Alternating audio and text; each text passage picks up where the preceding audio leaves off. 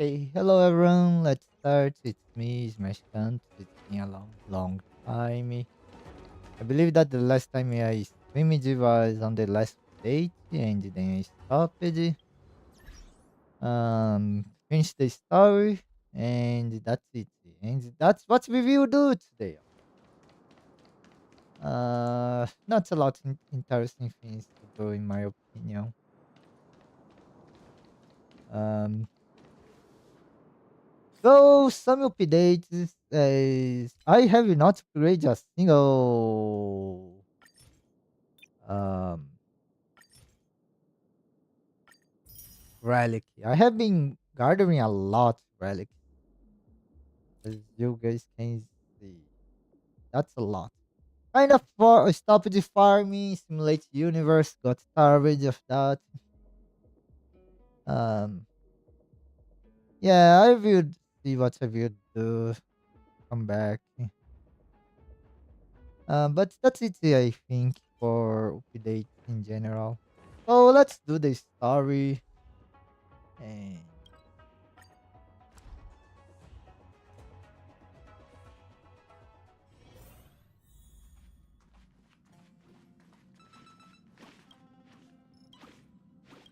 I was avoiding entering this place because I thought that it would start a quest, but no.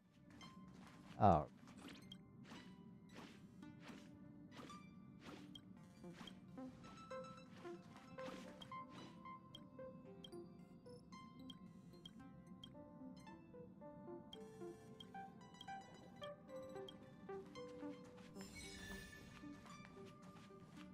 ooh.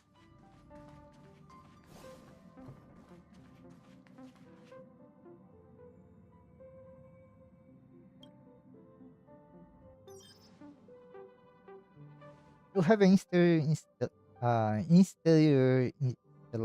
main stage. Please check it out. Hmm. Phew. What's that, Pom Pom? Just got a message from the Xianzhou La Fu. Looks like it'll conflict with our original schedule.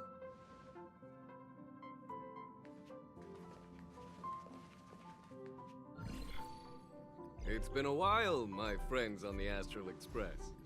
How's your trailblazing expedition going? Soon, the Xianzhou Luofu will be holding the Luminary War Dance. Those who have aided the Luofu in overcoming the crisis are cherished allies of the Xianzhou. Thus, on behalf of the Seat of Divine Foresight, I'm extending an invitation to attend the ceremony. Your presence would be greatly appreciated. Oh, Well, things are getting lively. We've barely recovered from the family's Charmony Festival, and we're already being invited to another special event.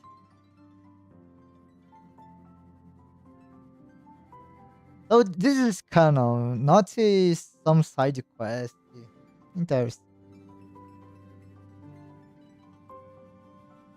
I'm still come from the trauma caused by the last festival. Yeah, me too. But wait, won't it look unprofessional if we attend 2 ceremonies in a row?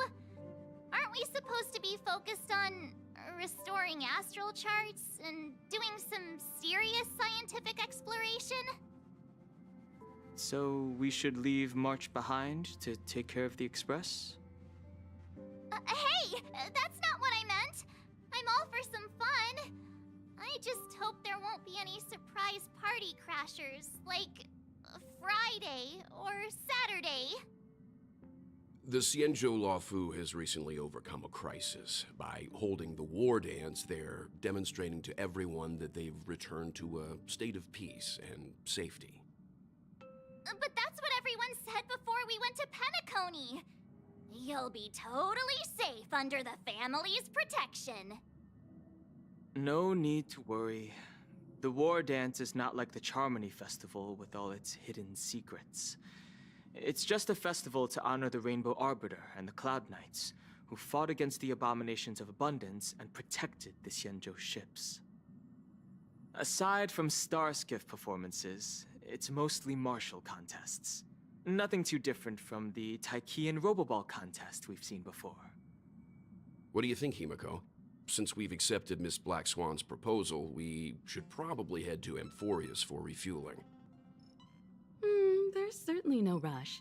This trailblazing expedition is quite unique, and the Express needs to be fully stocked and prepared before moving on to the next stop. With Madame Herta's help, I was planning to deliver some Leviathan fossils from Kalinga Abyss to Ron May, member 81 of the Genius Society. It could earn us some favors before we set off. However, it may take a few weeks. Aw, so that means we're not going to the Lafu. Being an adult means maintaining relationships, whether we like it or not, Marge. Since we've been invited, it's only right for the Astral Express to attend the ceremony. So here's the plan. Pom Pom will take everyone to the Xianzhou Lafu. Mr. Yang and I will meet up with Ron May and fulfill our promise.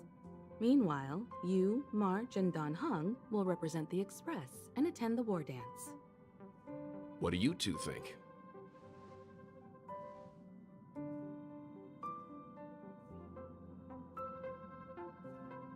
I want to play with Leviathan first. Oh god.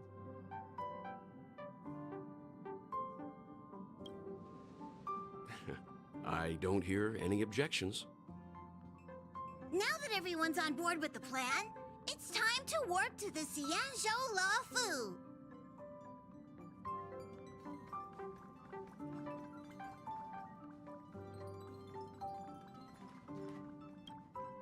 Kalinga Abyss. What does she expect to find there? Current research on the Leviathan merely proves how little we know about such life forms. That's why geniuses are interested in that field. Science is all about uncovering the unknown.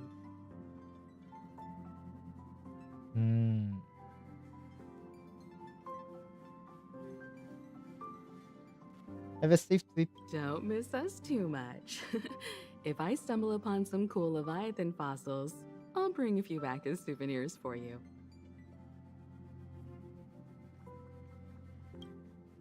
Kalinga Abyss.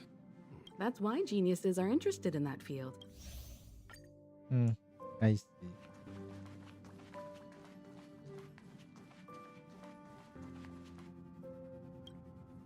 Himiko really knows how to convince people. Between Leviathan fossils and the war dance, the latter definitely sounds more fun.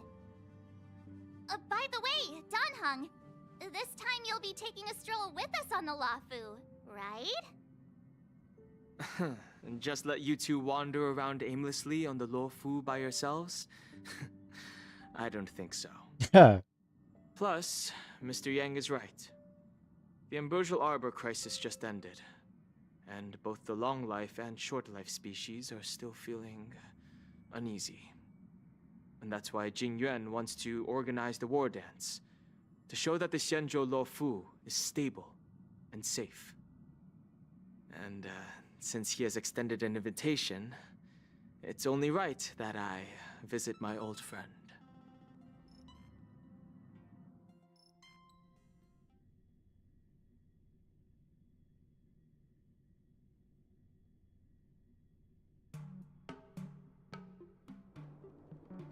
Oh, Coming back to this place brings back so many memories. You know? that was fast.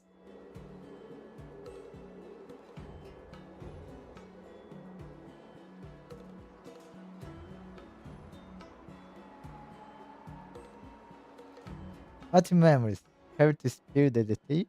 Well, it's nothing too poetic. I was just thinking about all the twists and turns we went through when we first arrived at the Xianzhou ship.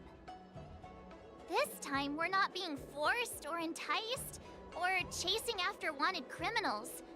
And we didn't have to sneak in through the cargo dock.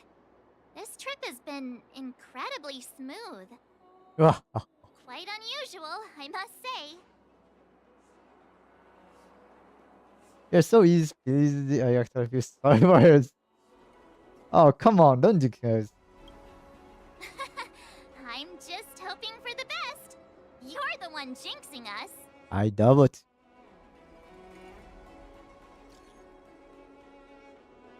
Young Kingy. Oh god.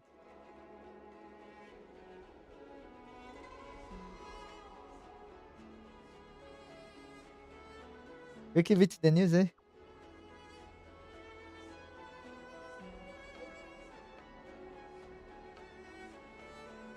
Hey? Is the Starskip Haven always this crowded? Oh, there's so many people here. I can barely hear anything. Yenqing said General Jingyuan sent him to welcome us, but where is he? Let's wait for him in front of the loom. It's the most prominent landmark on the dock. I think I will go with this thing.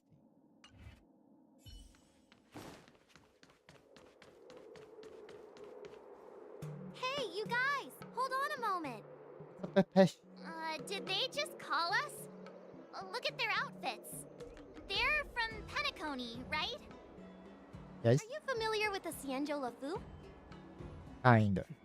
We know a little bit about it. What do you need? We're from Penacony. Maybe you've heard of it. We came to this ship to gather interesting materials for making dream bubbles. Oh, we just left there. Oh, talk about coincidence. That's great. Do you know any must-see attractions on the Lofu?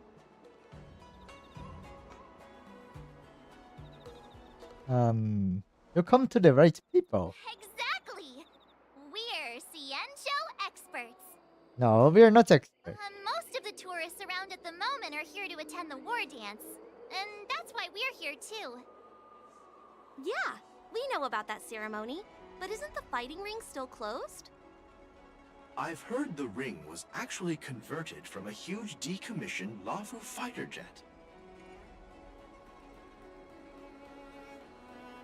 So it's even bigger than the Hajin Scout The Star. Radiant Feldspar is bigger, I guess. But for now, all we can do is wait until the war dance starts in a few weeks before we can board it. We've still got work to do, so we can't just sit around waiting for it to start. That's why we're asking you about some must-see attractions. We're looking for unique experiences that you won't find on Penacony. Our clients love these kinds of dream bubbles the most. You're the expert here. Give them some suggestions.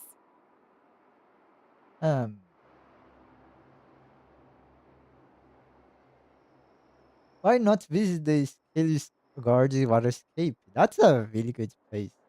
That's indeed a good idea. While the dreamscape on Penacony is all artificial, Scale Gorge Waterscape is a celebration of nature's resurgence. It has some remarkable scenery. Awesome! I love being out there in nature. Let's go to Scale Gorge Waterscape first. I'm a bit worried that nature-themed dream bubbles might be outdated. But hey, let's go check it out anyway. See you later. Maybe we'll run into each other there in a few days. Look, Yenqing's here. Really? Let's go catch up with him.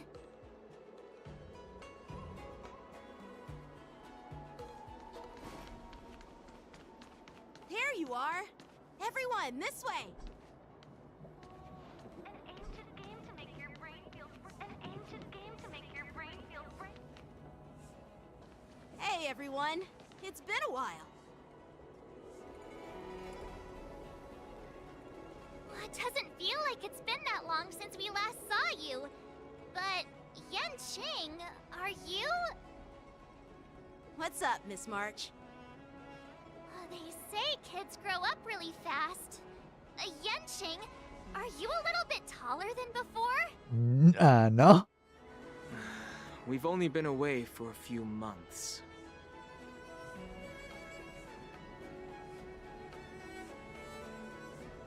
Long time no see, Young King.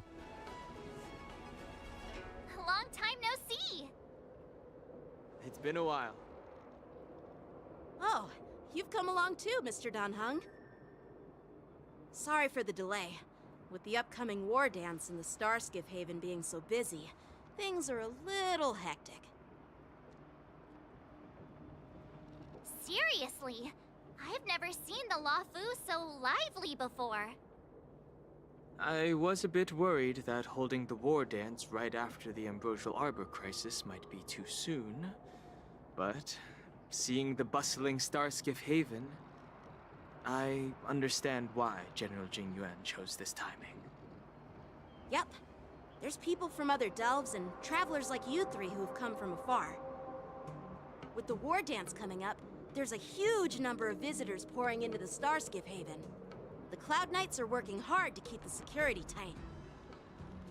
The General said this ceremony would help the Xianzhou Lafu recover from the crisis. It's a way to showcase our martial spirit, reassure people, boost morale, and attract visitors from other planets to promote trade and peace. By the way, the Xianzhou Alliance places great importance on this ceremony too. The Xianzhou ships, the Zhuming and the Yaoqing, have both sent messengers to offer their blessings.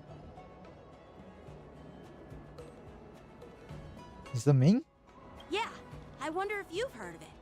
It's known as the Star Forge, and it's responsible for providing more than half of the Cloud Knight's armaments. The Xianzhou Zhuming boasts skilled craftsmasters, and General Huayan is a top-notch craftsman himself. Ah, if only I could get a sword forged by him, I'd be on Cloud 9. By the way, Yanqing, where are we headed next?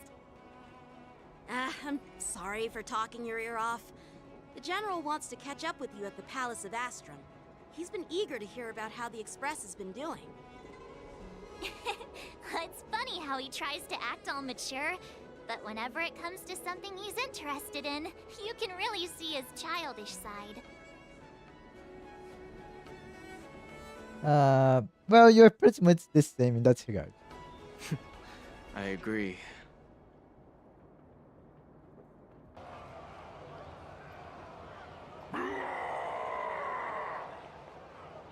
All units, assemble quickly! Get ready to protect the crowd! I just mentioned security, and now all of a sudden something's gone wrong. Excuse me, I need to go check out the situation. It's like whatever you fear will happen, happens. You are just as jinxed as March. Hey, what's that supposed to mean? We'll go with you.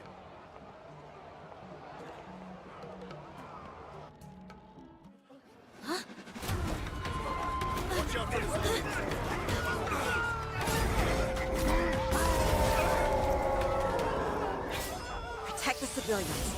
I'll deal with him.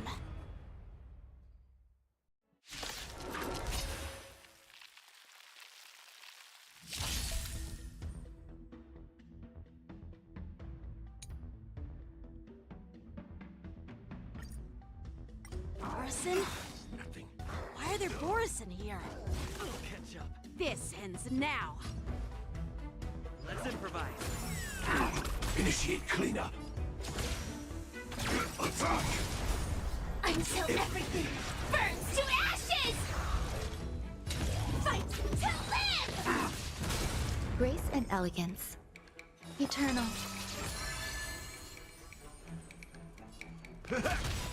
Nice, like it, my friends. Indulge yourselves! This is more Sex in the Sea, so please! Okay. Not good.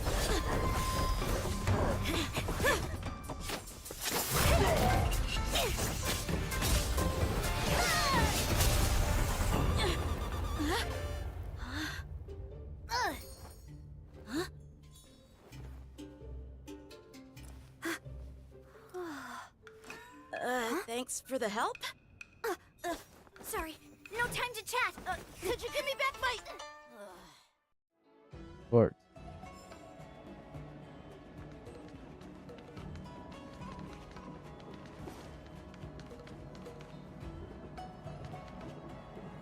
What the hell?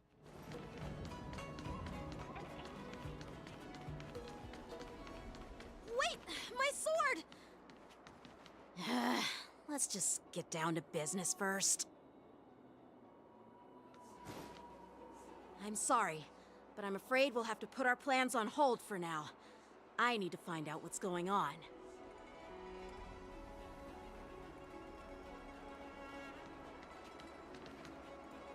While we appreciate your rescue, my Xianzhou friends, don't you think it's a bit too much to detain us and our cargo?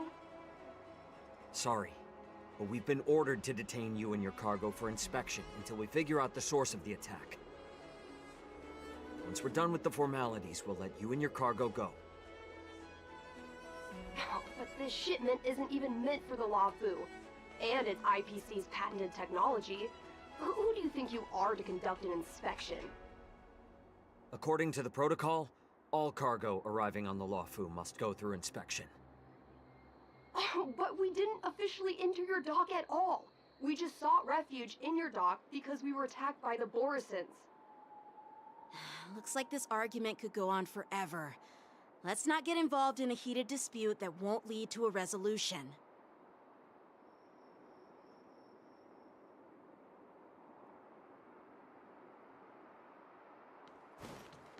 How dare you detain our ship? Who do you think you are?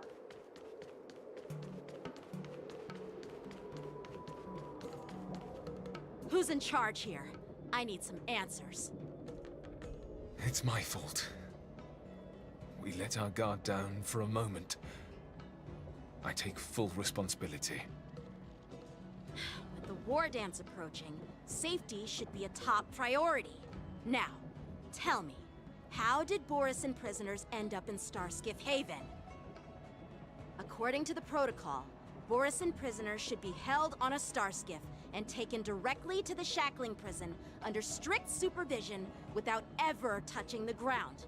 Who allowed a prisoner transport ship to dock at the passenger terminal?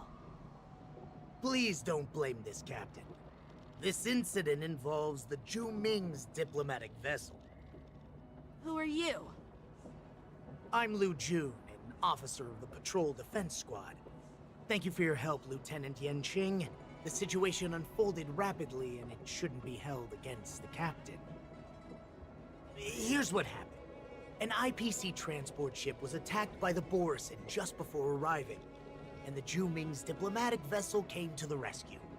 They fought off the Borisin pirates and imprisoned them on their ship. So, an IPC ship was attacked by the Borisin near the Luofu, and the Zhu Ming envoys saved them? Sounds complicated. Honestly, it gives me a headache too. The Zhu Ming diplomatic ship, adhering to standard procedure, docked at the passenger terminal to hand these criminals over to the Luofu. You know, with all the outsiders flooding onto the Luofu, the Starskiff lanes are under immense pressure. The Borisin desperados decided to put up a fight before the prisoner transport Starskiff could get there. And that's what you just witnessed. We'll make sure these prisoners are sent to the shackling prison as soon as possible. I see. It's an unusual situation indeed. I'll report it to the security department of the Realm Keeping Commission and ask for their cooperation in handling the aftermath. Maybe I should gather more details from others so that the Seat of Divine Foresight can have a better understanding of the situation.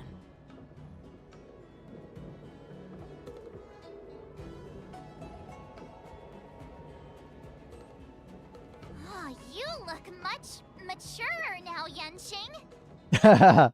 Please don't tease me, Miss March. The situation on the Xianzhou before the war dance is like a calm lake that can be disturbed by even the smallest pebble, capable of generating far-reaching ripples with even the slightest disturbance. What are those people? I mean, those monsters we just dealt with? I know they're kobolds, right? You call them Borisin. Yeah, those werewolf monsters are known as Borisin. They are abominations of abundance, and we've been fighting them for a very long time. The Borisin have been a powerful force for a long time, plundering and enslaving many worlds. The threat they pose is just as terrible as the Swarm disaster. and the Alliance even had a fierce war with them 3 decades ago. Their presence has faded over the years, but who would have thought? According to that officer, they attacked an IPC ship near the Shenzhou Luofu. Such a brazen attack seems quite unusual to me.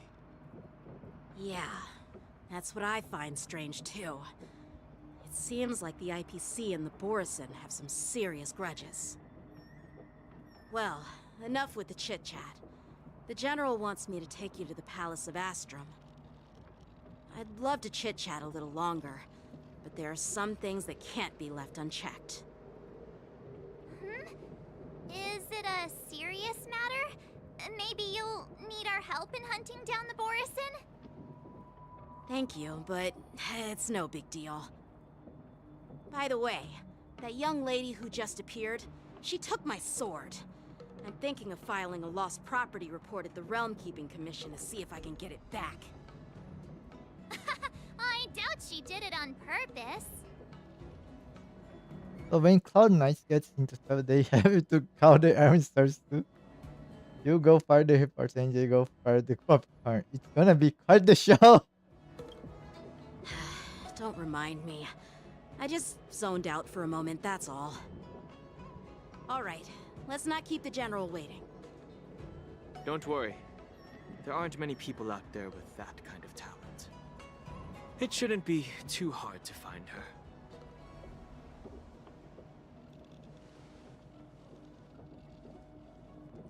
That's a lot of animation in so little time. There sure are a lot of troublemakers around.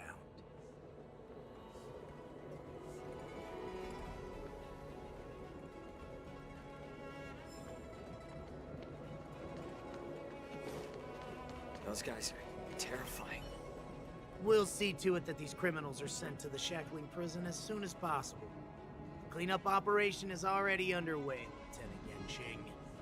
So there's no need to worry about anything. Thanks. By the way, you're an officer of the Patrol Defense Squad, right? I don't remember meeting you before. Well, I'm just a junior officer.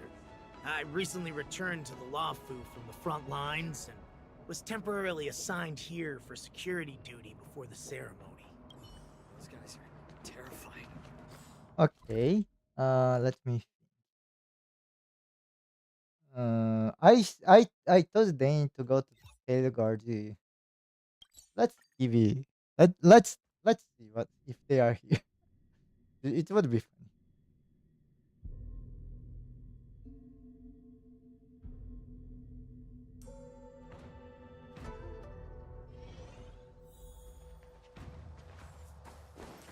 Oh yeah, there was enemies here. I kind of forgot about that.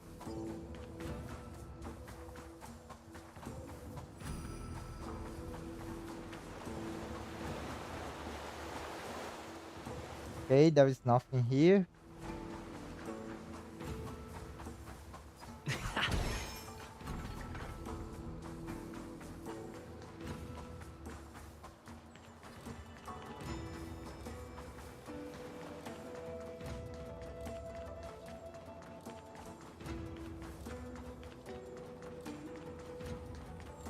I don't see them. Yay, that's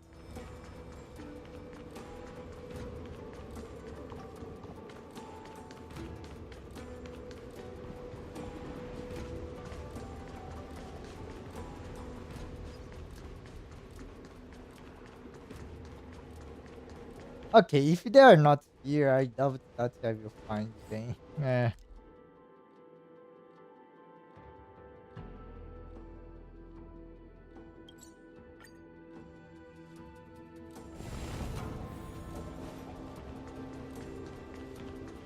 Yeah, I doubt.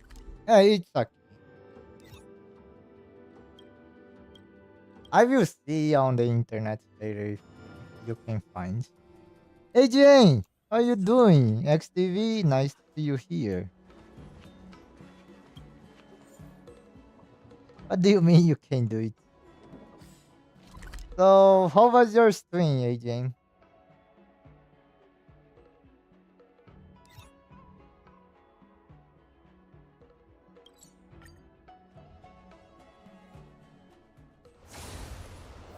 Give us some socks, guys.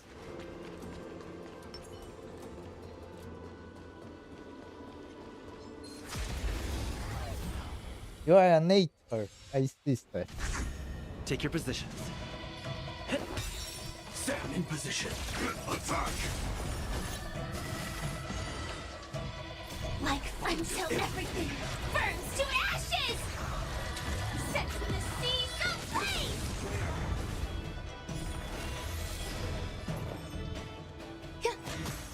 Step up, let's see ya.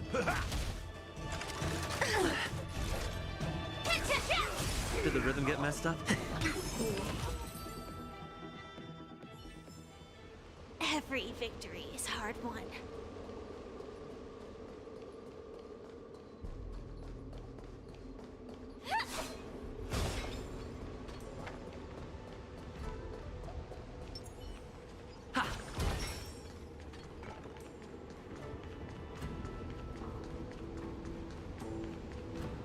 Yeah, I don't think I will find.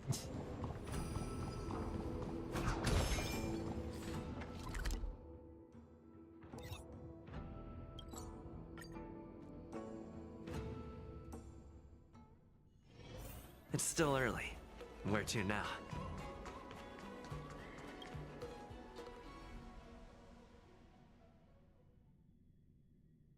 It's been a long journey, Elder Hwaya.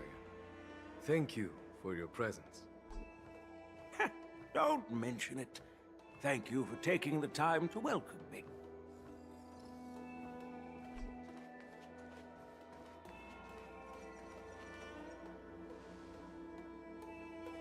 General, I brought our guests from the Express. Oh, I'm sorry for my bad timing. I didn't know you were meeting a guest, General. But don't worry, you're just in time. It's been a while, my friends from the Astral Express. How's everything going, General? I dream about you on Penacony. Oh. Well, it's an honor to be in your dreams, my friend. Allow me to introduce you to General Hwaya. He's the Arbiter General of the Xianzhou Zhuming, known as the Flaming Heart. No need to be so formal. I'm just a tourist here, no different from other tourists who've come to attend the ceremony. Elder Hwaya is not only one of the Arbiter Generals, but also the Furnace Master of the Artisanship Commission. Besides his martial skills, he excels in forging various weapons. Such talents are unique, even among the Arbiter Generals. Be it Arbiter General or Furnace Master, these are merely titles given to me long ago. I've retired several times already, but with the current change in circumstances, the Marshal has called me back to duty, and I had no choice but to answer the call. Well, in the end, I'm to blame. Living such a long life naturally brings its share of disapproval. It's an honor to meet you, General Hwaya. It's my honor to meet you, General Hwaya. Glad to meet you. No need to be all formal. Today I'm just a guest on the Luofu, same as all of you. So, these three are the ones you mentioned, Jingyuin? The heroes who helped you with the Ambrosial Arbor crisis? Indeed. There's Don Hung, March 7th, and him. Without their help, I'm afraid the Luofu might not have easily overcome this crisis. So, the Imbibitor Lune's reincarnation has returned to the Luofu and will attend the war dance. I'd love to have a drink with you should the chance present itself. You're more than welcome, General Hwaya. And this young friend is? Yanqing, my apprentice. He remains by my side as my retainer due to his youth, which I hope will season him with experience. He will stand for the Lawfu's Cloud Knights in the upcoming war dance, ready to take on all kinds of challenges. Great, great! It's a real treat to see so many talented young people around here today. Oh, I almost forgot. This is my apprentice, Yoon Lee.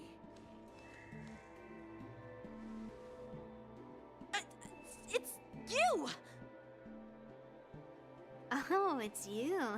Hello. Oh, you two already know each other? Guess we don't need any introductions then. What a coincidence! I was afraid I'd have trouble finding this girl. Oh? Now you've piqued my curiosity. Tell me, how did you two become acquainted? She helped me capture the escaped Borisin prisoners at the Starskiff Haven. Allow me to express my gratitude for you. But when you left, you took my flying sword with you. Your flying sword? Oh, so that's why I found a dagger in my bag. Turns out it's yours. Yes, it is. Now that we've met again, I hope... Nope, that won't do. Won't do?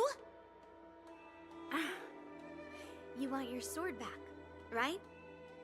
Well, you can't just take it back. On the Juming, when you lose your sword on the battlefield, you have to reclaim it on the battlefield. As for this little sword, it was supposed to strike that escaped Borisin prisoner. But unfortunately, its owner's agitated state caused it to fly off like a kite with a broken string, and it missed its target. By the way, if I hadn't caught it and helped it hit its mark, that Borisin prisoner would have gotten away. Hold on a sec, Yoon Lee. You took my sword without even asking, and now you're refusing to give it back? So much for Lawfu's swordmasters. What did you just say? If you just stepped up and took your sword back from me fair and square, I would have totally respected you. But nope, you tried to play it down, expecting me to just hand it back to you like it's nothing. In front of everyone. With all due respect, you don't honor your sword, so you don't deserve it. Hasn't anyone told you that taking without asking is stealing? If you want to settle this with swords, fine. Let's have a one-on-one duel right now. Yang Qing. Well, that's more like it. Just be careful, because I'm not as easy to handle as the Borisin. You two, be quiet and apologize to Yan Qing. Hey! Whose side are you on, Grandpa? I don't take sides. It's a small misunderstanding, and an apology would be too much. I've heard about the Zhu Ming's incredible swordplay and craftsmanship. Most notably, the legendary Flame Wheel Octet. Seeing Miss Yoon Lee, who is among those ranks today, well, I must say, she definitely has that fiery edge. Such grandiose names. Some folks love to spin these fancy titles, trying to set the Cloud Knights apart. Yoon Lee is still just a young girl, a bit awkward and hot-tempered, so please forgive her if she's being rude. Well, everyone, Elder Huayan and I have some business to discuss. For now, Yang Qing, why don't you entertain our guests, and take Miss Yoon Lee to the inn? I'll find another chance to talk with you all. I'd like to express my gratitude to the Astral Express for helping the Lawfu during the crisis. That's so kind of you. I mean, you've already thanked us so many times. Please forgive me for coming at an inconvenient time. You needn't apologize, General Huayan. All right, Yoon Lee. Take this opportunity to clear things up with Yan Qing. Yeah. Better to make friends than enemies. But I won't be heading to the inn just yet. I want to visit Lingsha. She just arrived in the Luofu and could use some help settling in. Yangqing, once you've helped our guests get settled, go to the Artisanship Commission for me. I've heard about the attack and the detainment of the IPC ship. Qingzu sent word that the IPC members are protesting and wish to have their cargo back. See if you can calm them down. Don't get aggressive. Just make it clear that the Xianzhou Luofu has no intention of violating their rights. I'm on it.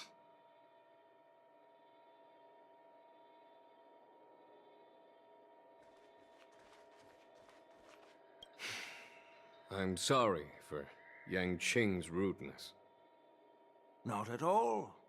Taunted by Yun Li like that, even a training dummy would be angry. You've taught your apprentice well. If it were me in my younger days, I'm afraid I'd have drawn my sword and fought. Yan Qing can understand your concerns. On the other hand, Yun Li is still a naive girl who's only interested in swordplay. Honestly, I brought her here to participate in the war dance because I want to broaden her horizons.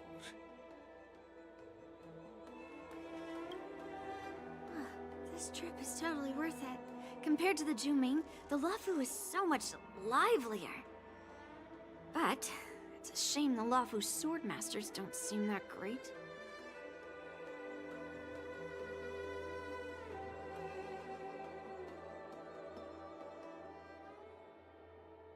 Glad to meet you, Miss Yunli. What's the famous real architect Vision spoke of? That's how outsiders refer to my peers in the Juming Cloud Knights and the Artisanship Commission. We all train under Grandpa's guidance, learning the art of craftsmanship and swordplay. That's how we got that title, I guess. Just don't mention it in front of Grandpa. He always says that empty titles bring pointless challenges and conflicts. We Juming swordmasters pride ourselves on the success of the group over the individual. Glad to meet. Glad to meet you too. Are you here to participate in the war dance?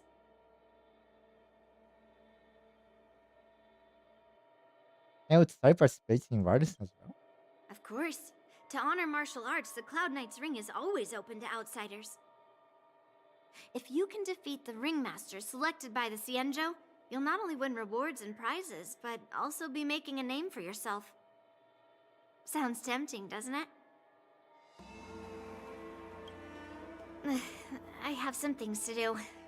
Besides, little Yan Qing doesn't seem too happy about me tagging along.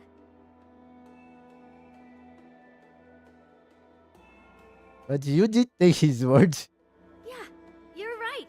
I took it with my skills. So I guess you can say I'm a robber or something. How dare he imply I'm a thief? Totally different. Besides, the sword seems scared of its own master. I'd like to ask him, you claim to cherish your sword as your life, yet you don't even recognize the state it's in right now? I didn't intend to keep his sword. I was planning to take this chance to return it to him. But now, I've changed my mind. I have my doubt. I'll give that poor flying sword some proper maintenance. I won't consider returning the sword unless he learns how to say please, hello, thank you, and sorry. So he can forget about it for now.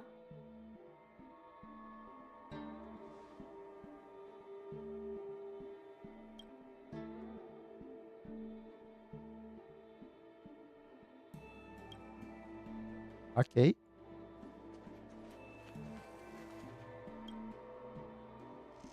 Hey, Don Hung. I thought all the Xianzhou generals were like Jing Yuan. But that General Huayan, he looks so thin and scraggy, as if even a light breeze would knock him over. Is that old man really an Arbiter, General? Well, each Xianzhou ship has its own division and specialty within the Alliance. Not all of the Arbiter Generals are good at leading the charge. You heard what Jing Yuan said, right? General Hua Yan was once the head of all the skilled craftsmen on the Zhuming.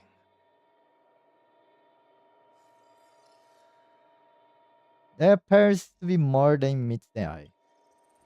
Don't you find it strange? Do Xianzhou people age? I rarely see any old people on the Xianzhou ship. And when I do, they're usually travelers. But General Hua Yan looks like an ordinary old grandpa. Is he really a Xianzhou general? Good question. He's right there. So why don't you ask him yourself? Nah, I'd like to live a little longer. We should leave. General Jing Yuan asked Yan Qing to entertain us, so obviously, he has important matters to discuss. Let's not waste any time here.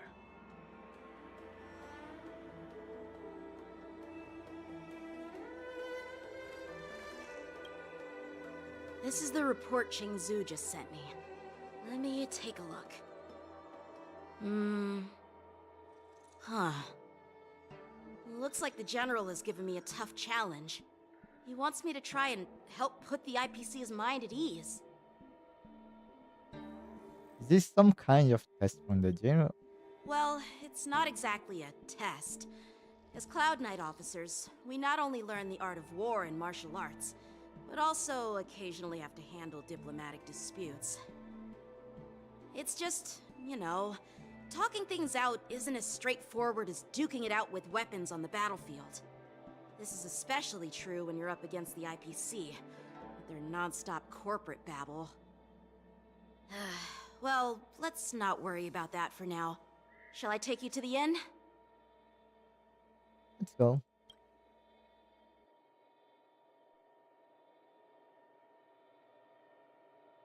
It is the Law Fu's honor to have you in attendance at the war dance. Yet, the fact that a simple martial arts ceremony has attracted esteemed generals from the Zhu Ming and the Yao Qing implies intentions beyond mere spectating. Might there be any specific instructions from the Marshal? You're overthinking it, Jing Yuan. As I said, I'm here to broaden my granddaughter's horizons. I have no ulterior motives. However, I have no clue what the Yao Qing Arbiter General has in mind.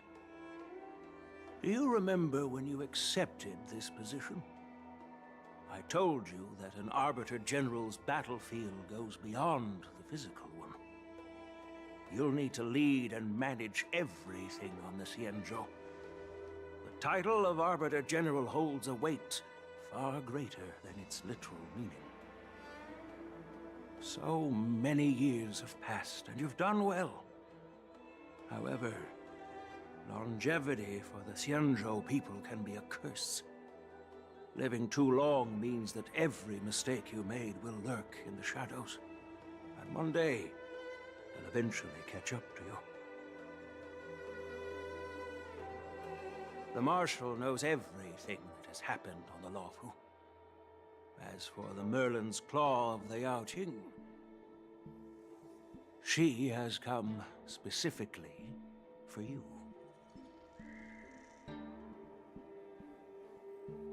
Speaking of which, why hasn't she arrived yet? They say the Merlin's Claw strikes like lightning. Being late isn't her style. That's not true, General Hua Yan. She's been here a while, but I'm sure you've heard of her unbridled nature. As soon as she disembarked from the star skiff, she mentioned having something to attend to and simply disappeared. You must be the messengers from the Xianzhou Yao Qing, I assume. We are Jiao Cho and Moza, retainers of the Merlin's Claw. It's an honor to meet you in person, Arbiter Generals. Now this is interesting. A guest who doesn't come to visit but sends a message instead. What does she mean? Tell me, what could be more important to her than coming here? Master heard about a spectacular view in Scale Gorge Waterscape. I believe she went there to enjoy it. A spectacular view? Ha! Did you hear that, Jingyuan? This person is being sarcastic. Please do not misunderstand me, General Huayan. I was simply stating the truth.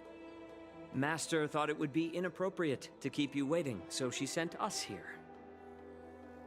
Once she's finished with admiring the scenery, she'll personally come and apologize to the both of you.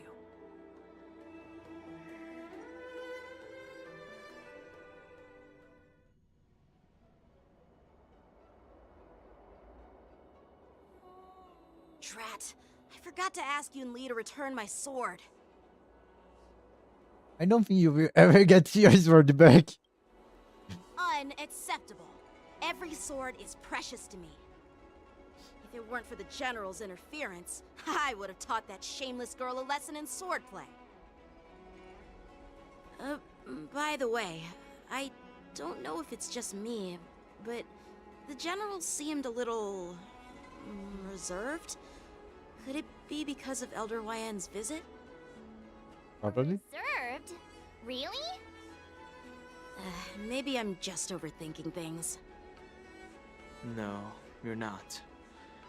When I entered the Palace of Astrum, I realized that the messenger from the Xianzhou Zhu Ming was actually the Arbiter General himself. So, the messenger from the Xianzhou Yao Qing must be the Merlin's Claw herself, I presume. That's right. Well, that's what makes this entire thing so unusual. What's so unusual about it? They simply received an invitation from Jingyuan, just like the crew, right? The war dance is just a small festival. And now we have 2 Arbiter Generals from other Xianzhou ships here. I'm afraid they're here for something more. Maybe they've come to hold Jingyuan accountable for the Ambrosial Arbor crisis? Hold him accountable? Come on, didn't the Luofu fall victim to the disciples of Sanctus Medicus and the Antimatter Legion? Why would they blame the victim? Danshu's rebellion and Ventilia's scheming are merely one side of the story to the other Arbiter Generals of the Alliance. Only a single piece of incontrovertible evidence remains, creating an endless source of potential complications. The Ambrosial Arbor. Yes. It's undeniable that the Plague Mark, which was subdued by the Xianzhou Luofu, has resurfaced. But was it really a conspiracy instigated by the Antimatter Legion? Or does it indicate a traitorous intent from within the Luofu, implicating Jingyuan himself? Once the spark of suspicion is kindled, it proves hard to extinguish.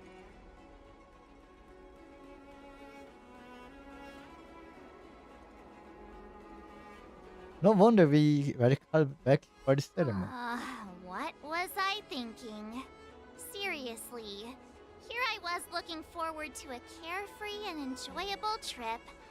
But it seems wherever we go, drama is just around the corner. Aw, I was so excited. I thought those Arbiter Generals were just here to see the ceremony. By the way, I heard that an alchemist from the Zhuming diplomatic ship has arrived, and rumors say that she's to be the new Cauldron Master of the Alchemy Commission on the Luofu. An alchemist from the Zhu Ming serving as the Cauldron Master on the Luofu? While it's not unheard of, the timing itself... Thanks to your words, Mr. Dan Heng. Now I finally see the underlying tensions. The General is under tremendous pressure right now, but I was completely oblivious to his troubles. How naive of me. Come on, don't think like that. Leave the adult matters to the adults. Even if you wanted to do something for the General, it's not like you can do anything. Uh, Did I say something wrong? Guys, please March, just skip part. Miss March is right. I don't have the skills to share the General's burdens at the moment. Still, I'll do my best to follow his instructions. Let's go. Once I've taken you to your accommodations, I need to go to the Artisanship Commission to handle the IPC's protest. He looks like he has a lot on his mind. We can't just let him go alone. Why don't we accompany you to the Artisanship Commission? This is too much trouble. While I appreciate your kindness, dealing with the IPC's workers could be tricky. I'm afraid this will cause trouble for the Express. No worries. We're pretty experienced in dealing with the IPC. You've heard of the 10 Stone Hearts? We've dealt with quite a few of them, right? Like, how you want, but don't drag me into Stop. I don't want to end up in an RPC lawsuit. Brag how you want. Hey, who's bragging? Anyway, this time it'll just be a few ordinary IPC workers. Surely you don't think they'll be even trickier than Aventurine, do you? Well, since you're willing to help, I won't decline your kindness. Let's head to the Artisanship Commission and meet them.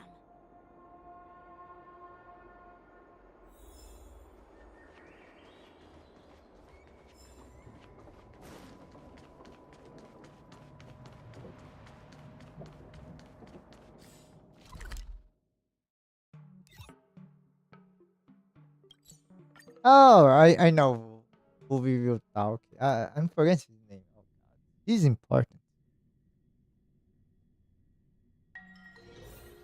Can I really reason with you Xianzhou people?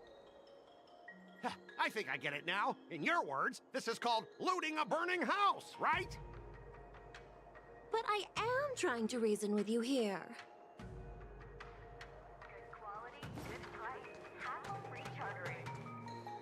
Ugh, that toxic voice sounds familiar. Haven't I heard it before in Arum Alley? You know what? This isn't my first time dealing with the Skyfaring Commission. I can handle your unreasonable ways. But straight up snatching IPC cargo, isn't that going a bit too far? Just as I've said it many times already. Once we've inspected the cargo and completed the security check, you can be on your way. Is there something wrong with your ears, or is it just your brain? I'm hearing you loud and clear. I'm thinking clear. And my answer is crystal clear. Not a chance. Keep detaining my cargo, and I'll file a complaint directly with your general. Did I hear a doggy bark? What are you doing here? I was gonna ask you the same thing. Why do I keep running into you? You're staying on the Xianzhou, are you? What terrible luck. Wherever you go, disasters aren't far behind. Aren't you the guest from the Astral Express? What brings you and Yanqing to the Artisanship Commission? You guys. I'm here to help Yankin sort out the trouble caused by the Trouble caused by the IPC? I'd say it's caused by the Skyfaring Commission. Looks like you've met this IPC worker before.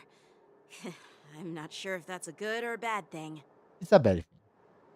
I was sent here to deal with the IPC protest, Miss Shikue. What's going on here?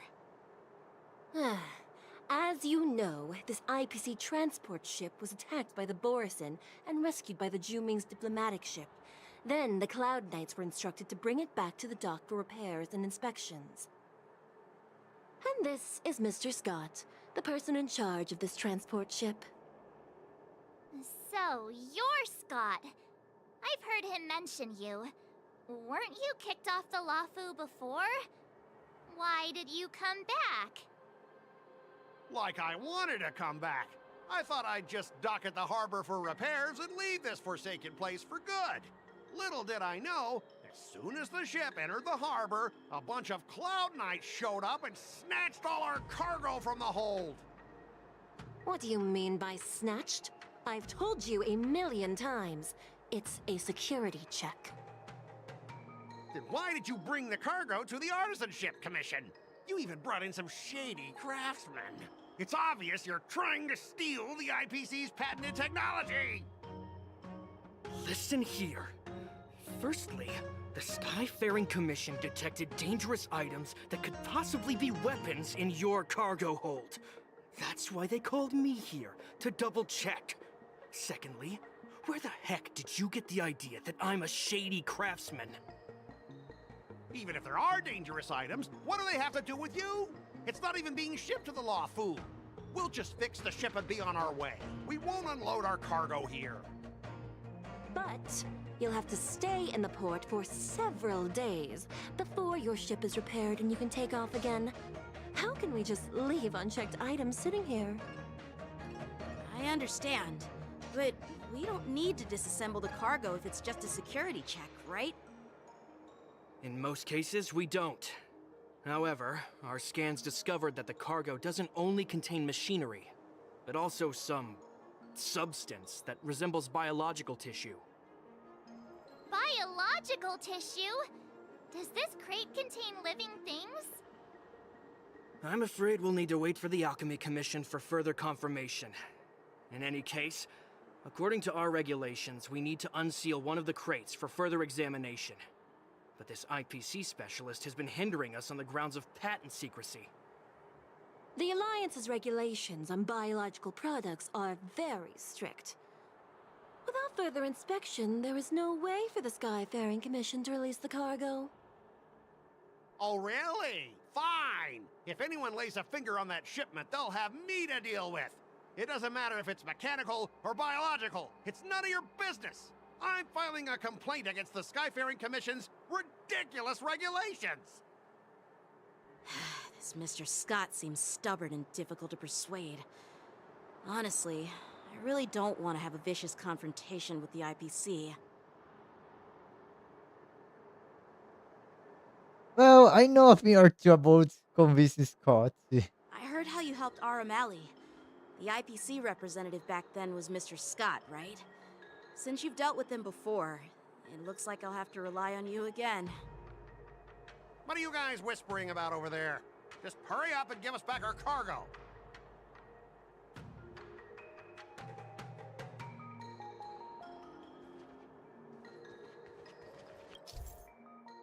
Oh, so we will have that mini game back again.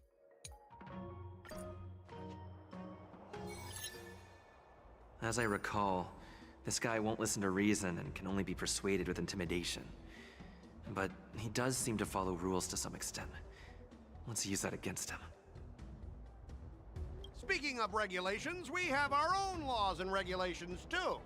According to Article 4 of the Cienjo Alliance IPC Trade Consensus, the Alliance and IPC shall never infringe on each other's intellectual property rights.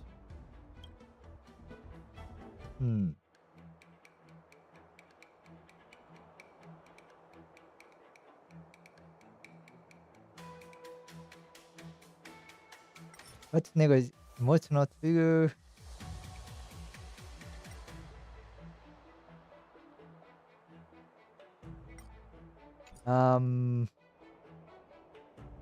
Well, what he's saying, there is nothing wrong, I would say.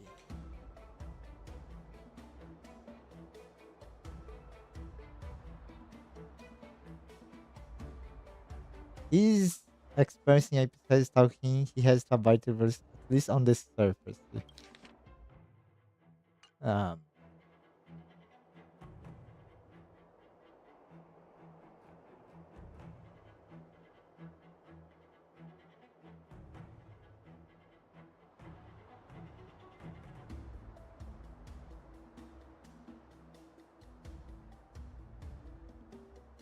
It's too early for emotional attack, I think.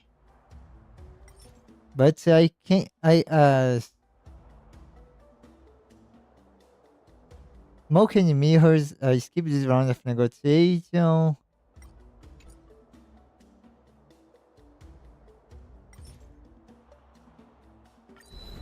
Huh? Your logic is too confusing for anyone to follow. Maybe you should learn the art of communication from a monkey before you continue spouting nonsense.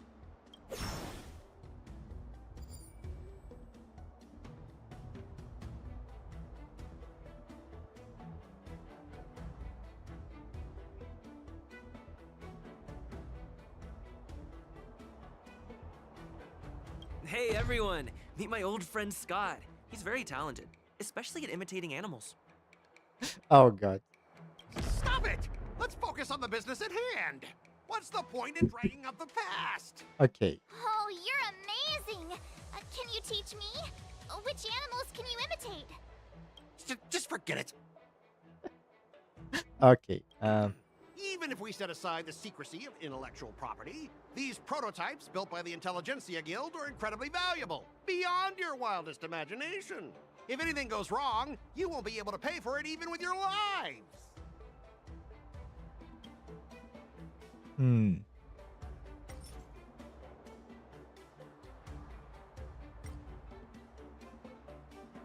Okay. That's me. Huh? Could you repeat that? I didn't quite hear you. Could you say it again?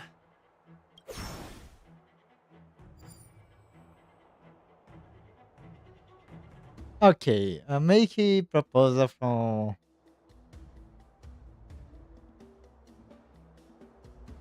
The Alliance can sign a non-disclosure agreement with you. That way, you won't have to worry about any infringements, right? We can sign a mutually acceptable non-disclosure agreement in accordance with the IPC's rules. Well, that makes sense, but how can we trust you to honor the terms? Even if we set aside the secrecy of intellectual property, these prototypes built by the Intelligentsia Guild are incredibly valuable, beyond your wildest imagination. If anything goes wrong, you won't be able to pay for it even with your lives. Hmm.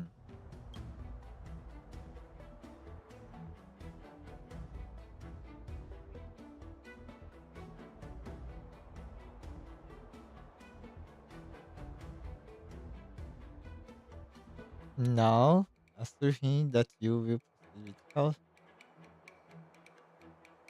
the Skyfaring Commission can pay compensation. Can you give us an exact amount, Mr. Scott? If there's any damage after the inspection, the Skyfaring Commission will compensate you. The Skyfaring Commission. Yeah, they will compensate you, provided a detailed report of the damage is submitted. I don't doubt the financial strength of the Skyfaring Commission. However, this is not just about money. Besides, the cargo on this transport vessel belongs to the Intelligentsia Guild. If you want to inspect the cargo, shouldn't you at least call in a member of the Intelligentsia Guild to be present?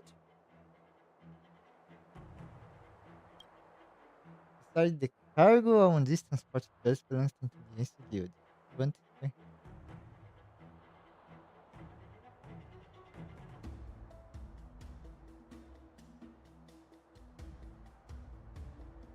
Show him your extensive connection. I'm pretty tight with Dr. Ratio from the Intelligentsia Guild. Almost like family. Doesn't that make me practically a member of the Intelligentsia Guild too? What's all this nonsense? Even if you were married to him, you still couldn't represent the Intelligentsia Guild. That's We both need to follow the regulations, because that's how the IPC and the Cienjo operate, right? As an IPC worker, I have to abide by its regulations. If I make an exception and allow you to inspect the cargo, it'll spell disaster for me. Hmm.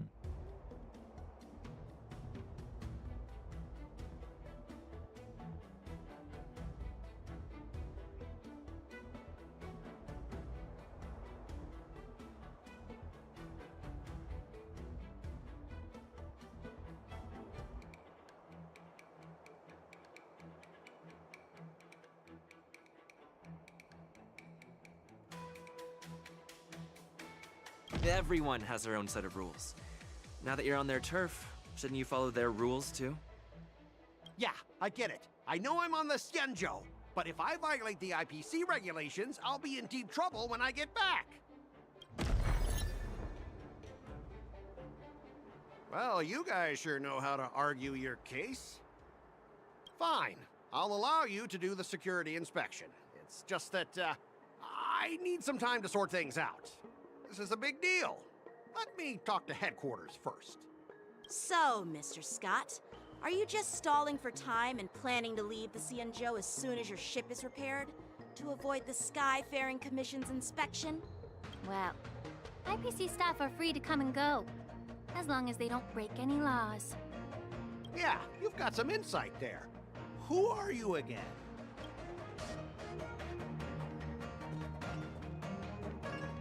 Allow me to introduce myself. I'm Lingsha, Cauldron Master and head of the Alchemy Commission on the Lawfu. Could she be? Yeah, she's the new Cauldron Master assigned here from the Cienjo Juming. I received a report from the Artisanship Commission about cargo containing samples of unknown organisms. It said they needed help from the Alchemy Commission. I had nothing better to do, so I came myself. It's fine, Mr. Scott. If you really don't want your cargo to be inspected, it doesn't matter. It doesn't matter? How can you say that? Why are you being so nice all of a sudden? Well, since you're not going to check it, I'll take this crate and be on my way. Is that okay with everyone? Yeah, sure. Why should I object? Not only this sample, but all the goods on the transport ship are yours to keep. Like I said, we won't inspect them. Wait a minute!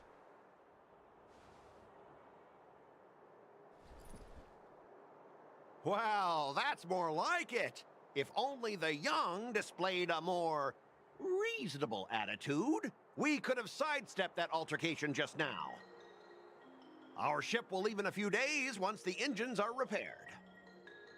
Your ship can leave whenever you want, but I'm afraid I can't say the same for your cargo. According to the import and export regulations signed between the Cienjo and IPC, all biological shipments can only leave the port when they have confirmed to be of no threat, or when all biological activity expires. Since we can't determine if your shipment is safe for the environment, I guess we'll have to wait for its biological activity to expire. Let me check the previous cases. Normally, it'll only take around 47 star calendar years. Only 47 years? Why so surprised? You're still young and full of energy. I'm pretty sure you'll live a few more decades. Have some confidence in yourself. Ha! Typical of a long-life species. Your words are dripping with sarcasm. While you may not care about time, I do. I'll be demanding double compensation from the Skyfaring Commission for every minute wasted. Sure thing, Mr. Scott. You seem pretty confident that your career and life will last long enough to witness this victory unfold.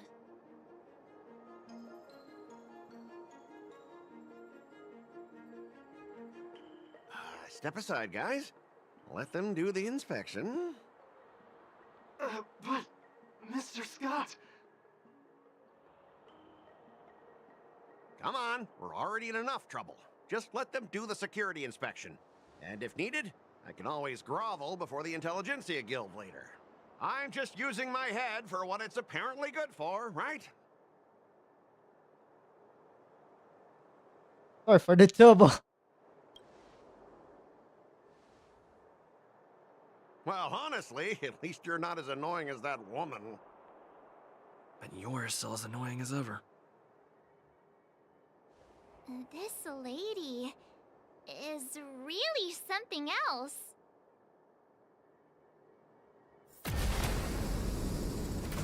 Is this the IPC product? Listen up. Any damages caused by inspections will be filed with the IPC.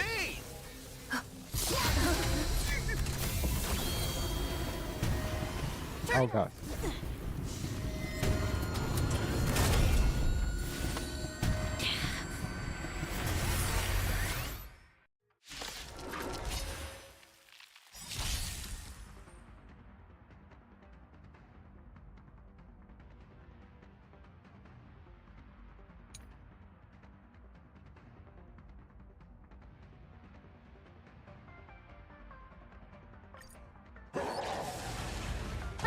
How unexpected. That was a surprise. Every petal, all will be swept away by the wind. Time to test our rapport. Dreams do come true. Join the battle. Detonate. Until everything burns to ashes! Set the seas ablaze! Existence is unity. In the mood for another... Fight to live! Did the rhythm get messed up? There's more to life. Time to mix things up. So this is the warmth Fight of for life. Type 4, set the seas ablaze! Shut it down. Were you seriously planning to leave this stuff unchecked at the dock for days? That's way too dangerous. I had no idea about it. You must have accidentally triggered the cargo's defense program. I don't think trying to shift the blame is a wise choice. But seriously, I don't know why that thing suddenly started moving. I swear on the Amber Lord. Enough. Miss Shikwe, please escort our IPC guests to the Skyfaring Commission. I'm on it. Please follow me, Mr. Scott.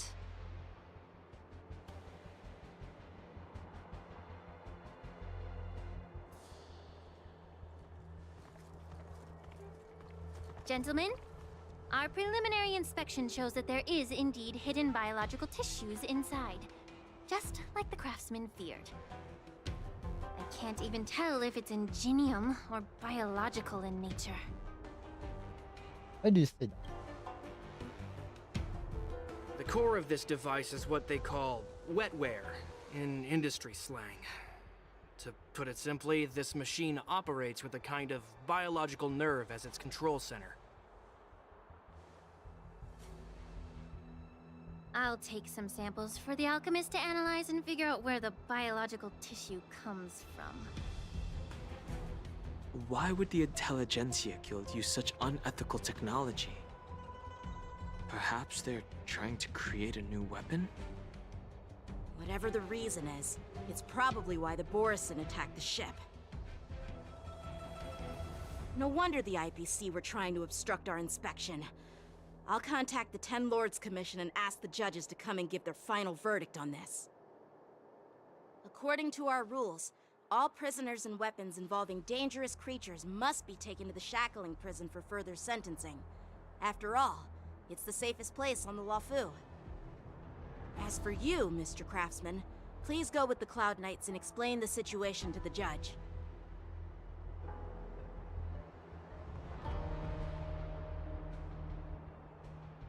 I had a feeling that the IPC members would cause trouble, but I didn't think they'd be this tricky. Thanks for your help, Miss Linksha. I should thank you for saving my life. Your sword skills were impressive, taking down that big guy. I thought the General's retainers were all burly martial masters. I didn't expect Yenqing to be so... Young, cute miniature. Cute. Can't argue with that. As for you, you must be the guests from the Astral Express, right? Saving the Luofu from that crisis. It's so impressive. It wasn't a big deal. Really. It's still early, so why don't we get some tea at the Alchemy Commission?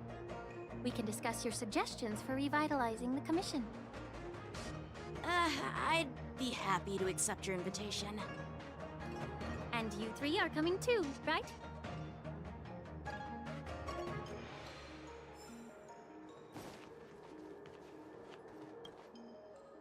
Nothing to see here. These machines are to be shut down. Keep your distance until then.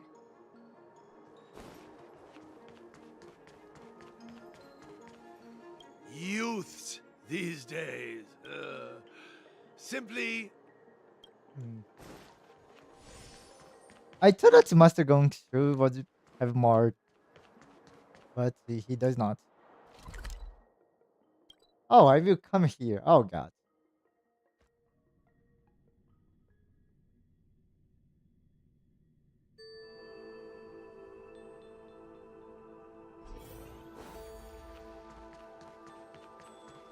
I'm here to pay my News is respects. spreading pretty fast. All these years, and the view of the Alchemy Commission hasn't changed a bit. The tides come and go, but the ancient sea remains the same. For us Vidyadhara, there's nothing more nostalgic than our homeland. You're a Lofu native, Miss Lingsha?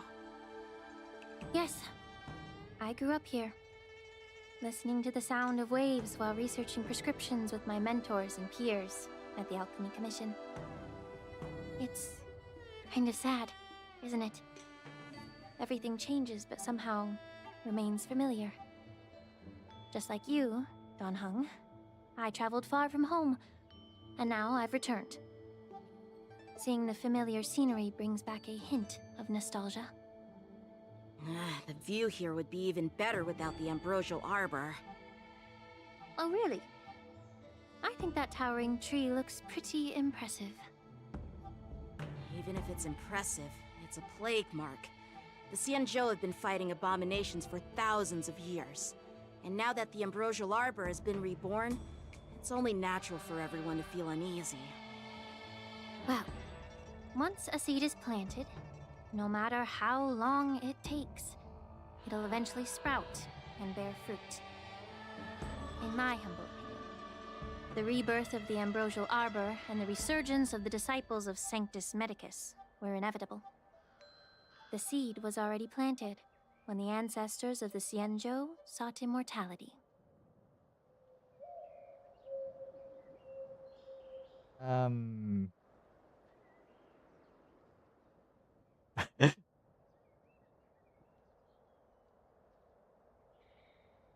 Aí você stop que auf Sunday.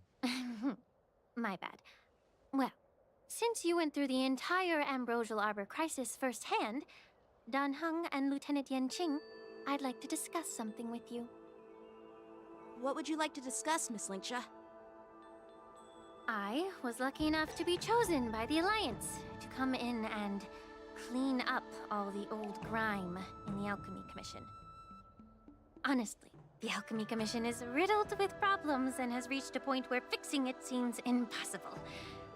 I'm looking to remedy this problem, but was wondering if you could provide any insights. Well, even though I'm a Vidyadharan like you, I'm an outsider, just like my companions here. I can't really say much about a remedy, but I do have a piece of advice, Miss Lingsha. The Vidyadhara and the Alchemy Commission on the Luofu have always been intricately connected. If you cannot distance yourself from these ties, Miss Lingsha, changing the situation within the Alchemy Commission may be quite challenging. I may not know about politics, but I do know that the disciples of Sanctus Medicus have been operating within the Alchemy Commission for years. If you're determined to root them out, maybe you should discuss it with the General. I see. Thank you for your valuable insights. While the Lux Arrow from the Rainbow possesses unparalleled power to sever the ambrosial arbor, it can't sever mortals' desire to prolong their existence. Just like how the Cloud Knights can eliminate the remnants of the disciples of Sanctus Medicus, but are unable to calm the hearts and minds of the people within the Alchemy Commission. Our Xianzhou forebears knew this well, and that's why they entrusted the duty of guarding the roots of the arbor to the Vidyadhara. However, the Vidyadhara are still only mortal beings. 30 years ago, my mentor served as Alchemy Commission's Cauldron Master. She recognized the emerging undercurrents and sought to cleanse the source of the disturbance.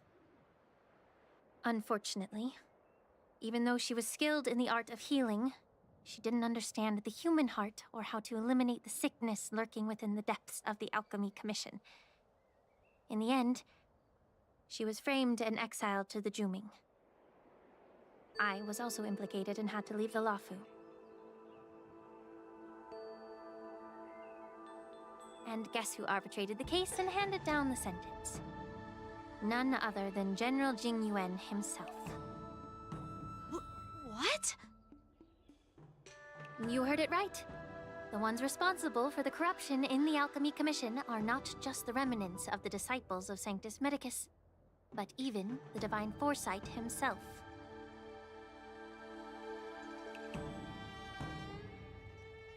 Alas, why is your face turning pale, Yanqing? Don't worry about it. I understand that when someone holds a position of power, they may sometimes have to make tough decisions. I won't hold any personal grudges against him. Besides, at our age, holding personal grudges is a luxury we can't afford. Lingsha, you're back! Ugh, I've been waiting ages for you.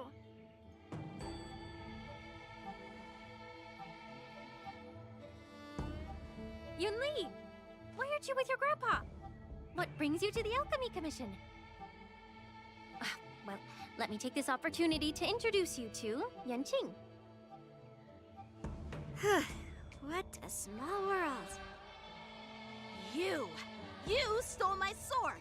Give it back! I see. Let's skip the introduction part then. Why do I keep bumping into you? Are you stalking me or something?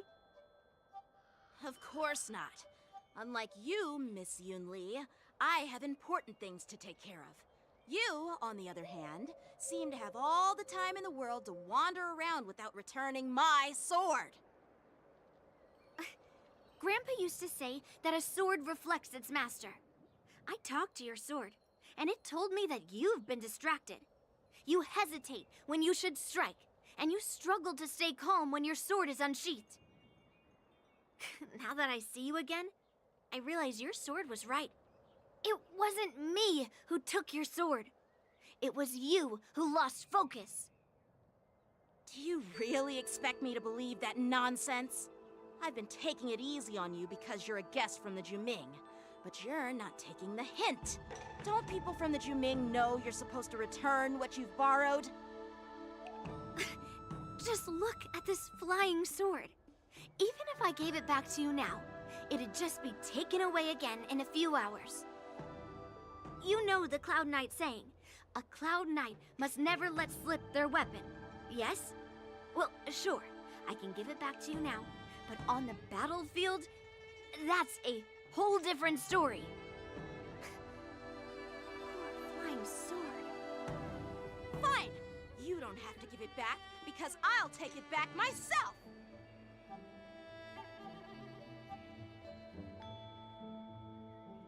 Oh, to be young and at the wing of impulsive.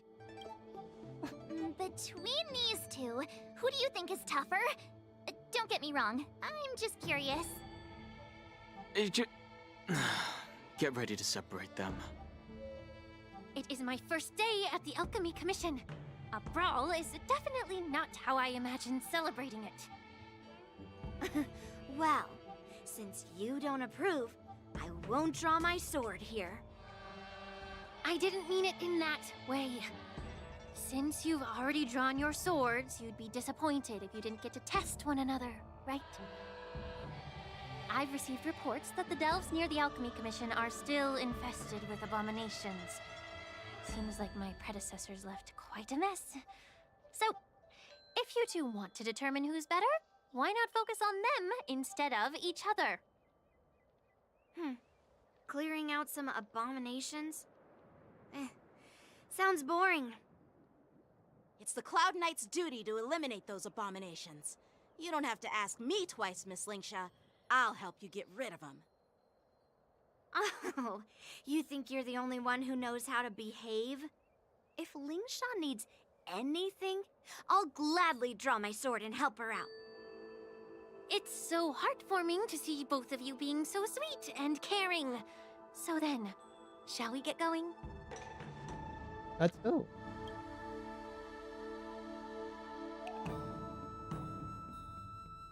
Ever since the disciples of Sanctus Medicus were eradicated, their experimental abominations have been festering here. If you want a contest, I'll be the referee. The one who kills the most abominations within an hour wins. Lingsha, as always, you're still an expert in making unpaid work sound so noble and grand. It's for your own good, little Yunli. While you desire to compete against each other, I don't want to see either of you getting hurt. That's really thoughtful of you, Cauldron Master. So, are you both ready?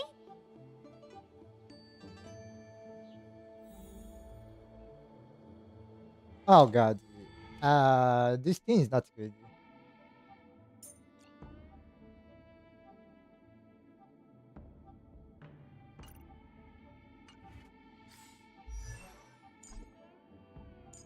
I let me see his normal status. At least that. Oh god.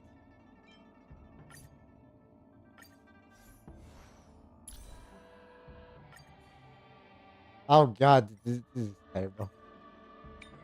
Um,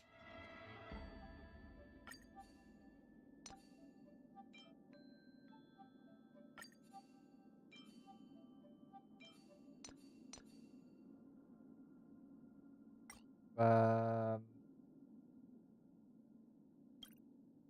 attack critical rate. I need critical rate. Critical rate.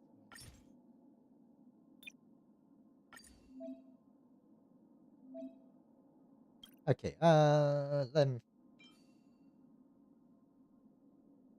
I have a very feel good critical rate.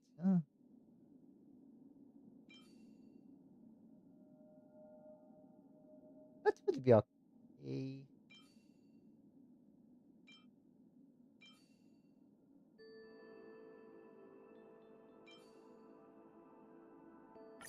I mean, the second piece is not going to have a good. So let's just take something that has speed. Speed your attack. Let's.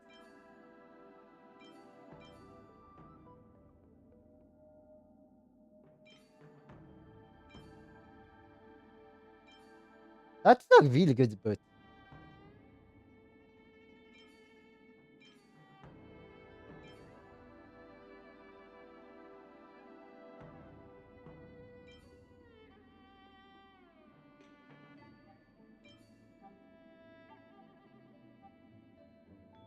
That's also a pretty good boot here.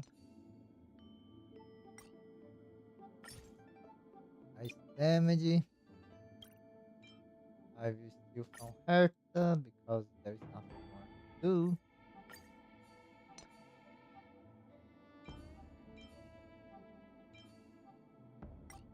Attack first and see.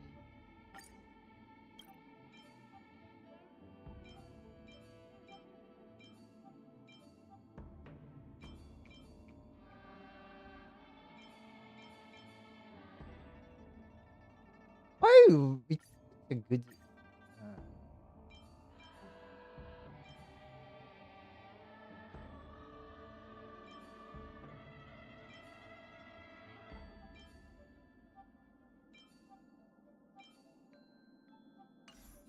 Uh, I think that's the best I can do. 60% crit rate, 200, almost 190 crit damage. Too much breaky effect, but there's nothing to do. Speed. Young. I'm using attack boots is young king. That means I need to bring a. I need to bring a.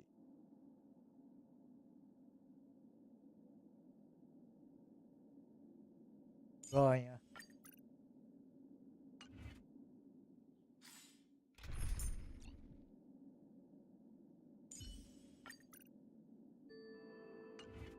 Let me see. Let me think.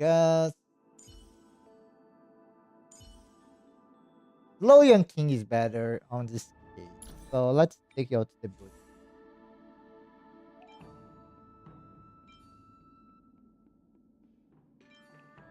There anything that it has a lot of pretty damage.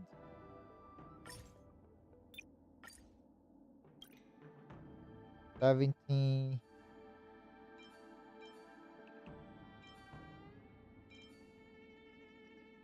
Well, first.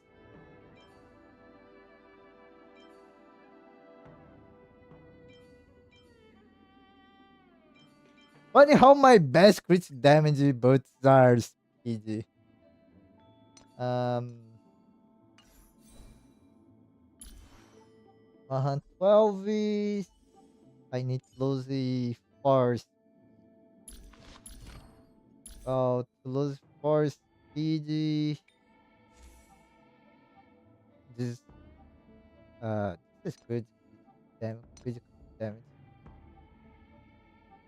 Um. Okay. Okay. That's really sad. Let me.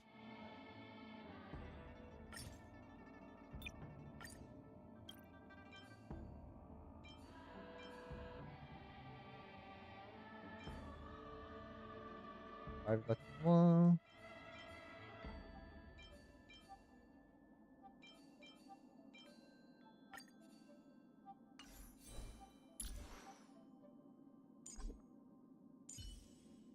Okay, that's good to know.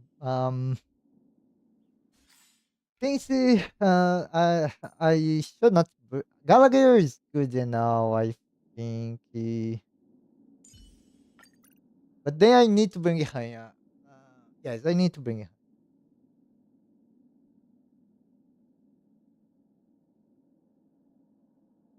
But this thing is so bad.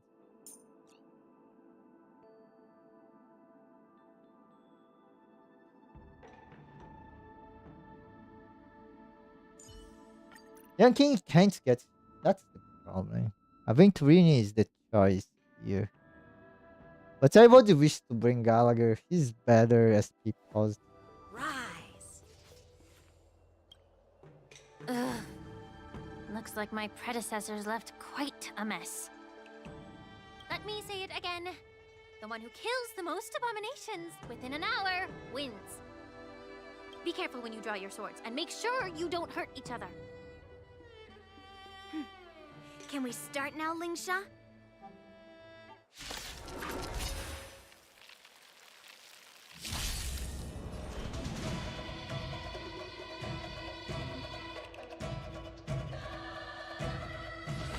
I shall be the judge. Sinful. Hedge your bets.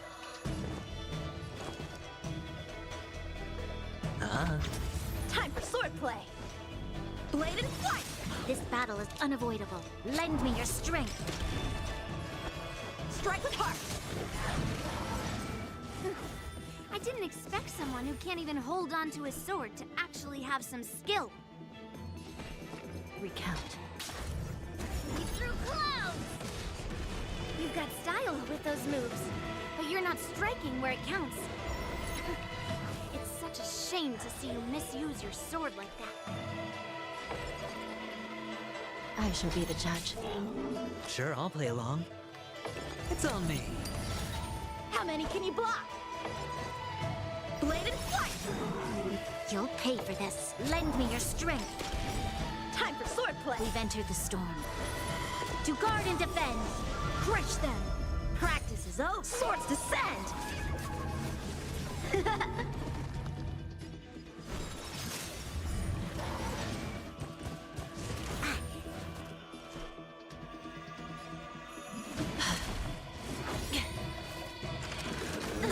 Watch your head. Through clouds! Hedge your bets. The dice have been cast. Bust. Or maybe I'll take it all. How many can you block? Blade and flight.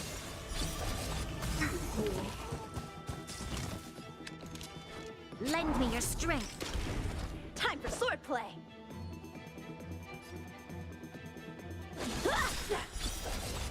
Practice is over. Swords descend. By the will of the 10 lords.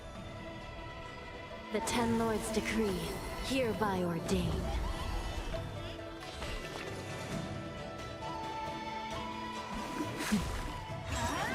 Troubles.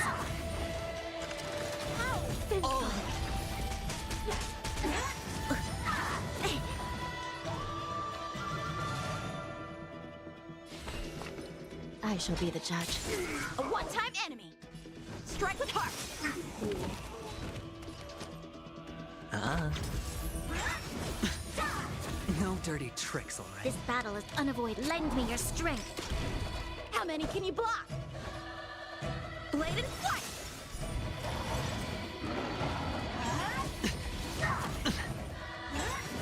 I mustn't fall. Watch your head.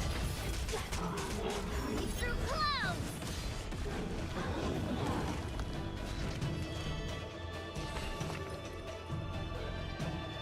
Recount.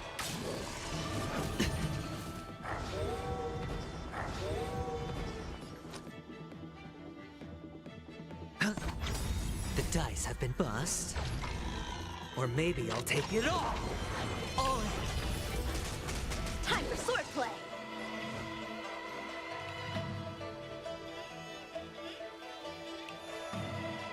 Strike with heart.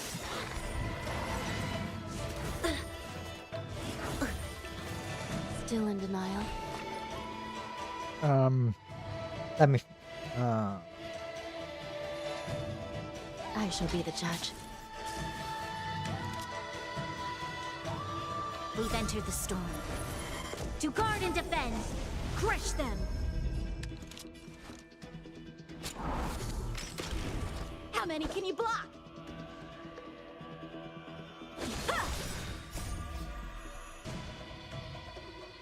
Swords descend! By the will of the Ten Lords' decree, hereby ordained.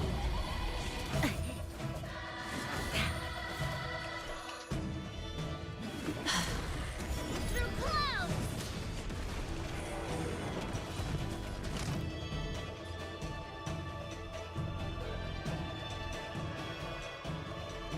This young king Lauren is going to close the. Guys, he's going to. Spend freely.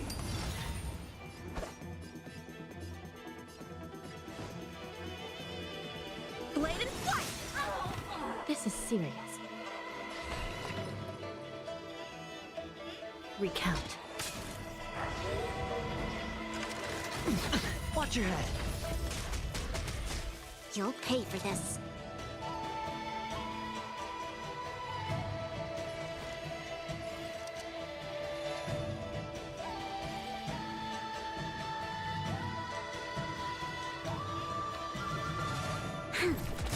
A one-time enemy. Strike with heart.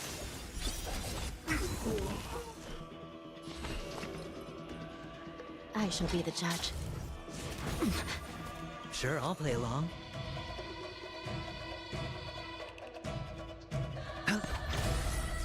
There's always a weakness. Lend me your strength. Blade and fight!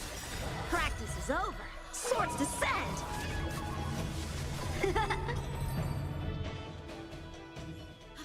I win, Miss Yun Li! Woo! You got lucky.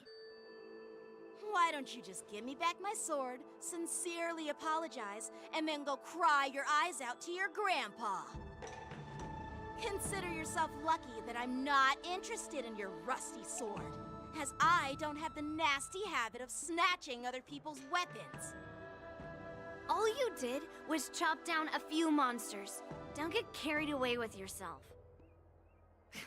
If you think you can just take this sword from my hand, go ahead and try.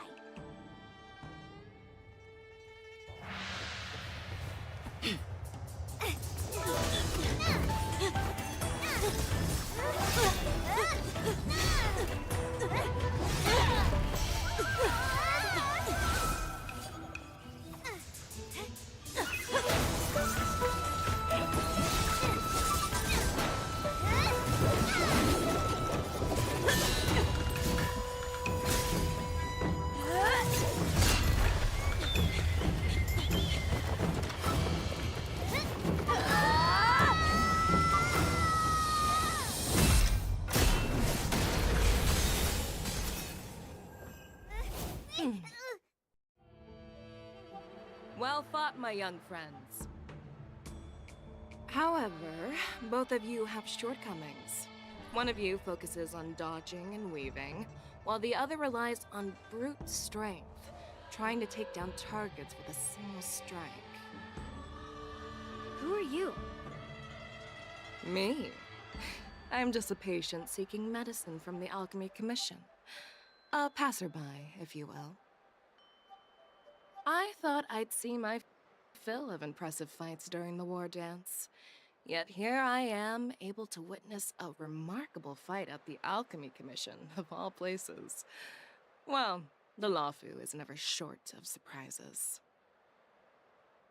However, I have a small suggestion for you. Why don't you settle this dispute fair and square in the war dance's ring? That way, you can resolve your differences with a proper duel and put your grudges behind you. Grudges? No, not at all. Yunli and I, we were just sparring. Sparring? You summoned your flying swords and she swung her sword with full strength. No grudges between you. I don't believe it. Aha! What brings you here, Lady Fei Xiao? Have you finished your health consultation with the Dragon Lady? Fei Xiao? Grandpa always talks about you. Could it be that you're... The Merlin's Claw of the Xianzhou Yaoqing? Looks like I'm quite famous on the Xianzhou Lawfu, too. Of course. Everyone has heard of the great general. Known to all, and unbeknown to none.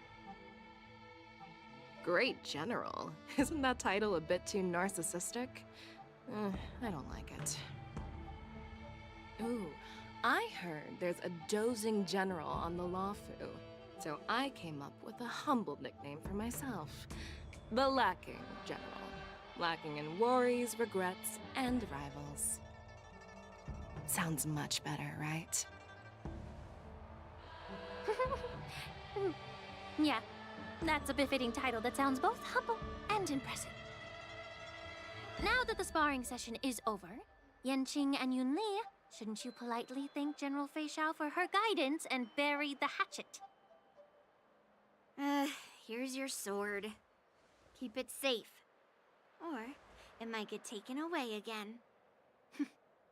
By the way, we haven't settled the score yet. I'll defeat you fair and square next time we fight. This is how she apologizes? Now that I finally got my sword back, I should report to the seat of divine foresight. I'll take my leave, General Fei Xiao.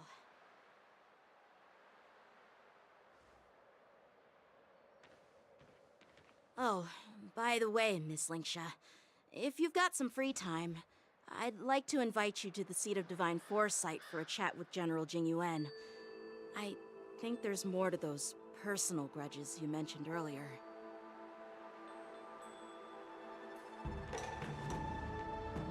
Thanks for stepping in, General Fei Xiao. Otherwise, I'd have had to knock them out with my incense. Not at all. Just doing what you asked. How about we call it even as payment for the healer lady's consultation? Sorry, but even a general needs to pay their bills. We don't do credit here. And let's not forget, you'd have been waiting decades for a chance to see the Dragon Lady if it weren't for me. Well, you can always send the bill to the seat of divine foresight and say it's for mentoring those kids. After all, it was quite the effort splitting them up. I nearly had to get tough.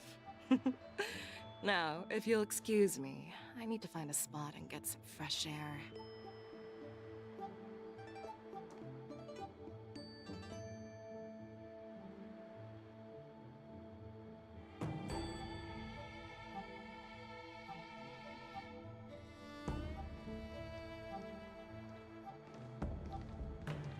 Back already?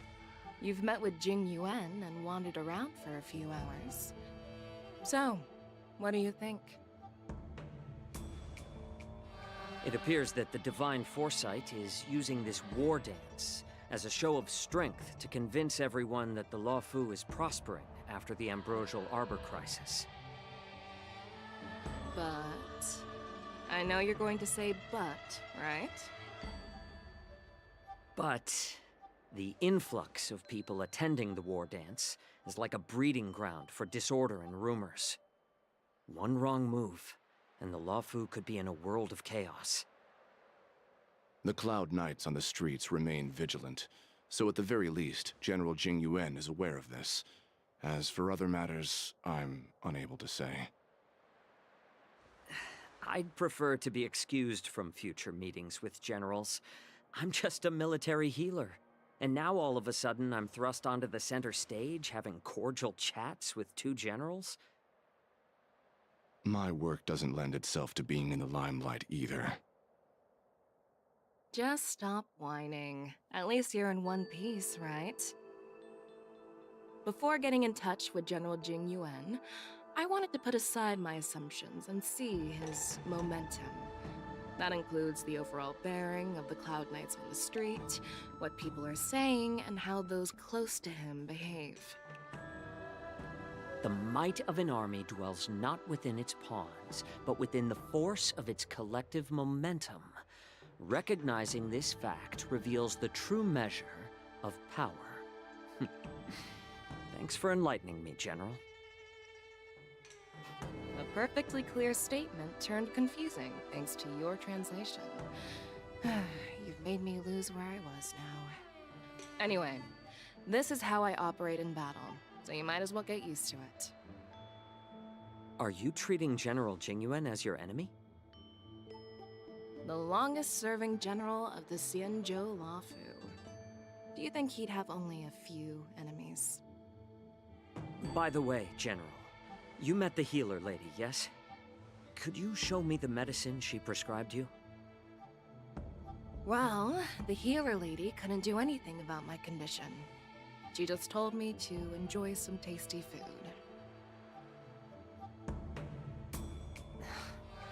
So not even the famed healer lady could help? Don't worry. I'll fulfill my promise and find a way to cure you. Actually, I've found some leads. Well, life and death, Zhao Chou. It's all predetermined. Upon starting my military career, I made a pledge that the rest of my life would be dedicated to being the Xianzhou spearhead, hunting down the abominations of abundance till the end of my days. As long as I can fulfill that deep-seated desire, I don't care how long I live. You asked if I view General Jing Yuan as my enemy. No. My real enemy has always been myself.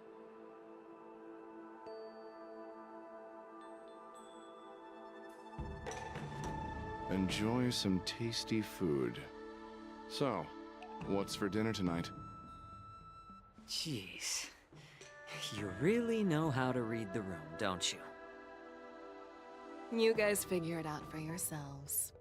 I'm due to catch up with an old war friend I've not seen for quite a long time.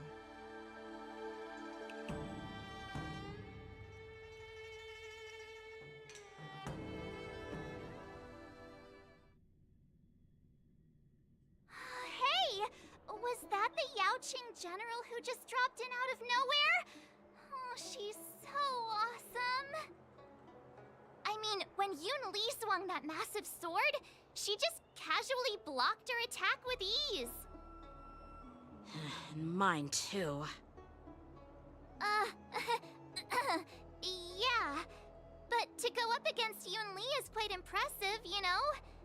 That aura of heroism and grace, it almost makes me want to learn Xianzhou swordplay. You think so too, right? Yep, this movie very fabulous. That dinner is totally something else. That dinner is totally something else. I agree. General Fei Xiao is indeed impressive. I was actually hoping you'd give Yenching some praise. Thanks for the kind words, Miss March. The war dance is coming up, and I've been chosen to represent the Cloud Knights in the ceremony. I've had my fair share of defeats lately, and even though I know there are always more skilled swordmasters out there, seeing General Fei Xiao's skills today has made me feel a bit uneasy again. Don't underestimate yourself. After all, generals won't fight in the ring during the war dance.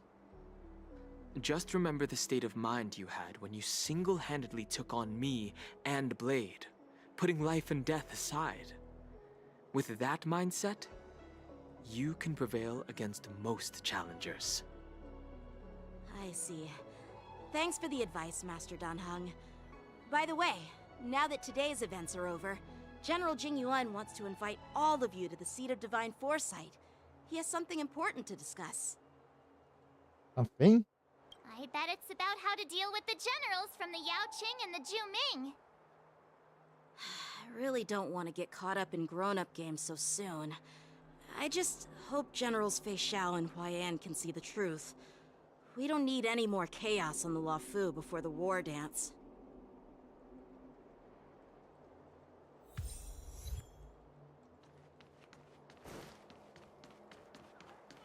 Need your extractor cleaned or your star script? I don't believe in ghosts. That was a good. I won with Young King, but I thought that she would lose. Bring Bronya was really important.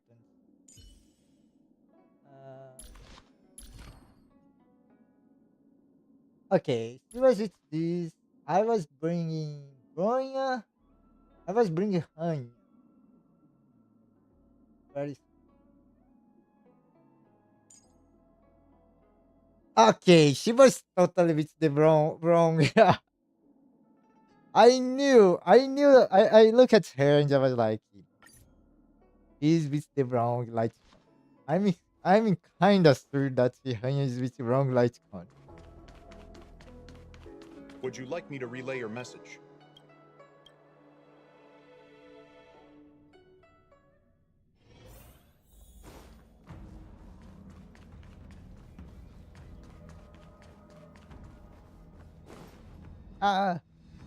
Earlier at the Palace of Astral, I introduced these guests from the Astral Express to you, Elder Huayan.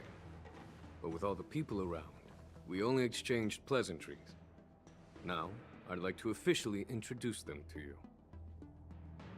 These three braved great dangers, accompanying me to perilous places, defeating the chief culprit Fantilia, and uncovering the conspiracies of the disciples of Sanctus Medicus. If you wish to know more, please, feel free to ask us. Well, I skimmed through the reports about the Arbor's rebirth from the Master Diviner Hu Xuan. She's been summoned to the Yuchui for questioning. There are a lot of doubts within the Alliance about this whole situation. But despite all that, I believe in you.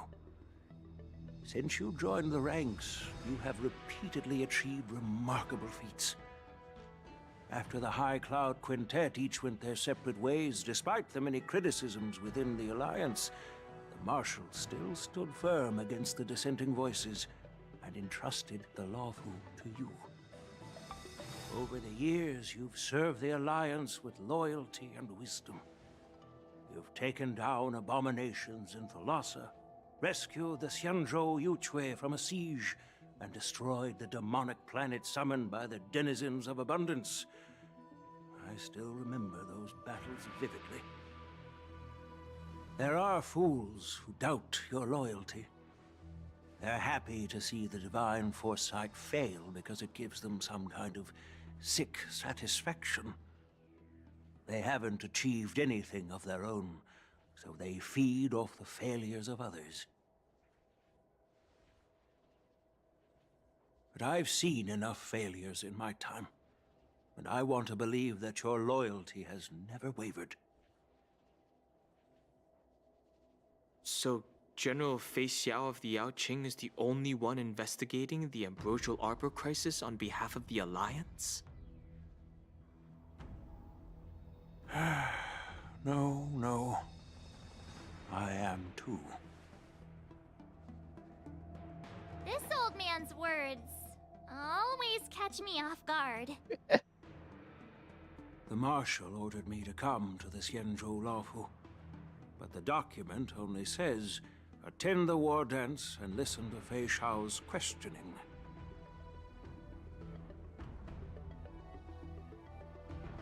Since it's the martial arts, do we need to No fight? need for that. You're all important witnesses. The Marshal is well aware of Jing Yuan's purpose in holding the ceremony, and understands the situation he is facing. She mentioned it because she believes both issues are important. Thanks for your kindness and sincerity, Elder Huayan. But is it appropriate to tell everyone here about the Marshal's orders? By introducing the Express's witnesses to me alone, aren't you aiming to discern the intentions behind both my actions and Fei Shao's? And whether there's any discord between us? Well, since I'm being open and honest with you, I encourage you young folk to do the same. As for the Ambrosial Arbor crisis, all I need to do is listen. General Fei Shao will be the one asking the questions. To be honest, I'm more concerned about the timely start of the war dance. Oh, by the way, I've prepared a gift for the war dance.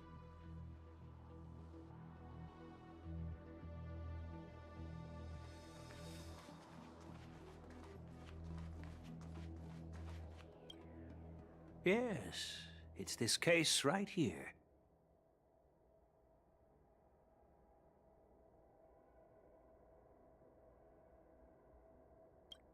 There will be numerous contests and celebrations during the war dance, and the main event will be the Ringmaster's Challenge. The host will dispatch a skilled warrior to take on challengers from all over the cosmos, showcasing the excellent martial arts of the Xianzhou Laofu. When you mentioned that the Astral Express would be attending the ceremony, I thought the High Elder of the Laofu would be the Ringmaster. You humor me, Elder Huayan. The healer lady is just a young lady who knows nothing about martial arts. How can I assign her as the ringmaster? I'm no match to you when it comes to joking. What's this box for? Why don't you open it, General Huayan? This sword case is intended for the War Dance's award. It's empty now, but in a few days, a precious sword will be delivered and stored inside. I don't mean to boast about our skills, but this sword represents the pinnacle of the Zhu-Ming's craftsmanship. It has a legendary history, full of heroic tales from foreign lands, tales that are too detailed to be summarized in just a few words. Since the delegation delivering the sword hasn't arrived yet, I'll just leave the case here for now. I've been wondering who would be worthy of such a sword. And then it hit me. I can award it to the champion of the Ringmaster's Challenge. The ceremony's champion is sure to be a perfect match for the sword. Moreover, I hear that Yan Xing is an excellent swordmaster, and that he will be representing the Laofu as the Ringmaster. So it seems like a perfect gift for him. Thank you for your generosity, Elder Huayan. If you want to give me a sword, just say the word, Grandpa. No need to beat around the bush.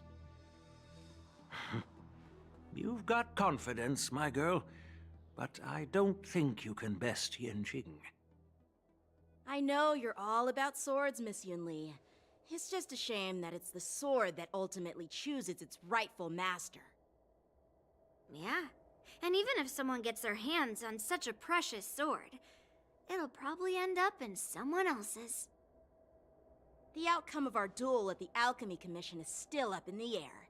Since you're interested, why don't you represent the Xianzhou Juming and challenge me in the ring? That's exactly what I had in mind. Nobody knows who's gonna come out on top. It could be me, could be someone else. It'll probably be me. But whatever happens, it won't be him. It will be either death or disaster in the Steel Crush. Not to be rude or anything, we've been watching their drama. I'm dying to find out who beats who.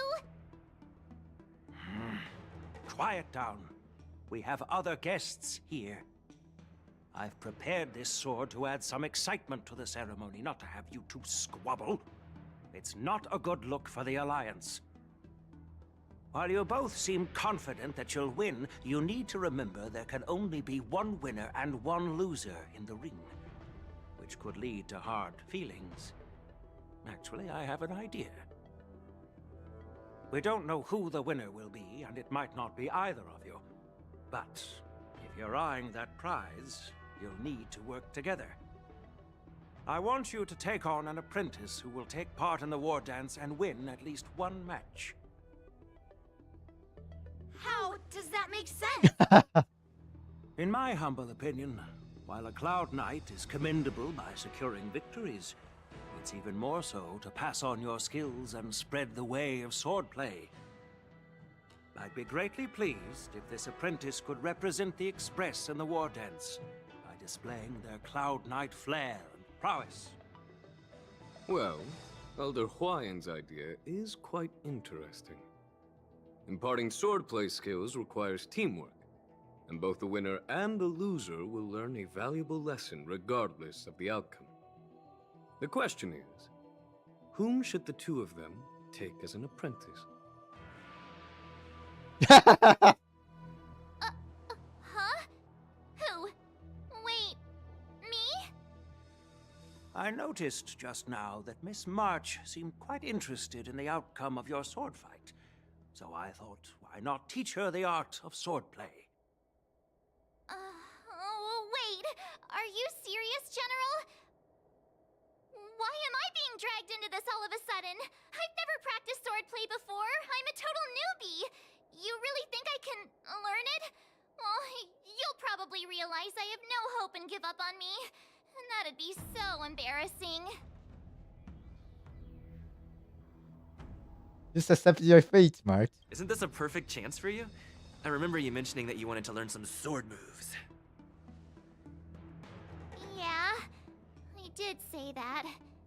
But this is all happening so quickly, don't you think? Miss March is like a piece of jade in the rough, just waiting to be shaped. The war dance is the perfect opportunity to see what heights she can reach. I appreciate your kind words, General YN. But won't teaching me swordplay be a waste of Yanqing and Yunli's time? They should be preparing for the ceremony. Plus, I heard that each swordmaster has their own special moves. What if they let something slip while teaching me?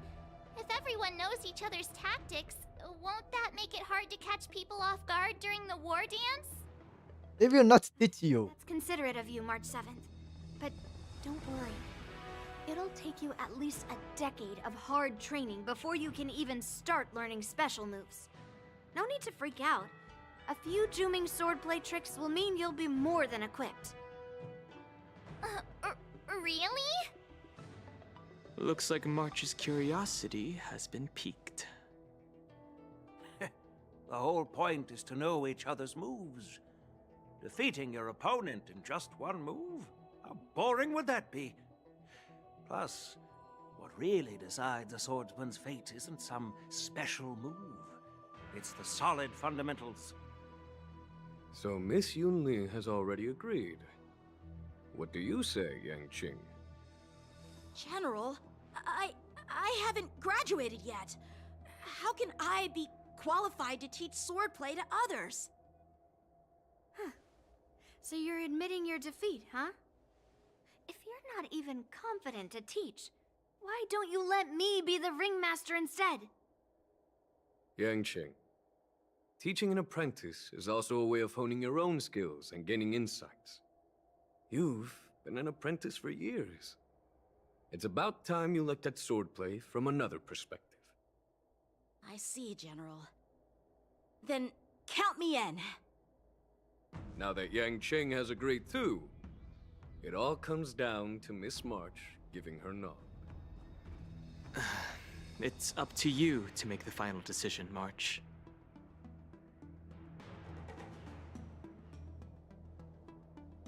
It won't be a walk in the park. That's for sure. Yeah. While I'm smart, learning swordplay sounds like a whole lot of work. It'll be great learning swordplay. That way, I won't have to worry about you accidentally shooting me in the butt all the time. Hey, I've never missed my target. Then I'm on board. Thank you for your kindness, General Huayan. Great! Starting tomorrow, Yenqing and Yun Li will teach you the basics of the Cloud Knight's swordplay. Yun Li and I will head out and purchase some sword practice equipment for Miss March. Think of it as a little initiation gift. You're too kind. Wait, you're giving me a gift? Shouldn't it be the other way around?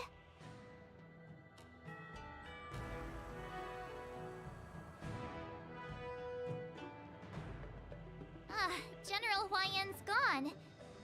Wait, why does something feel off about what we talked about?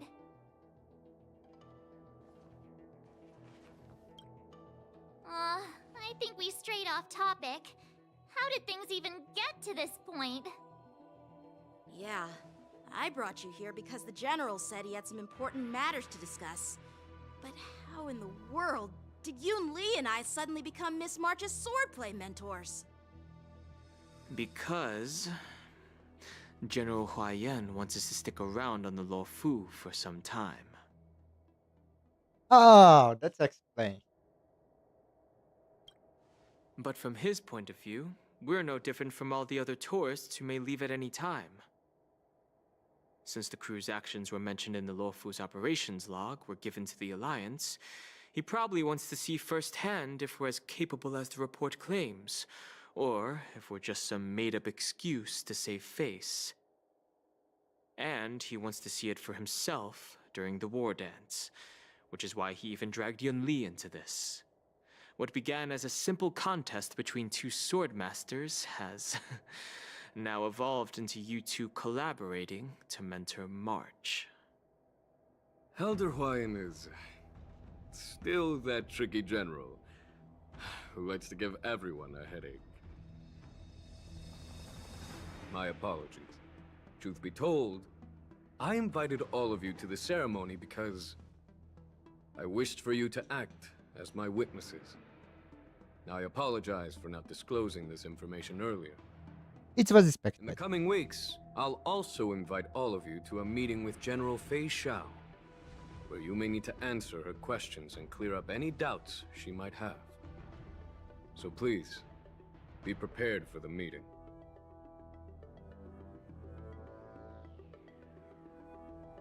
Perhaps we should just pack up and leave tonight. Did we do something wrong? We really did save the Luofu, so why do you want to sneak off like we're fugitives? Don't worry. No matter what happens, I'll stay here as a witness and answer any questions she might have. Thank you, everyone.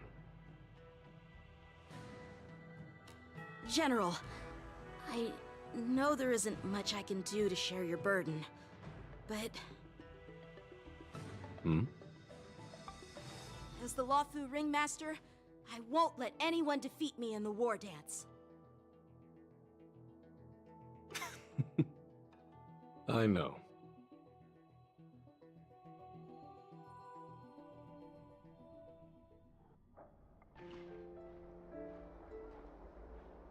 The illustrious Merlin's Claw waiting for me? And for so long, too? It's quite an honor. It's been a while, General Fei Xiao. It's been 30 years since we last saw each other. Right, Yukong? Yes.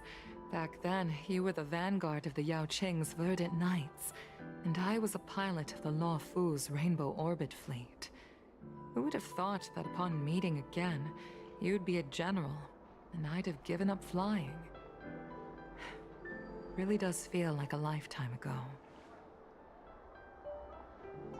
Well, I wouldn't say I haven't seen you in 30 years. After all, your great victories are announced through the Yellow Bell resonance system every day. So I'm well aware of your great feats. How's your health holding up? Still stable, I suppose. Do you still remember the medic who saved me in battle? That healer with the odd name and peculiar temperament. What was his name again? Was it Pichu? Or Kachio? Jiao Cho. He's been my retainer and personal healer, delegated by the Alchemy Commission from the Xianzhou Yaoqing. Over the years, he's dedicated himself to managing my condition. It's thanks to him that I'm still in good health today. Given my background, I'm happy to have made it this far. I'm relieved to know that you're safe and sound. Well then, since you and Elder Huayan are here, I imagine you must have received orders from the Marshal? As your friend, may I ask how the Alliance intends to punish the General of the Lawfu? The Arbor's rebirth has frightened the Elders who lurk behind the scenes. They fear the resurgence of abominations, much like what happened 30 years ago. Although the report from the Lawfu explained all the details, we don't know if the Ruin Legion really invaded, or how exactly the Stellaron Hunters and the Astral Express became involved. This puzzle has many missing pieces. As you know, the fugitive Jing Liu, who mysteriously disappeared many years ago, has resurfaced. This time, she has brought along an Outworlder and a coffin, claiming to offer the Marshal a method to fight against the Eons. The Lawfu Preceptor has also leveled accusations against Jing Yuan for neglecting the Alliance's principles. She asserts that Jing Yuan enabled the exiled Imbibitor Lunae to re-enter the Lawfu, thereby unlocking the lunarescent depths within Scale Gorge Waterscape, which in turn disrupted the Vidyadhara's dutiful watch over the Ambrosial Arbor. It is for these reasons that I have come here to the Lawfu today. Well, duty calls. Perhaps I shouldn't have mentioned all of this to an uninvolved person, but since we once fought together, I didn't want to keep you in the dark. Perhaps pretending you didn't hear any of this would be for the best. I understand. I'm sorry. I was out of line. I know I shouldn't be defending General Jing Yuan right now, but... well, you know how I am. The Lawfu has enjoyed centuries of stability since the end of the sedition of Imbibitor Lunae, much of which can be attributed to General Jing Yuan's masterful strategizing. Unfortunately, for a long-life species, enduring through the ages always culminates in a failure that undoes all previous achievements, a moment that our adversaries relish. That's true. And that's why I'm also here for another purpose. To visit Hule. Hule? You mean that Hule? The Borisin Warhead? The same Hule who has been imprisoned in the Shackling Prison for over 7 centuries? The nemesis of the Foxians who will never be forgiven and shall be imprisoned until the end of the cosmos. I can't quite remember the exact wording, but yes, the very same Hule. Usually, only emissaries from the Xianzhou Yaoqing Skyfaring Commission visit him once every century. Why do you have to visit him now, of all times? The Foxians and the Alliance made a pact to combat the abominations, aiming to achieve justice and free their kin. That werewolf monster is to be forever imprisoned in the dark recesses of the Shackling Prison, facing unending retribution. Given the situation on the Lawfu, those on the Yaoqing are concerned about Hule's imprisonment. I'm afraid that the routine visit every century is no longer sufficient to ease their concerns. That's why I was sent here, to reassure them. It's all bad news. Well, not everything. There might be a silver lining. Oh, by the way, I found some clues about the thing you asked for. Tell me more. The Verdant Knights followed the route you mentioned and discovered the wreckage of the Whistling Flame ship. Unfortunately, there were no survivors and no cargo. However, someone had already been on the scene before we arrived. Our people? Or someone from the IPC? No, neither. Yukong, have you heard of a person named Ron May?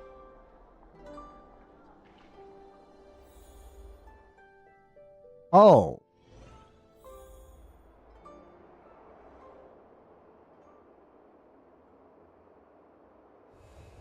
That's interesting.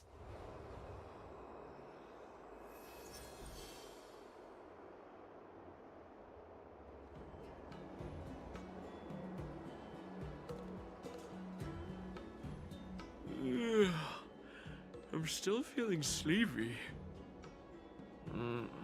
Did I oversleep? Where did March and Donhung go?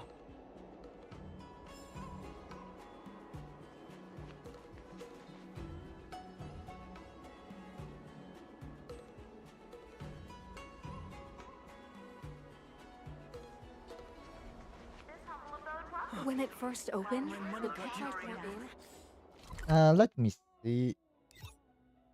Do I will not meet those guys here? It's going to be so sad. But see, it's what I believe is that they will not be here.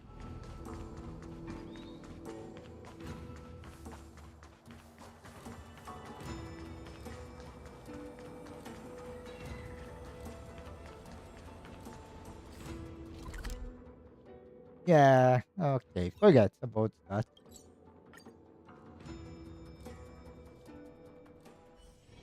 It's still early. Where to now?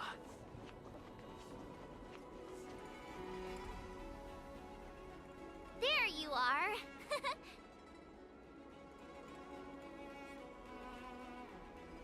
Must Marches.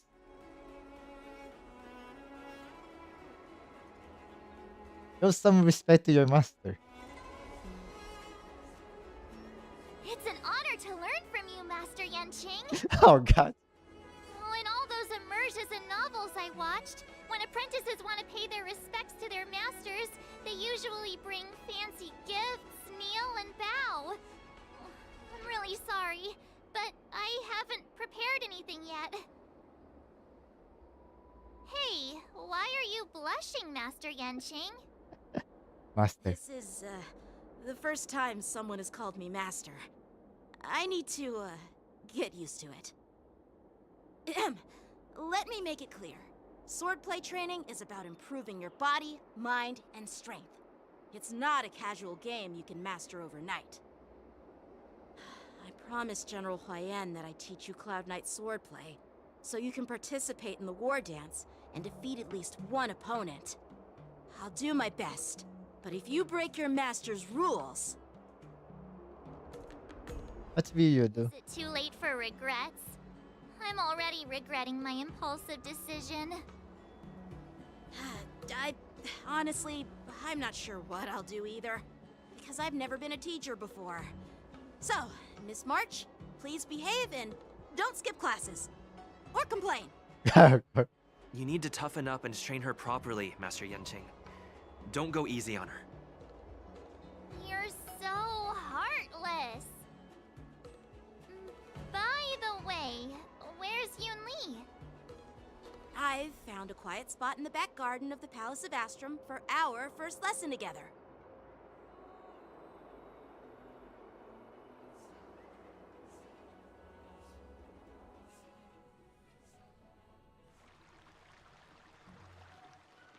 Seriously?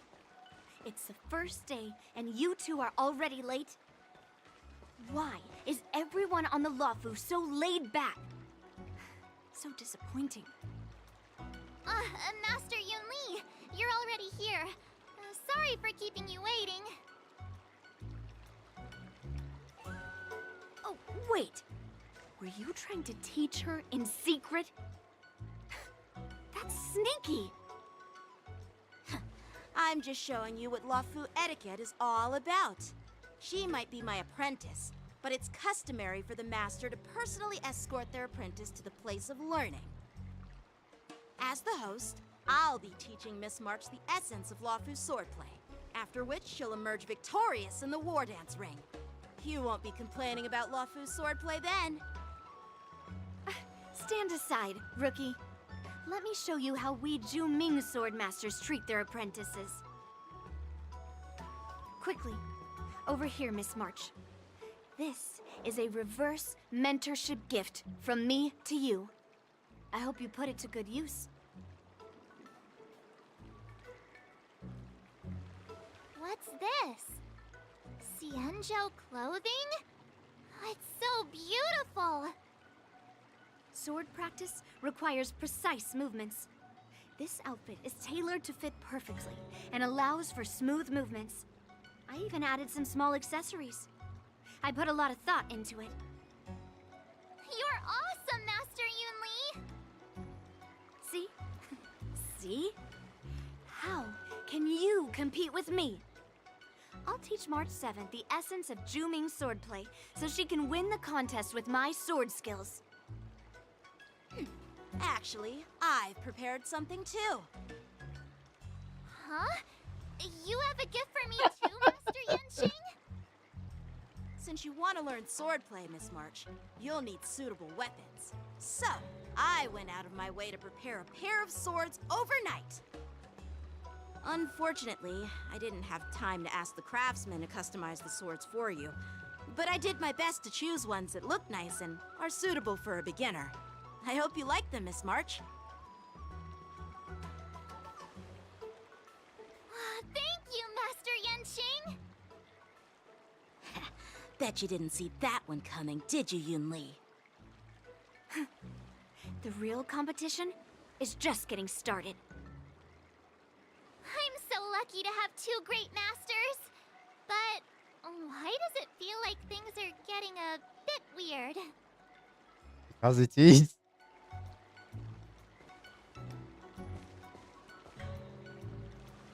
So what do you think, Masters? Does this outfit suit me? Perfect. I chose it carefully. It's perfect for beautiful young swordswomen like you and me. All right, let's get started with the training. The person next to me is a Cloud Knight instructor I've brought in. For your first lesson, try exchanging a couple of moves with him. Wait. We're having actual combat training for the first lesson? Isn't that a bit too intense? Well, I heard you have some experience with archery and martial arts. The first thing we're going to do is see just how strong your fundamentals are. Come on, step forward and strike with the sword in the most natural way you can think of. It's important for us to grasp your natural movements so we can decide where to start and what you need to learn. If you're ready, let's begin. Okay.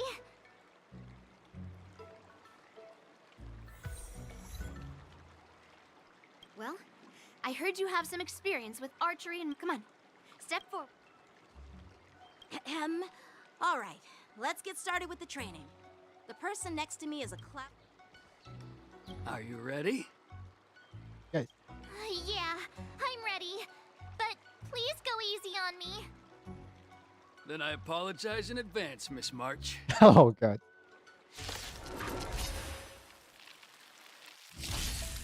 I could take 10 of you.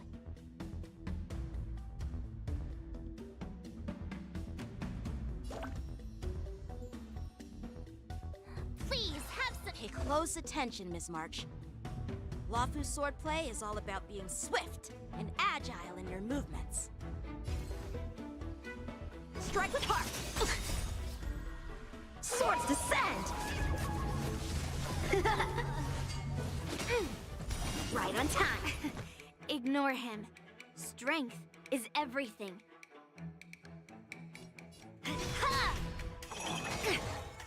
Yes, you! Like this? Well done!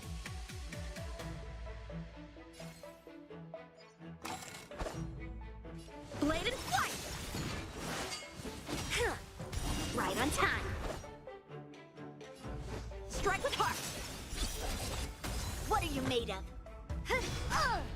Ready to shine. Oh, I get it. What a true heart. I'm starting to get the hang of it.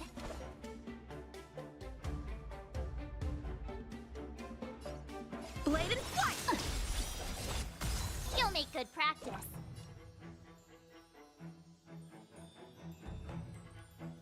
Here you go, Master! Melt! Lead through clouds!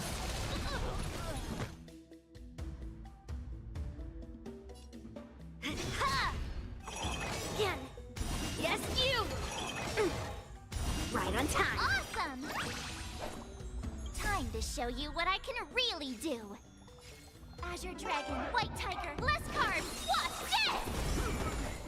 Alright, check out this move!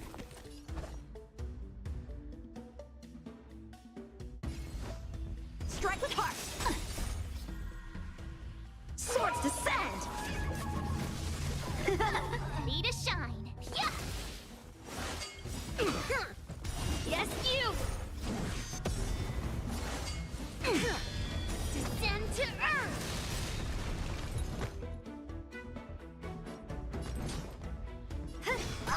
How many can you block? Blade and flight!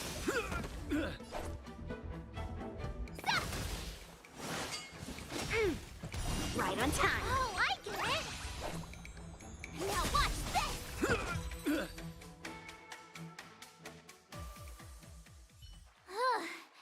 I didn't expect the first lesson to be so intense. Miss March has quick hands and a flexible body. She's a perfect fit for practicing Lawfu swordplay. However, she lacks strength, and her strikes were a bit unfocused. But don't worry, that's totally normal for beginners. Once she starts practicing Juming swordplay, she'll make heaps of progress. Given the situation, I believe Miss March should start by working on her strength. Seriously, do you actually know anything about swordplay, or what?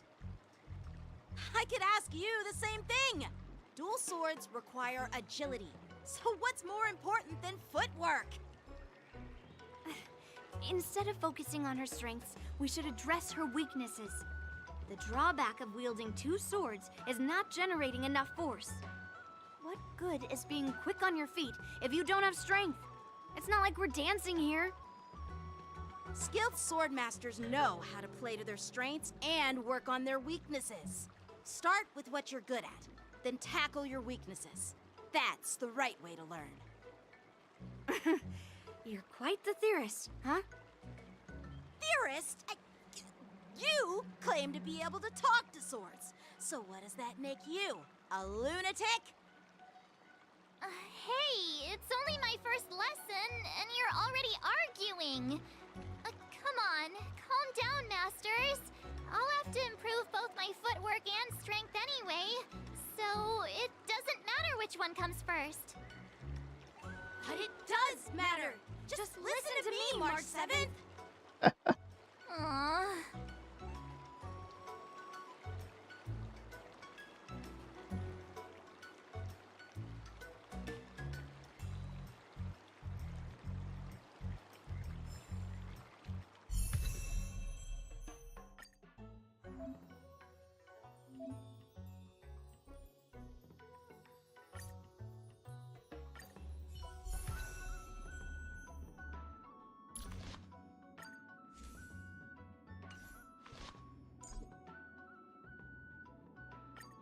Hmm.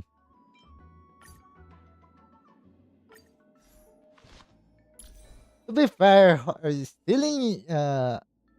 I can use her as both a breaker or DPS. My DPS relics are not good. To be fair, I think I will try to stick with break this time.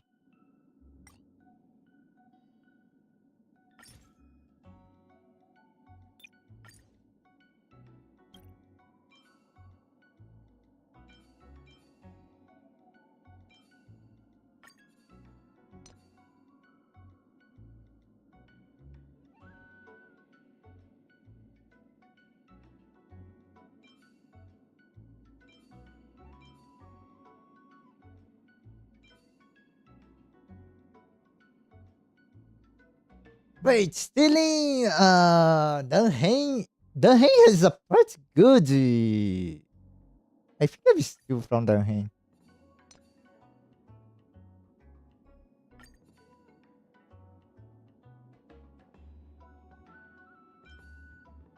Dan Relics has good crit rate, crit damage, and also a break effect. It will be interesting.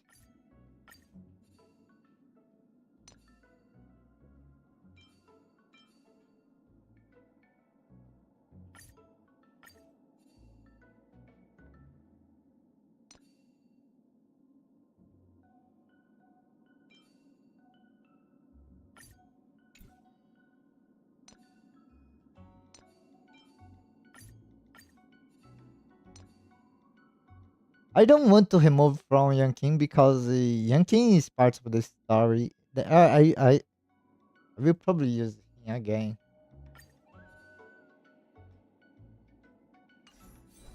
So this makes March 7 VTs. And it's an okay crit rate, crit damage rate, so I think. Not perfect, but I will take that.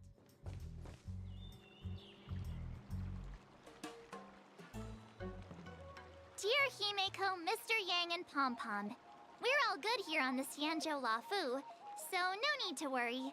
By the way, how's your trip going? As for me, I've somehow become the apprentice to two Cloud Knight sword masters, and I've been honing my sword skills with their guidance. One of them is Yenqing, the boy we've all met before. The other is Yun Li, the granddaughter of General Hua Yan from the Xianzhou Juming. Both masters are super strict, giving me a real taste of how hard sword training can be. I tried to drag him into this, but he refused. Then I tried to rope Dan Heng in, but Master Yenqing wouldn't have it. Still, I didn't let the difficulty get to me. In just a few weeks, my sword skills have improved a lot. Both my masters think I have unique talents in swordplay, and are literally fighting each other to teach me their skills. Thanks to their guidance, I've actually made some progress. When I get back to the Express, I'll definitely show off my skills and impress you all. Looking forward to your reply. Yours, March 7th.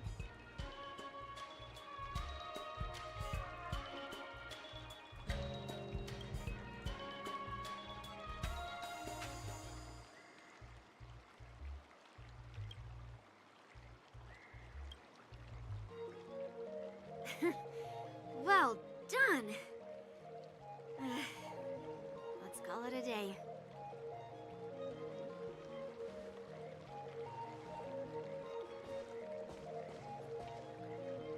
Miss March's sword skills are really coming along.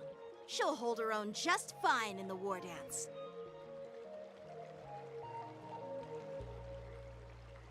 Just watch, I will win a fight when the time. Just you wait and see. I'll show off my skills in the ring and win a match.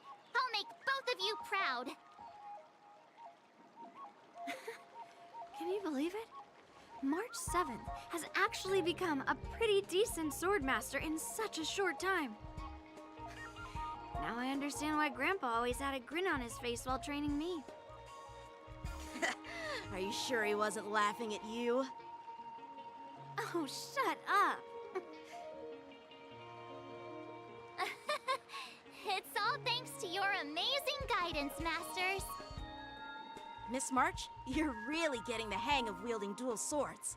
If you're keen on advancing, trying out different Xianzhou blades can improve your touch. Oh, let me see. Which sword is the most powerful? Single sword? Great sword? Or maybe a flying sword? There's no such thing as the most powerful sword.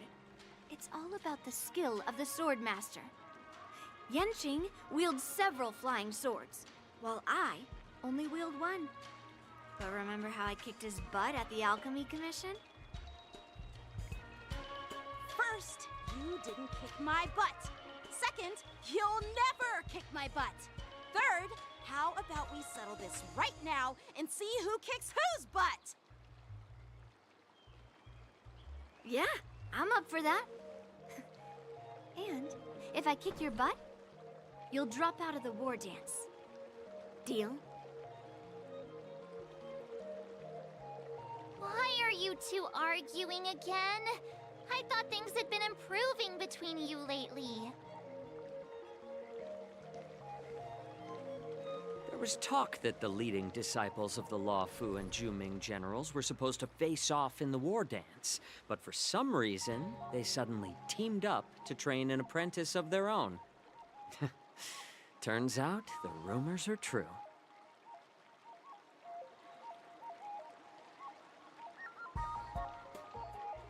Tomorrow is the big day of the war dance. Shouldn't you two be focusing on honing your skills instead of teaching swordplay here? You're... Oh, that's right. You're the pink-haired fox from the Yaoqing. This is Mr. Joe. Mr. Jiaoqiu, the healer working for the general of the Xianzhou Yaoqing. Ah, got it. So, you're the participant attending the war dance on behalf of the Yaoqing.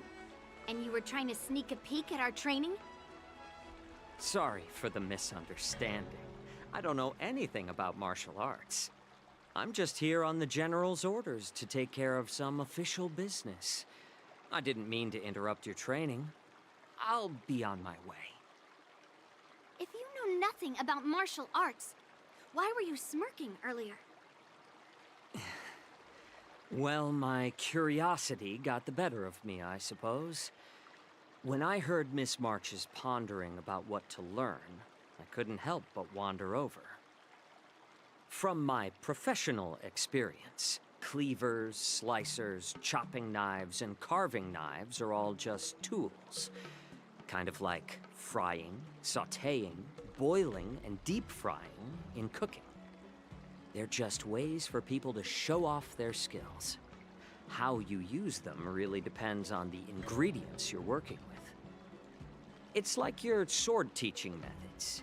If you align your ingredient, in other words, your apprentice's natural tendencies, with the right cooking method, by which I mean the teaching method that best suits her, she'll make double the progress in half the time.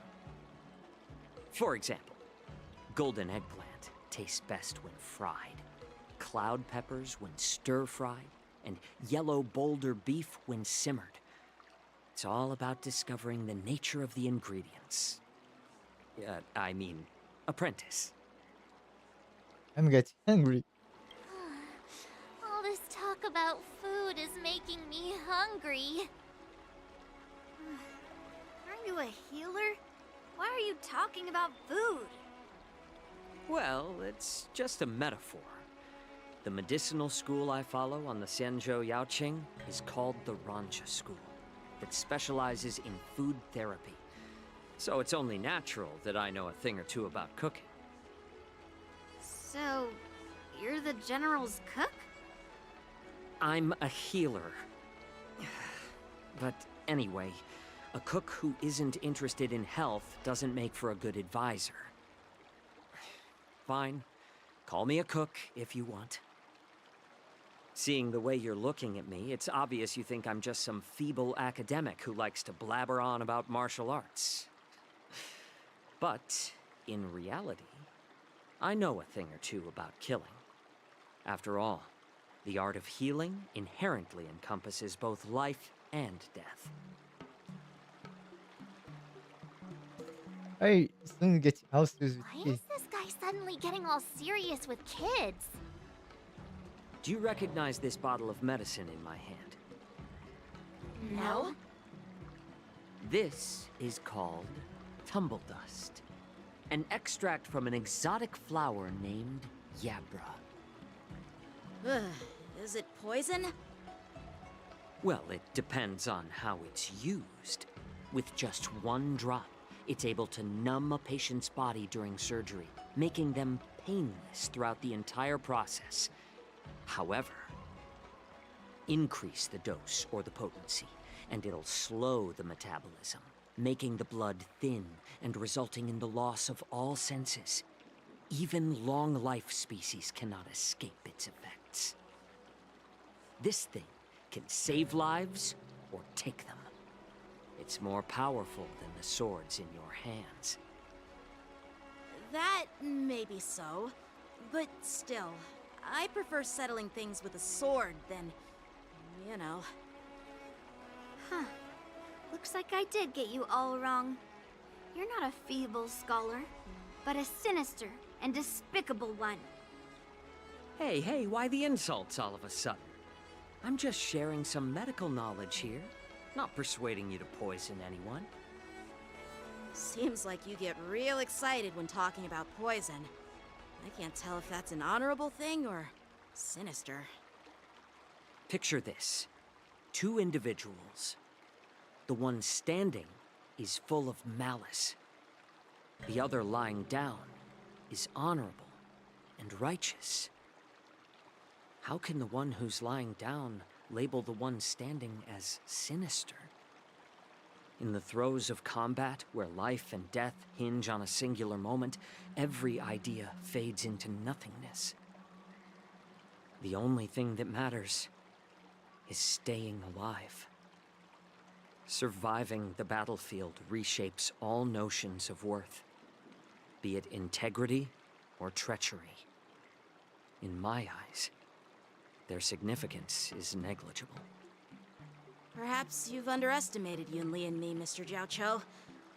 We may be young, but we've seen our fair share of war. Well, then you should know that the war dance is nothing more than a contest. So why are you so focused on it? When I was appointed as the ringmaster for the war dance, I asked the general, we Cloud Knights are supposed to charge into the fray and slay enemies. Why do we have to swing swords in a ring just to please an audience? And this is how the general replied. To unsheath your sword in a ring is no different than on the battlefield, as your sword reveals the might of all Cloud Knights. The war dance is the perfect chance to showcase martial virtue and forge alliances from all over the cosmos. When we unsheath the sword without drawing blood, we not only display our might, but also the martial virtue of the Cloud Knights. That's quite an insightful statement, Yanqing. Well, my apologies for being so short-sighted. I've been on the Luofu for quite some time, but I haven't had the chance to see the ceremony venue for myself yet. Hearing you speak so highly of it has piqued my curiosity. Would you mind showing me around? You want to see the Sky Splitter ship where the war dance will be held? Let's go! I bet Yun Li and Miss March haven't seen it either, right? Well then, I'll give you all a tour.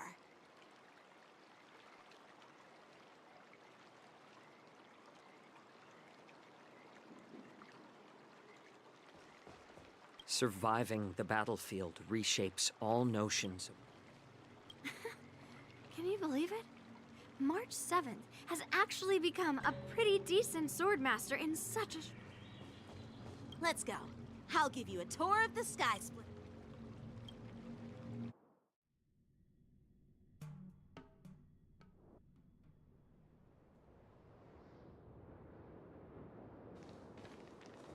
Looks like a lot of other visitors have also come to catch a glimpse of the Sky Splitter.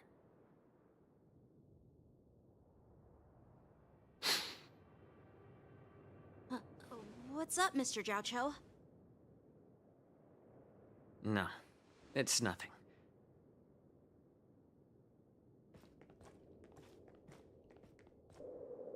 Do you see that airship in the distance? That's the Sky Splitter, the venue for the war dance ceremony. It doesn't look all that impressive from this distance. The Sky Splitter is actually a decommissioned Luofu military vessel. People aren't allowed on board until the war dance officially commences. Tomorrow, when the bell rings and the ceremonial cannons roar, I'll be there representing the Cloud Knights of the Xianzhou Luofu, standing in the ring, ready to take on challengers from all over the cosmos. Since I was a kid, I've been training in swordplay and the art of war under the general. Every day, I'd swing my sword 10,000 times, and then thrust it 10,000 times, repeating the process over and over. I understand that I'm not like other kids. I never envied the toys and freedom they all had. I never found sword practice boring or hard. Even in the thick of battle, facing down savage abominations, I never felt scared. Each day, I could feel myself getting stronger and stronger, and I racked up countless victories. It's the best feeling in the world. But then, I faced a really tough opponent, and just one slash shattered my confidence into 1,000 pieces. That's when I felt true fear for the first time. Maybe that's what Mr. Zhao Cho meant by life and death hinge on a singular moment. Every idea fades into nothingness. After that, I had to pick up the pieces and try to put myself back together. But no matter how hard I tried, I couldn't seem to find my old happy self again. I often ask myself, why do I wield my sword? If defeat is inevitable, why do I continue to fight? Is it to reclaim the joy of victory? To meet the General's expectations? Or to secure my honor among the Cloud Knights? While the General could teach me the art of swordplay, he couldn't teach me why I should keep on going. He said the reason must come from within myself. I've been struggling to find that reason. But after talking with you, Mr. Zhao Cho, I think I already have that reason in mind. As a member of the Cloud Knights and the General's apprentice, I've had a weight on my shoulders. And I know there's still more to shoulder. But when I wield my sword, it feels like I'm letting go of everything. I love the feeling of giving it my all, facing any obstacle in front of me, pressing forward. That's why I wield my sword. To be fair, he lost 2 times. So young, yet so grown up. By the way, how old are you exactly? Age doesn't really matter. All sword masters will understand how I feel. I get it. Looks like all the kids on the Luofu live tough lives. So, how about you, Miss Yunli? It's not polite to ask a girl her age, no matter which Xianzhou ship you're on. I'm not asking your age. I'm asking if you have a dream like Yanqing has. You don't talk like a cook. You sound more like a TV host or something. Need I repeat myself again? I'm a healer. Well, I don't have a dream like Yanqing does. The only reason I'm participating in the Ringmaster's Challenge is because I made a promise to my grandfather that I'd win the precious sword he's contributed to the war dance. Sounds like that mind of yours is just filled with swords. I bet you've got nothing better on your mind. My father was a craftsman on the Xianzhou Juming. Because of his foolishness, many innocent people fell victim to the cursed swords he forged. Since I was a kid, it's been clear to me that not everyone deserves to have a weapon in their hands. Giving them a sword is no different than being cruel to the innocent. So, whenever I come across someone unworthy of a sword, I can't help but want to take it away from them.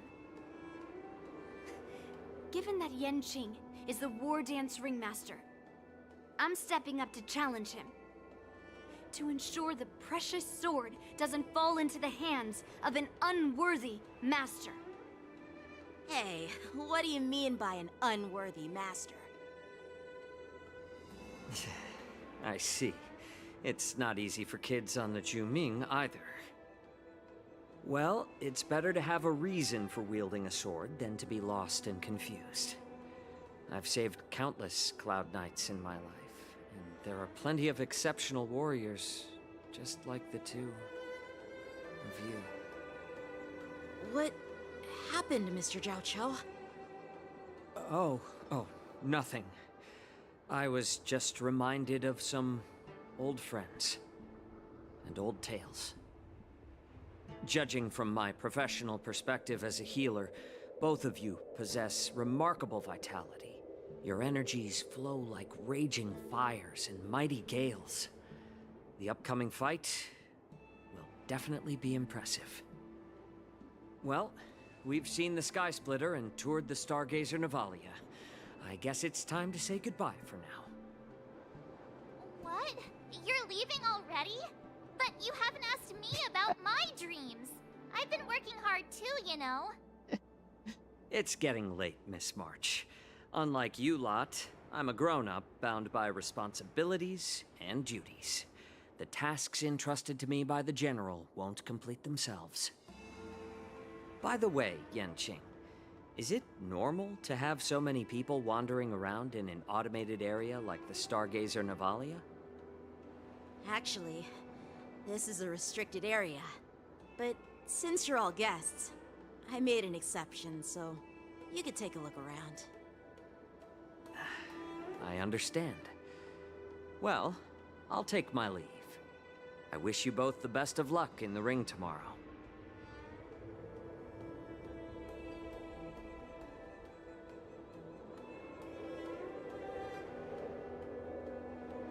Seriously? I just spent so much time thinking about my dream that he didn't even ask me.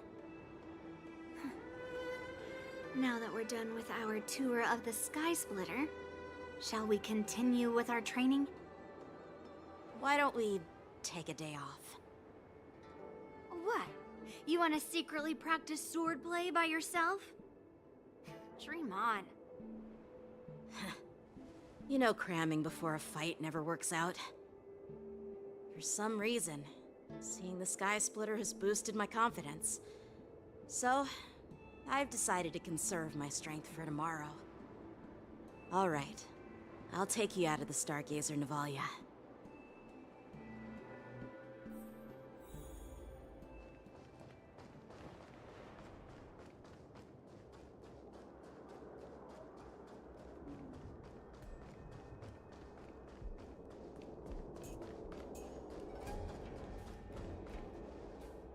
Oh, just shut up, Red Fang! This is not a beast ship. I need some time to take care of things. You willingly donned the skin of a lowly beast to join this mission, dedicating yourself to our glorious cause. And now you're telling me you can't handle it? Do you realize how many ships we need? I'm doing my best, all right? It takes time to figure all this out. When the guns go off tomorrow, all eyes will be on it. That'll be our only chance. How's that? Who's there?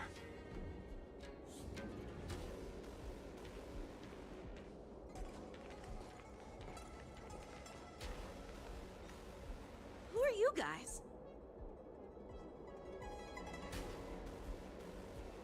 An impromptu inspection. Why are there outsiders loitering in Stargazer Navalia? And a bunch of kids at that.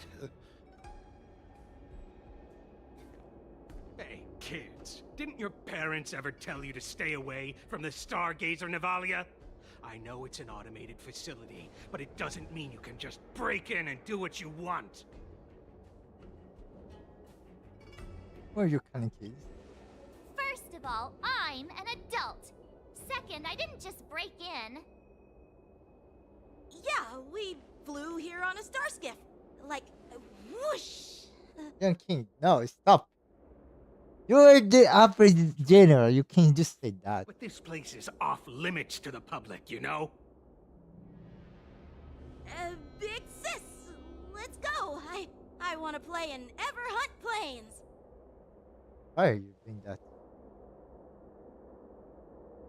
Huh? Everhunt Plains? Yeah, sure. Big Sis will take you there.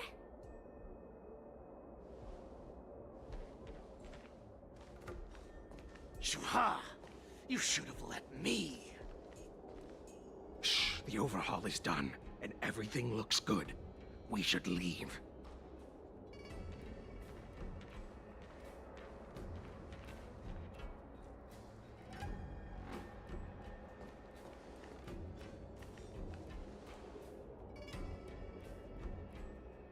Could you repeat what you just said, Yenqing? What did I say? Big sis, let's go. I want to play in Everhunt Planes. Come on. Can't you read the room? Something is definitely off about the 3 people we just met.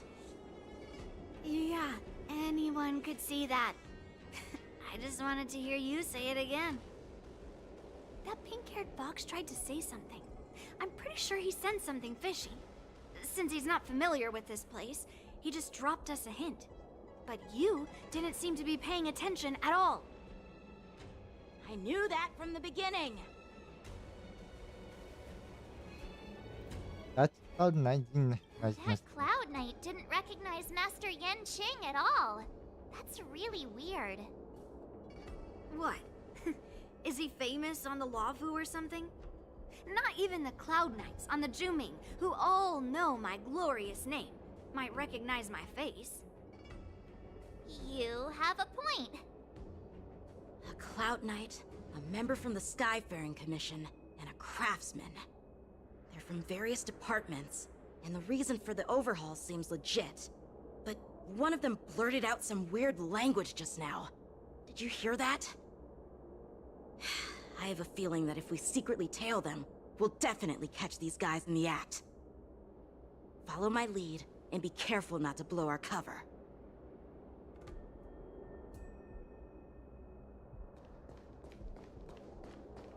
Never mind who they are. Let's just film them.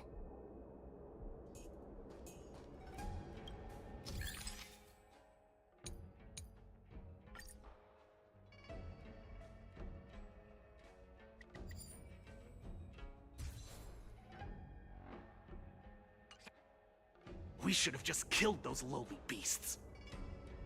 Those little brats won't take up much space. There are boxes all over this place. Just dump them into one and no one will notice. Cut the theatrics, Gulak. Even the slightest slip-up could interfere with Lord Moktok's plans. So where are we heading next? To check the freight skiffs. We've got a lot of preparations to do. Also, don't forget to take those crates with you. Weapons, supplies. We've got to be well prepared. Otherwise, we're screwed. So, are they smugglers? What exactly are they up to? I have no clue, but they seem to be moving those crates. I've got an idea. We can hide inside the crates and follow them.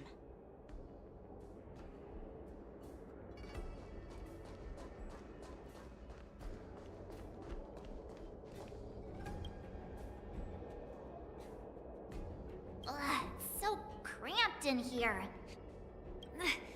I can hardly breathe. Just hang in there.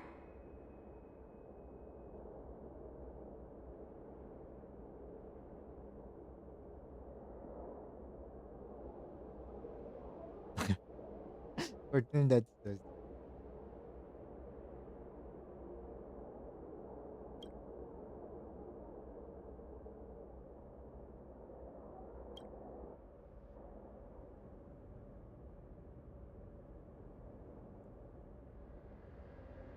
Let's just put the cargo here for now, all right? Then we'll move on to inspect the ships. Lord Moktok said that as soon as we're done, we're to board the freight skiff and leave this place. Don't worry, I've changed the shipping schedule. You two, come with me. Is it just me? I keep smelling that stench of lowly beasts everywhere we go. Don't be so paranoid.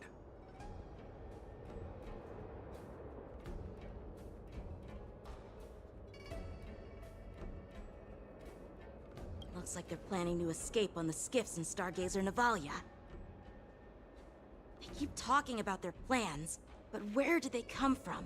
And what do they want to do on the Xianzhou? They're definitely up to something bad. Wait, they disappeared! Let's catch up to them.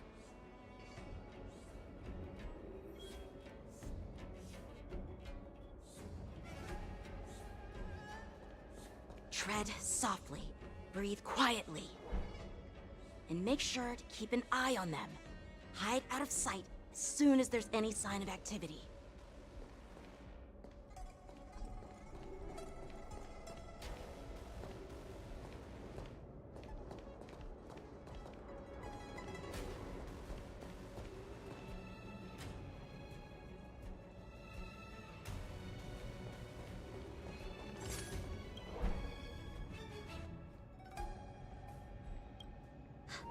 Did he spot us? Quickly, hide!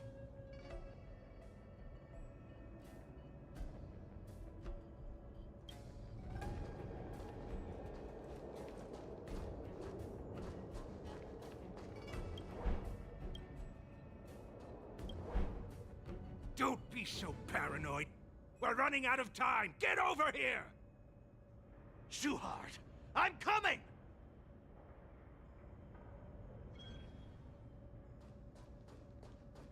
They're leaving. We should catch up to them. Quickly!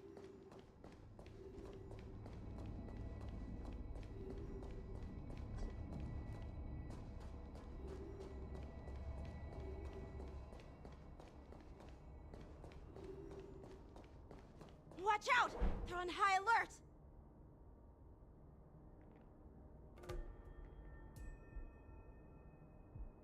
What are they up to? They're all wearing official uniforms, but I'm pretty sure they're not members of the Skyfaring Commission, the Artisanship Commission, or the Cloud Knights. This is way too suspicious. Never mind who they are. Let's just film them. That way, if they do anything bad, we'll have solid evidence against them.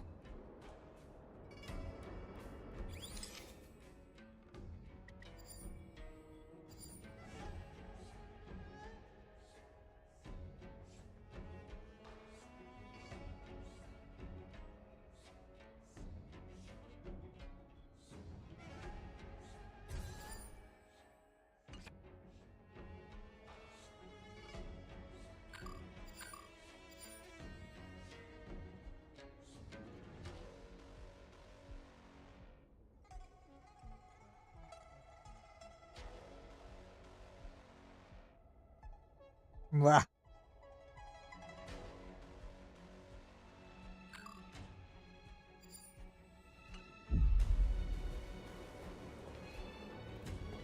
Never mind who they are.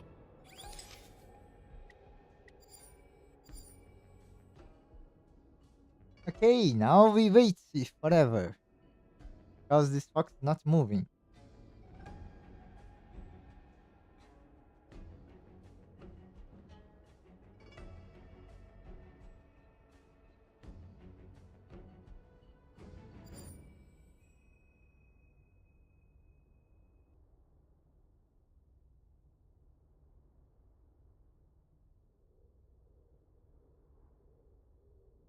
Oh my god, this is taking time.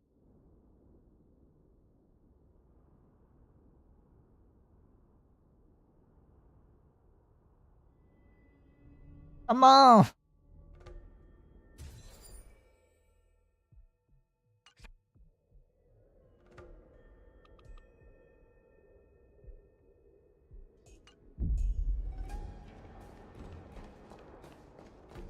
Don't get too close, Miss Mart. who they are.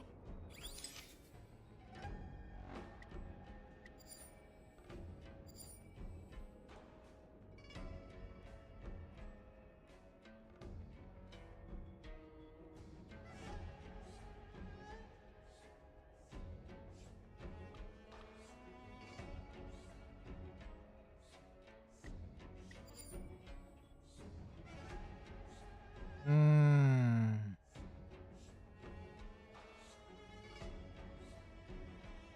Waiting forever. Hey, nothing's done. Is this a bug?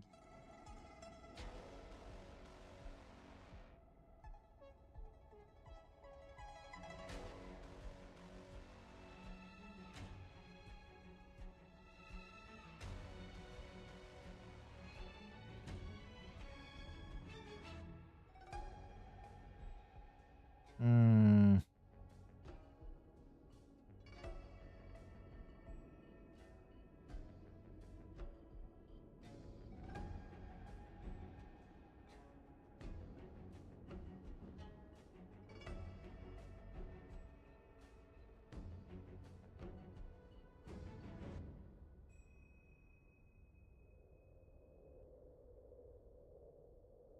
Ah.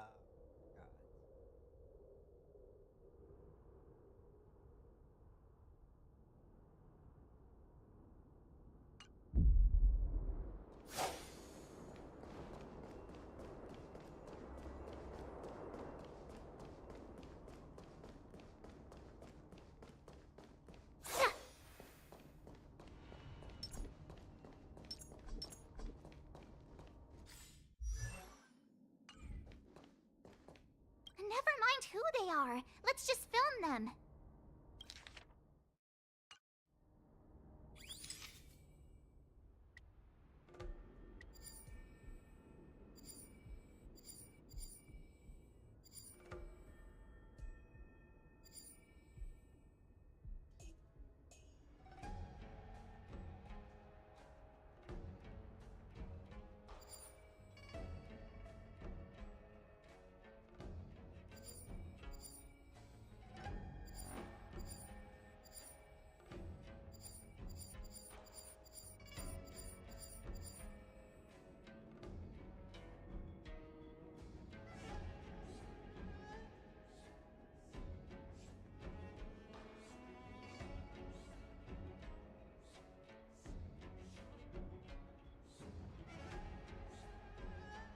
Ah.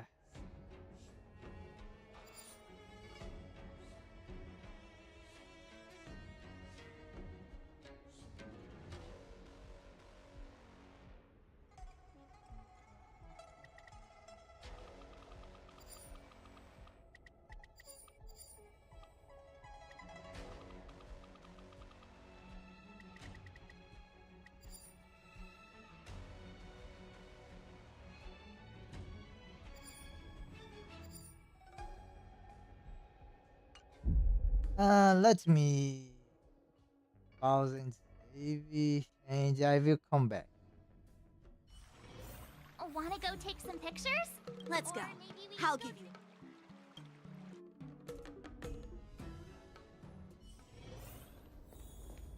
Never mind who they are.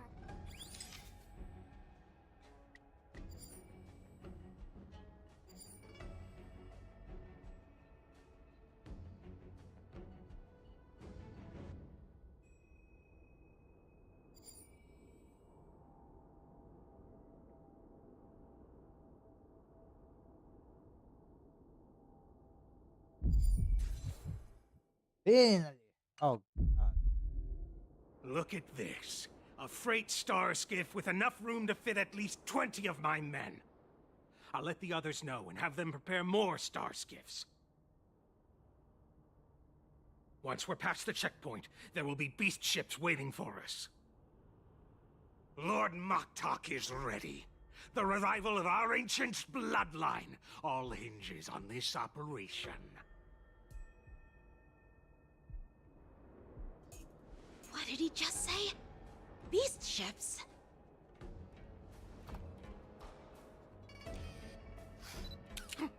Who's there? It's those brats! I told you to get rid of them, but you didn't listen, you idiot! Wipe them all out!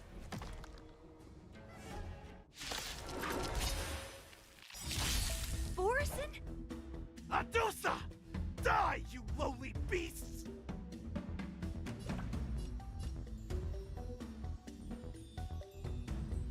Nice job!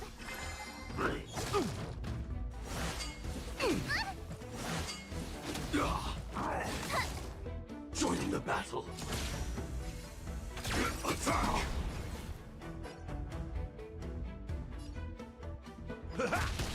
There's more to life. Existence is unity. Like fun till everything burns to ashes! Fight to live! Nice, I get my friends. Indulge yourselves!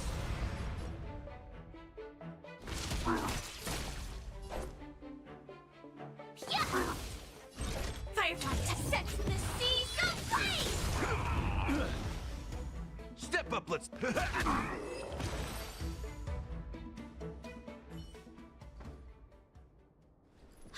How is this possible? How did these Foxians change their appearances like that? They're not Foxians at all. They revealed their true form.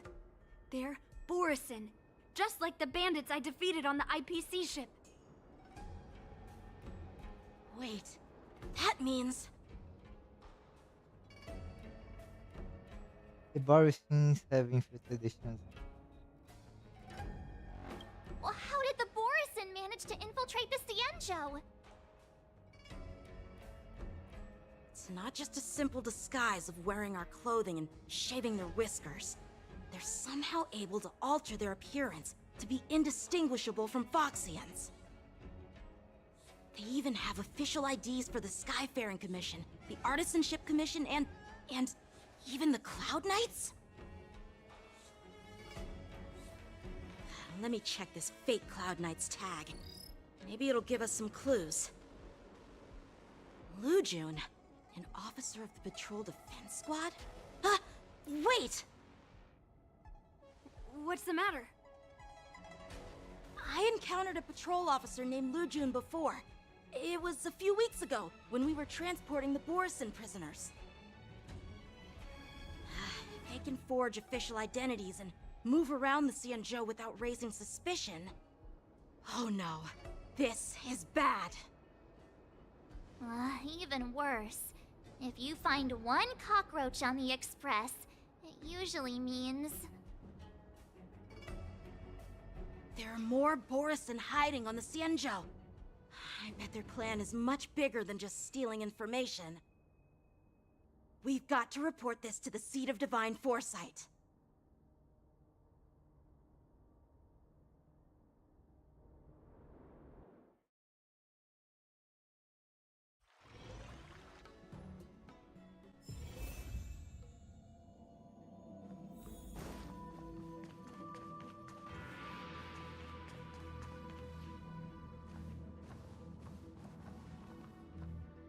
I am glad to finally meet you in person, guests from the Astral Express. I'm Fei Xiao, the General of the Xianzhou Yaocheng.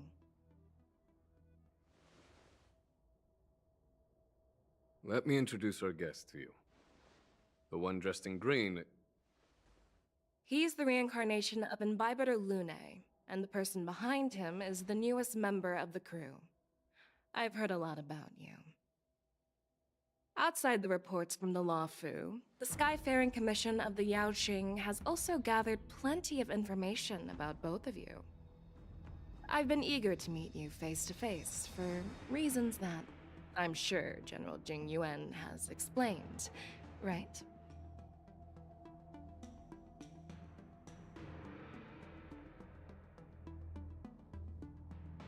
You're here both the Arbor is correct.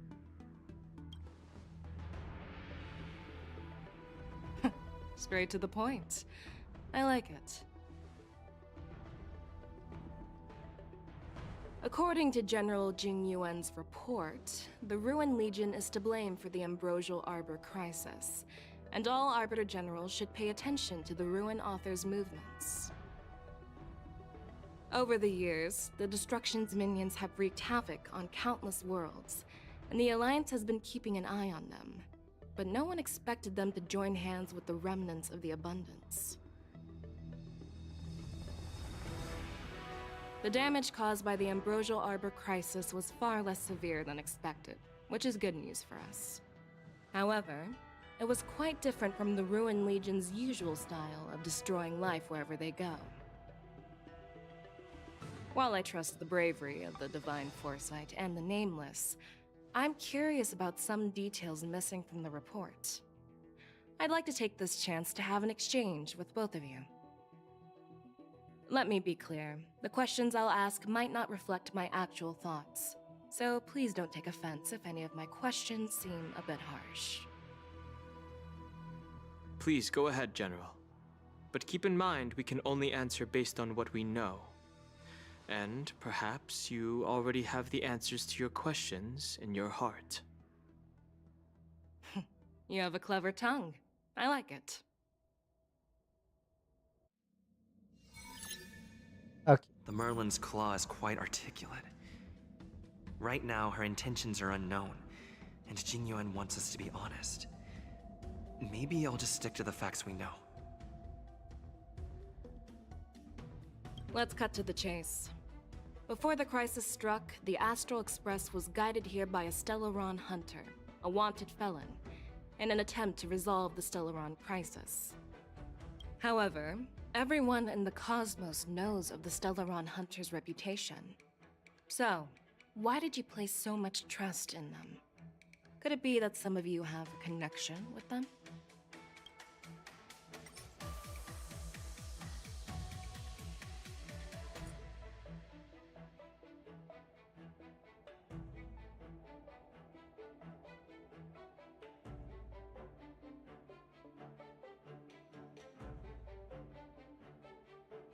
Talk about Elio Prophecy or it's come down to Stellar.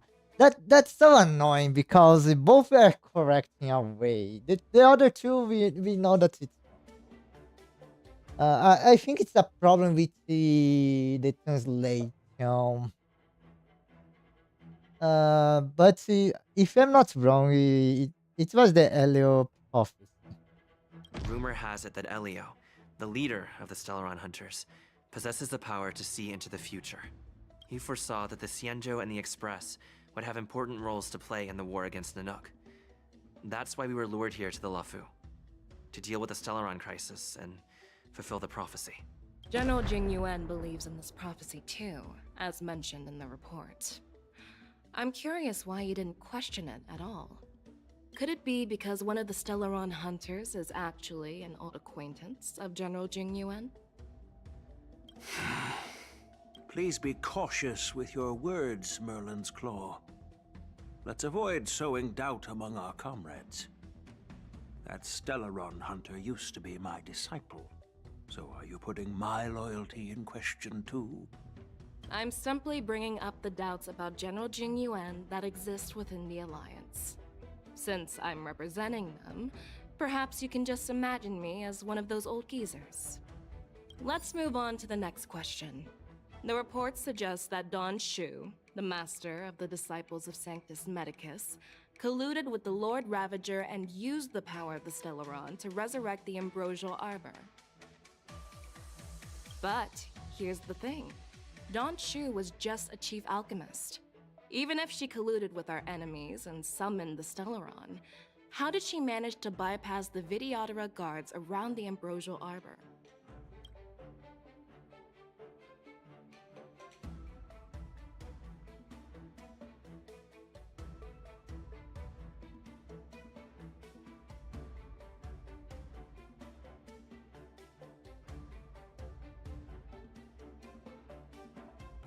I have personally met them. Uh,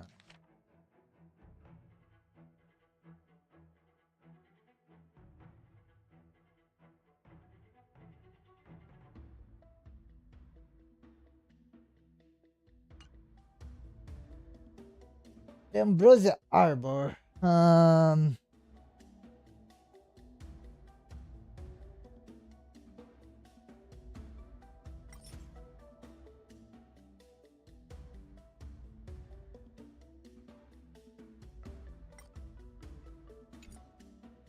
No matter what, it's wrong the answer here.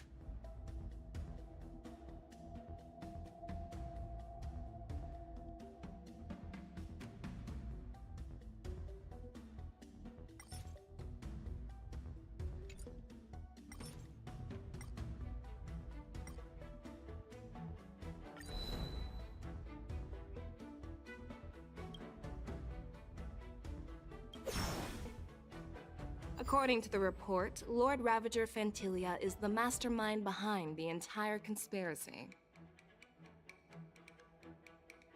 She disguised herself as an ambassador of the Skyfaring Commission and traveled with you, only to vanish without a trace later on. It seems too convenient to label her as a scapegoat.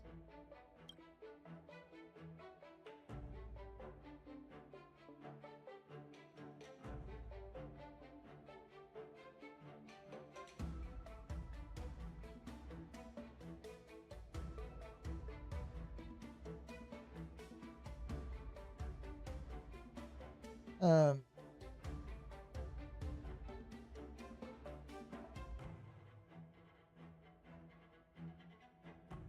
I mean, there is no lies here.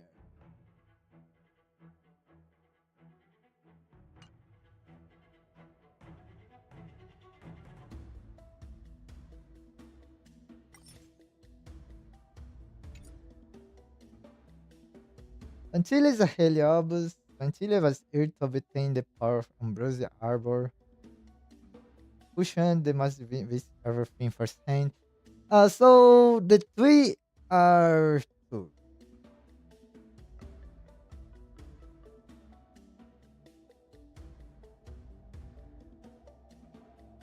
We were working with Diviner Fu, and she also witnessed Ventilia's true form. You're not going to doubt one of your own people, are you? Of course not. We can trust the testimony of Master Diviner Fu Xuan. However, even if she saw it with her own eyes, we can't completely rule out the possibility that she might have been deceived. After all, it's suspicious how the culprit just bizarrely vanished.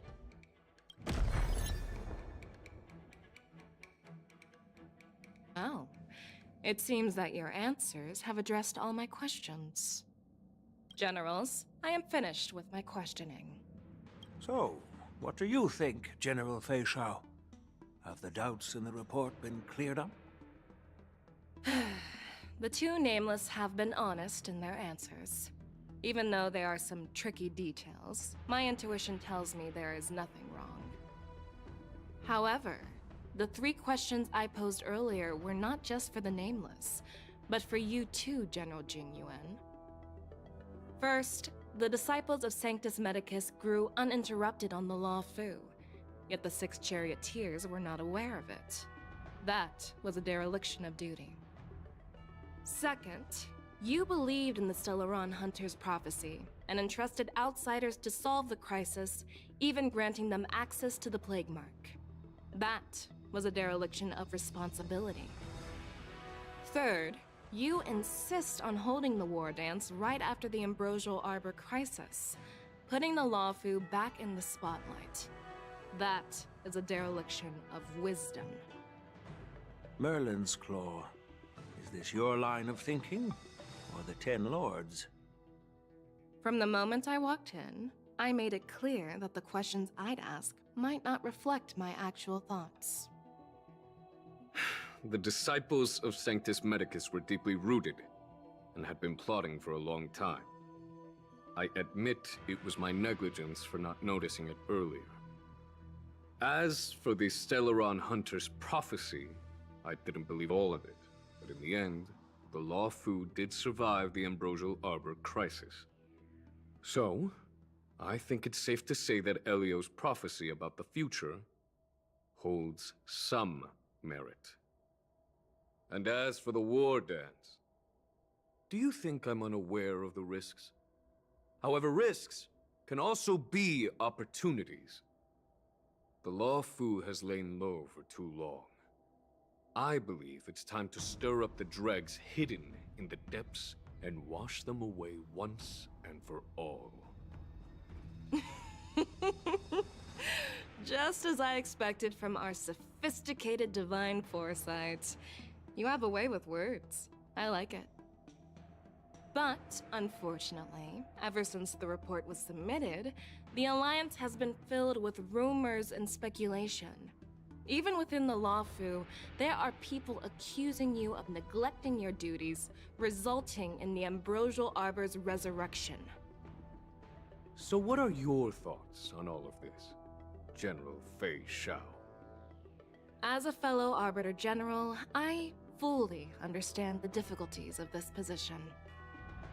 Personally, I think all these rumors are meaningless drivel. Across the sea of stars, the Divine Foresight knows better than anyone else what happened on the Lawfu, and the meaning behind it. Just as what happened on the Xianzhou Yaoqing recently. You mean the Xianzhou Yaoqing is also... The scouts of the Verdant Knights have sent back reports that Borisin are making trouble again. The Borisin packs that were once divided and scattered have started swallowing each other up, forming larger and larger packs. Moreover, there's an entity named Mongus behind it all. An entity? According to the report, this entity isn't actually a Borisin. It's a woman claiming to be the messenger of the Master of Immortality. She's described as having 12 faces and 12 pairs of fangs, as cruel as poison, and as elusive as quicksand. The Borisin believe she'll give them a chance to rise again. That's Ventilia. That's right. You're lucky that I'm the one who came this time. If it were the Patina Justice or the Seer Strategist, this conversation might not be so friendly. I've always had faith in my instincts, so I don't doubt your good intentions. But the Alliance has its fair share of questions and doubts about the Lawfu. So, my plan is to come up with an acceptable answer to satisfy the Alliance. What's in this plan, General Fei Shao? General Jing Yuan, you already know what has to be done. But since you don't want to be the bad guy, I'll take care of it for you. You need the final word from the Ten Lords Commission to quell any doubts. And for that, I'll have to ask the two Nameless to visit the Shackling Prison. Are you imprisoning us? No, I'm not imprisoning you.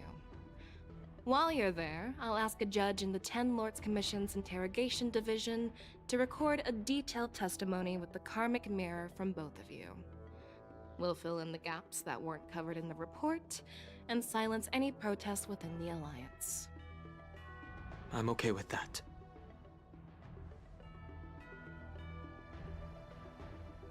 Will you let us come back? Worried that I might go back on my word and keep you in the Shackling Prison? Relax. If I wanted to do that, you'd already be behind bars. Once you're done with your testimony, you're free to come and go as you please. Then, as the Merlin's Claw requests... Oh, there's one more thing. This testimony is for silencing the voices of opposition within the Alliance. But I would like to urge General Jing Yuan to listen to the pleas of the Foxians on the Xianzhou Yaoqing. So, you are here for Hule. Exactly. Hule is locked up in the Lawfu's Shackling Prison. Since he is the Broodlord of the Borisin, I want to transfer him onto the Xianzhou Yaoqing and imprison him there. The recent movements of the Borisin suggest they're planning something big, so we must act preemptively. It makes sense to have the Foxians keep an eye on their arch-nemesis. Since you trust my judgment, I'll repay that trust. What do you think about all this, General Huayan? I was worried this would turn into a heated argument, but it seems like both of you are on the same page, solving each other's problems. I couldn't have asked for a better outcome. And as for Hule, I'll send my lieutenants Zhao Chou and Moza to check on his condition in prison and ready him for transport. If there are no more questions, shall we get this started?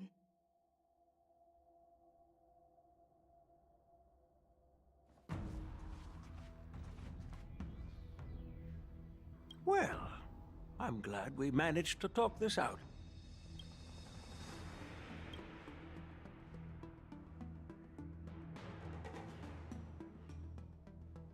Do you actually believe in the Stellaron Hunter's prophecy? I do. Yes, I do. That's why I'm here. I understand. What are you looking at? You're definitely a unique individual, just like Hua Yan said. I hope you'll walk alongside the Rainbow's path as a friend. I hope you'll walk alongside. I'm really sorry about all this. But the testimony in the shackling prison won't take up much of your time. I'll call for a messenger to take you to the interrogation division. You just need to give your testimony, and then you can head back. So no need to worry. As you wish, General.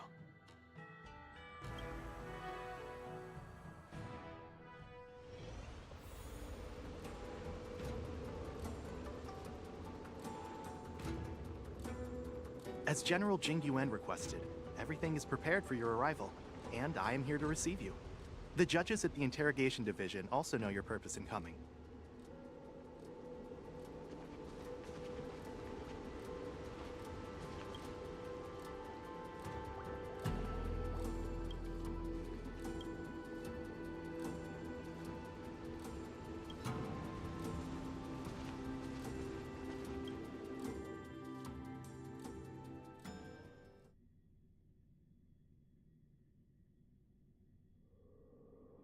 The shackling prison. I didn't expect to be back here after all these years. Dan Heng. Don't worry about me. If you're ready, I'll open the gate for you.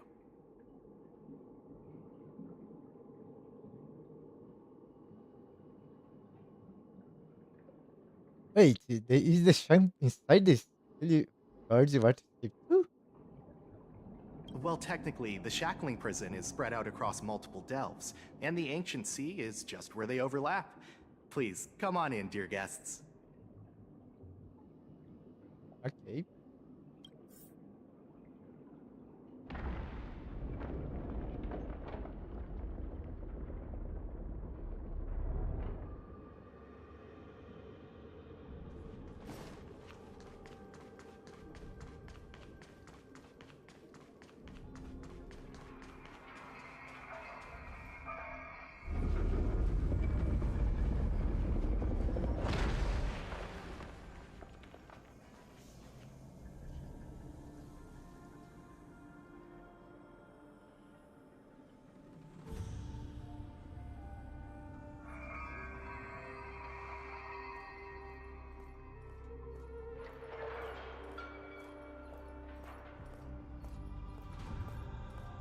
What are you looking at? The shackling prison on the Luofu is completely different from the one on the Yaoqing. It's completely underwater. Whether it's in the clouds or underwater, breaking free would still be a piece of cake for me. Still thinking about your old jailbreak tricks, huh? Forget it. You're free now. Just don't do anything stupid, or the judges will throw you back in there and lock you up for a few hundred years. You'll see me again in just a few days. Taking Hule back to the Yaoqing means a lot to the Foxians on the ship, and to the General herself. So stay alert.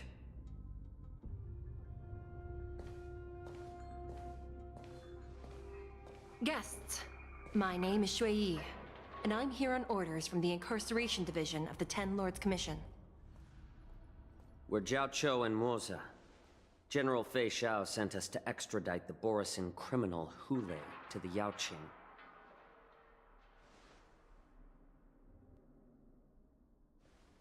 We're here to inspect the conditions of his imprisonment and make preparations for the handover and transportation. I assume you've been briefed, Your Honor. Your visit request has been approved. I'll be your guide for this trip. Prisoner Hule, the warhead and brood lord of the Borisin Abominations of Abundance and the arch-nemesis of the Foxians, is responsible for 2,123 wars of aggression and countless associated crimes. Due to his heinous acts, he has been imprisoned in the depths of the Shackling Prison and subjected to the punishment of the Forest of Swords until the end of time. He shall never be pardoned. No need to repeat his crimes and sentence, Your Honor. He is the greatest enemy of us Foxians. The stories of his atrocities are used to terrify our children. I'm well aware of every crime he's committed. Let's move on to the next step. When it comes to visiting criminals, there are rules in place to ensure your safety. I know you've heard legends about Hule since you were children, but your knowledge about him is likely very limited. Only the judges of the Ten Lords Commission truly know what kind of abomination is locked up at the bottom of the Shackling Prison. It has been centuries since Jing Liu, the former sword champion of the Luofu, captured Hule. And during all those years, we never provided him with any food. Yet he somehow managed to stay alive.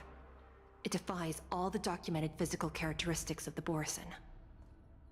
The Forest of Swords, forged by the Punishment Division, is a device of intense torment, used to execute sinful abominations. Most Borisin die within 3 days in the forest, but Hule is different. Every time the blades pierce him, his body instantly heals. Despite the brutal punishment, he somehow manages to survive. The complex rules are there because of his abnormal characteristics. Do you understand now? I apologize for any offense caused. Please continue, Your Honor. I've given you the instructions regarding Hule's visitation. Please make sure you read them carefully.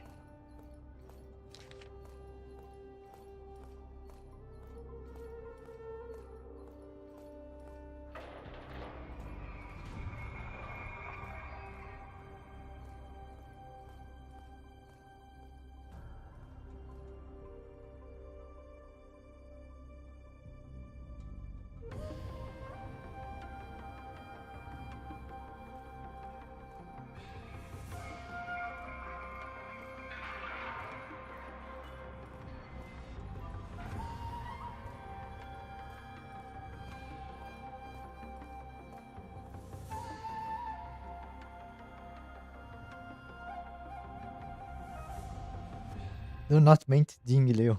And please, take this pellet before proceeding.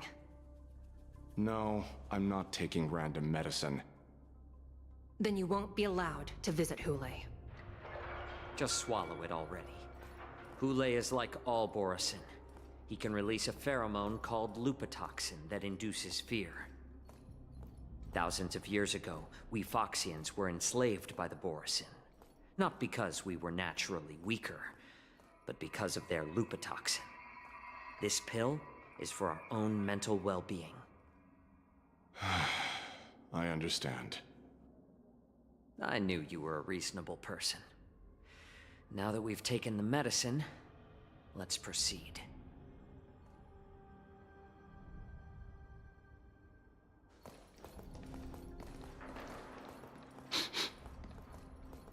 Your Honor.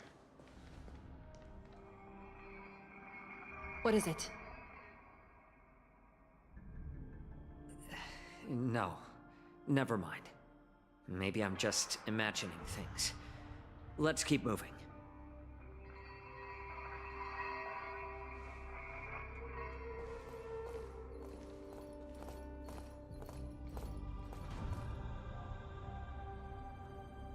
Here we are. Her Honor hasn't arrived yet. Please wait a moment.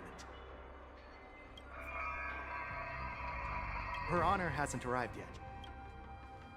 This place... it's still as cold as it used to be. Are you okay? Sorry. I was just reminiscing about some unpleasant memories.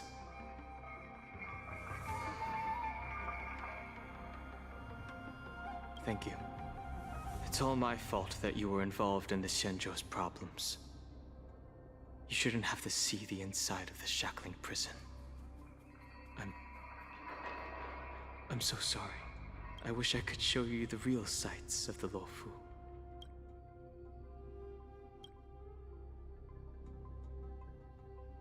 The 6 charioteers might have more power over the rest of this Xianzhou ship.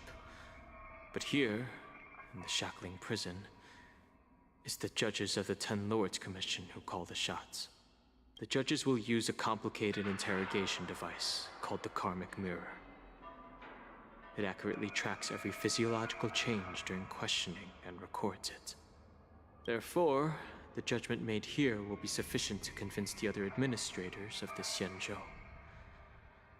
At least they won't attempt to challenge the conclusions. Perhaps that's why Fei Xiao insisted that we come here. Okay. But watch your step. This place is not like the others.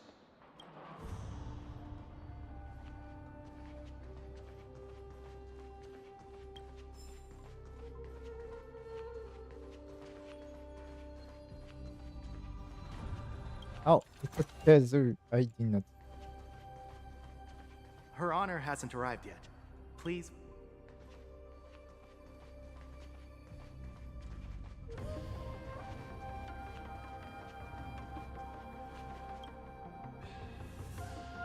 Abacus.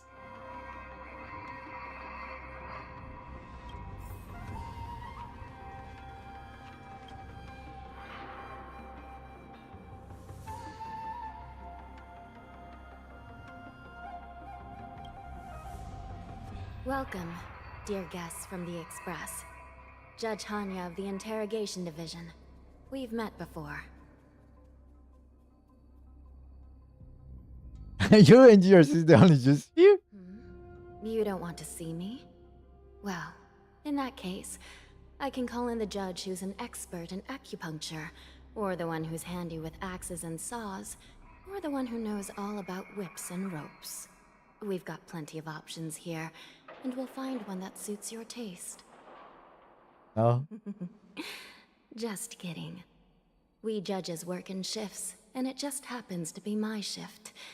Maybe we're destined to cross paths.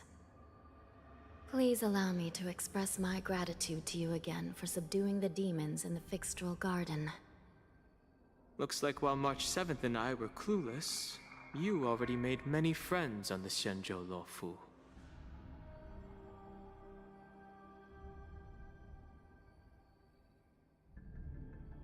Pompon take cares for his home in Even though you and I have met before, we can't show any favoritism under the 10 Lords. So, please do as I command as we head to Scrivener Hall and beyond. Don't do anything without my permission. This is not a place for ordinary mortals. You and Mr. Danheng, please come with me. Please lead the way, Your Honor. Please let me activate the mechanism before we all move forward. And please, watch your steps.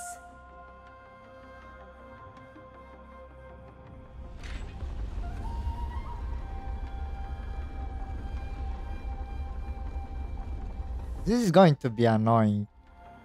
Moving on this.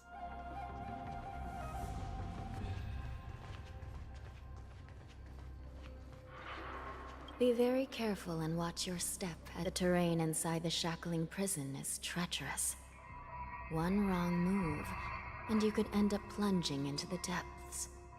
And if you're really unlucky, you might be frozen solid or burned to a crisp before anyone can help you.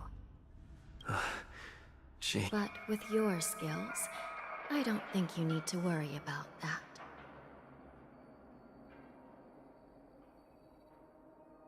So are there really 18 floors here? You're funny. This prison does contain many layers. We even brought in Videodora Icor line craftsmen to introduce the ingenuity of delve enchantment. What you're seeing now is just one part of the shackling prison. Perhaps. Judging from the appearance, much of the architecture in this prison has a Vidyaran style. So, perhaps they did have a hand in building this place back then. As for how many floors there are, well, not even us judges know for sure. But there's a legend among us judges that a short-life prisoner once tried to escape, but ended up falling into the depths. And when we found him at the bottom, he was already an old man on the brink of death. Did he spend his whole life falling? Or did some long-life prisoner drain his life essence? We'll never know. Anyway, please don't try anything like that. Please, come this way.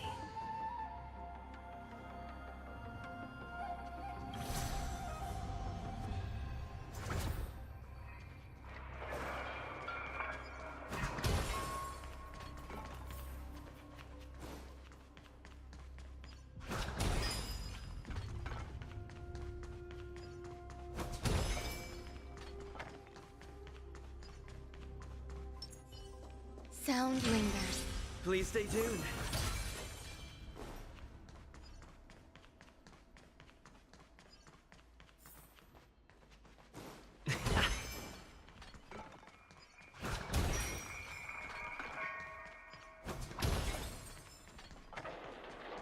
I heard the war dance is about to be held in the mortal world.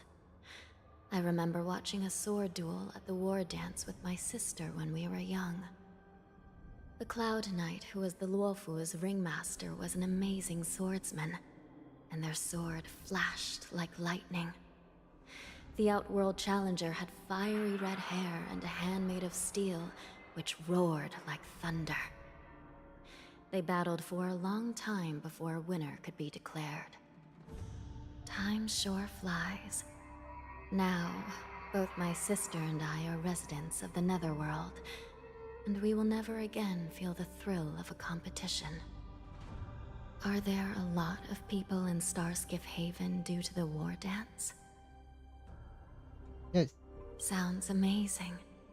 It's a shame I'm too busy to attend. But even if I could, I'd probably just scare people off with my current appearance. Let's get going then.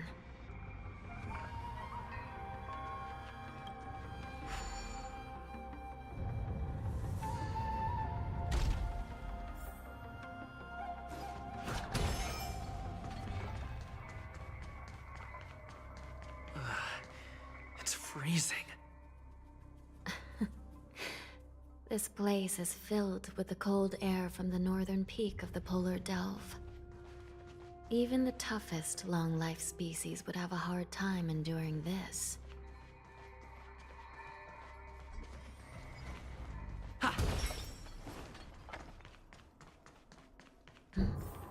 Did you hear something just now?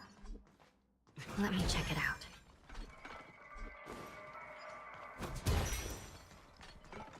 Ugh, what an eyesore. This place is packed with boxes and crates.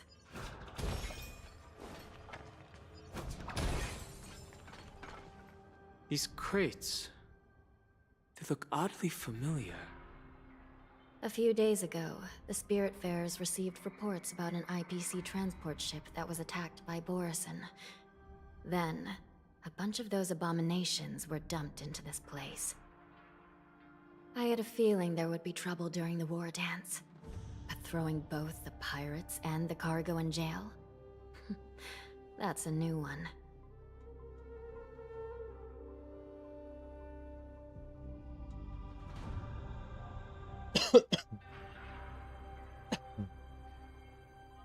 Looks like the IPC has caught attention of the public. I heard the Intelligentsia Guild crafted something dangerous.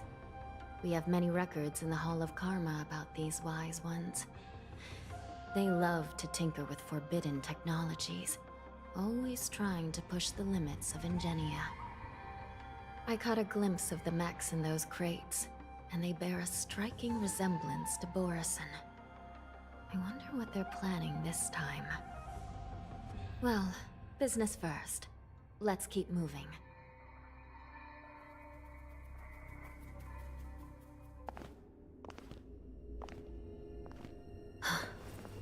Strange. I don't remember checking the containment facilities a second time.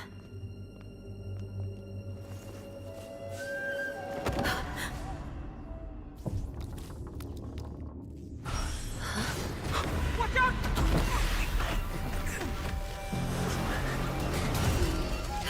Emergency! All wardens prepare for action! Emergency! All wardens prepare for action!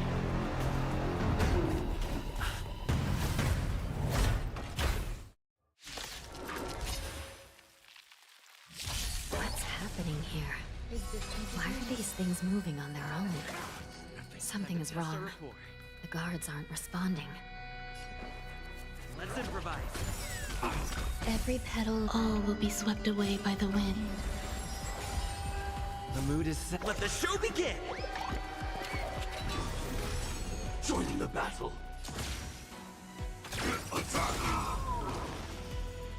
Like until everything burns to ashes! Fight to live! Step up, let's see ya.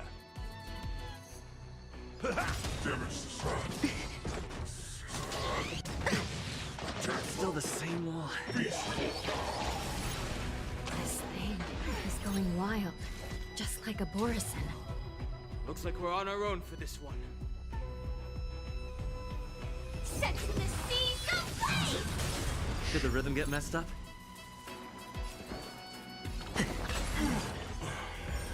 Grace and elegance. Damage sustained.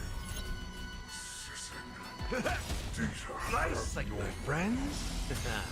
Indulge yourselves! Fight to live!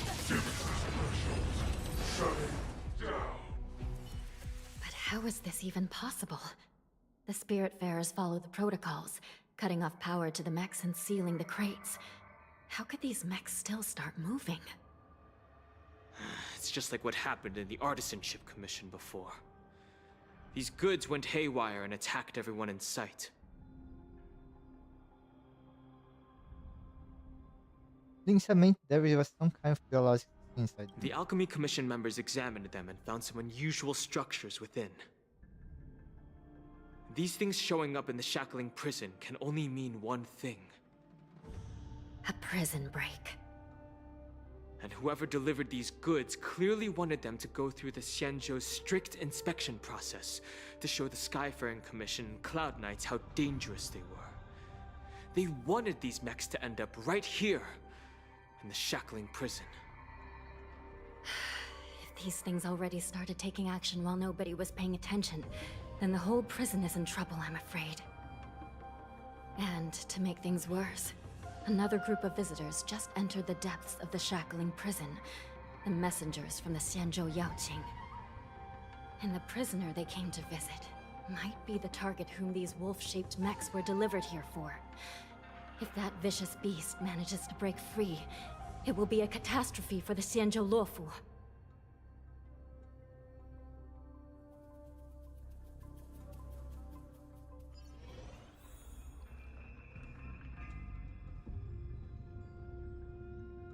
Here we are. Have we arrived already, Your Honor?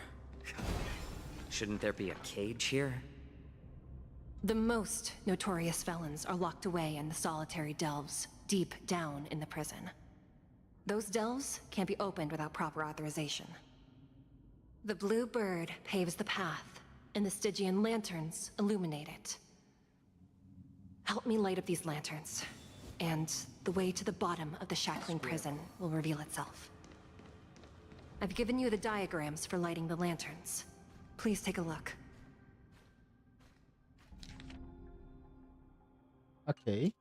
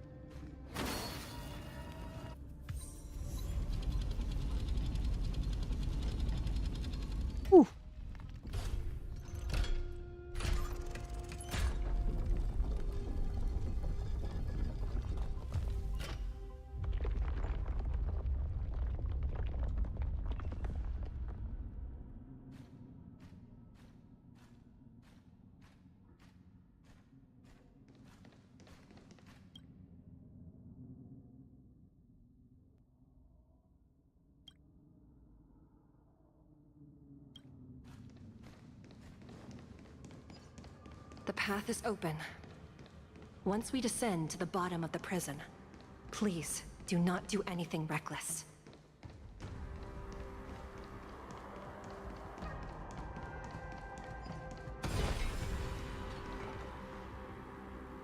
Inside the delve, behind this door, is the greatest enemy of the Foxians, Hule.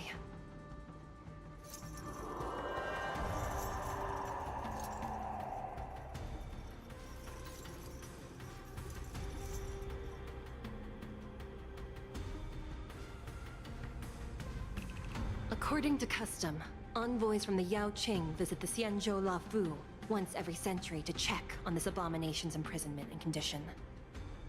Even though the Ten Lords Commission sentenced Hule to the Forest of Swords, suffering every day for the rest of his life, I understand that the Yao Qing messengers want to see him dead. Unfortunately, for the past 7 centuries, they've had to return disappointed, because this beast simply can't be killed.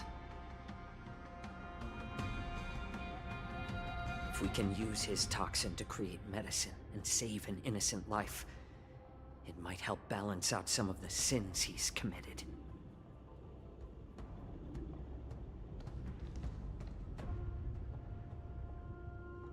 Could you be the key to a cure for the General, Hule?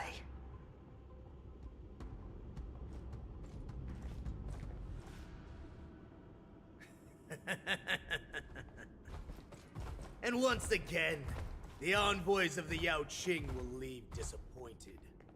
However, I won't say the same for me and my brothers. Who's there? I'm just a humble counselor of the Rhino Hound Pack. You can call me Mock Talk. Wardens, intruders on the lowest level! Send reinforcements! Nobody will hear you here, at the bottom of the shackling prison. Thank you for opening up the prison for us, Your Honor. We'll take it from here. No wonder I kept smelling that familiar stench. So it wasn't just my imagination. Do your thing, Morsa. We mustn't let these abominations get any closer! Detestable things. There are too many of them. Once we were inside the shackling prison, we found soldiers available for us everywhere. It's late. It's better to make no move.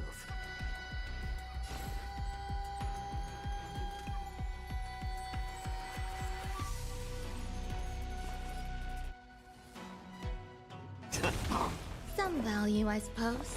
Existence is unity. In the mood for another beating? Like until everything burns to ashes! Every petal, all will be swept away by the wind. Set to the seas of blaze! I suggest you surrender now. Of course, I'll still kill you all. But I promise it'll be swift.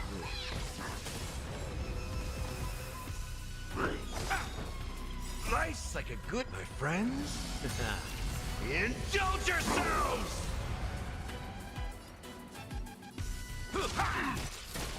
How about letting the enemy strike first? More seasoning.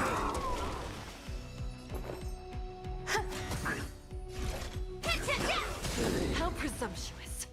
Die now! Leave if you can, Morsa. By your presence. It's not time yet.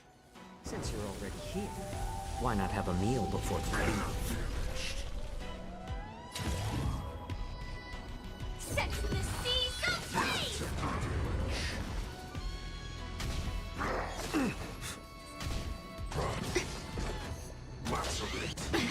It's better to make no move.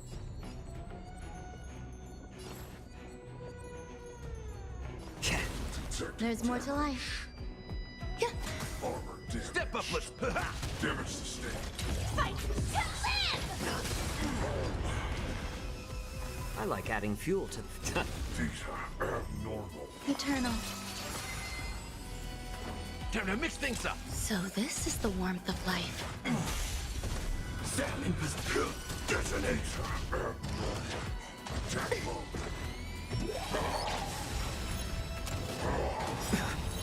Joining the battle.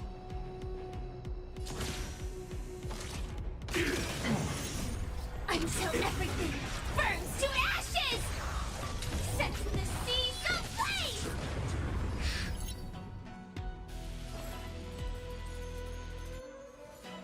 A little more heat.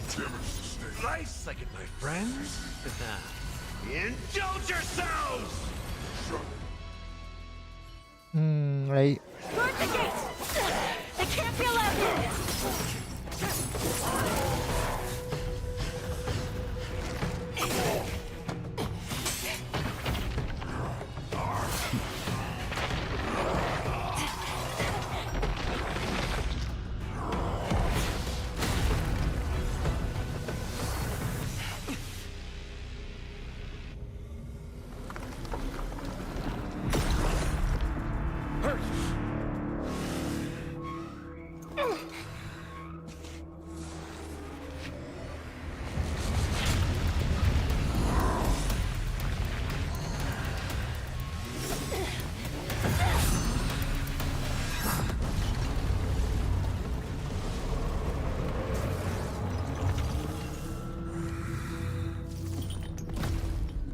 I've waited for too long. My first meal after regaining my freedom is the flesh and blood of my fellow kindred. A sad scene indeed. It's been a long time, boy. Welcome back.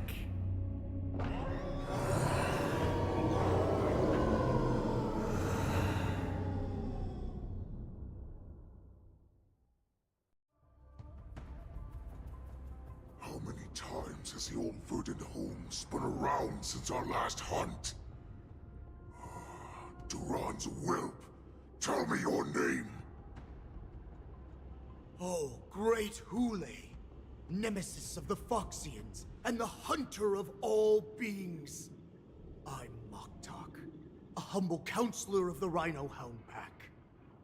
I am only one insignificant heir spawned from your bloodline. It's been at least 7 centuries since you led our pack through the hunting grounds of the stars.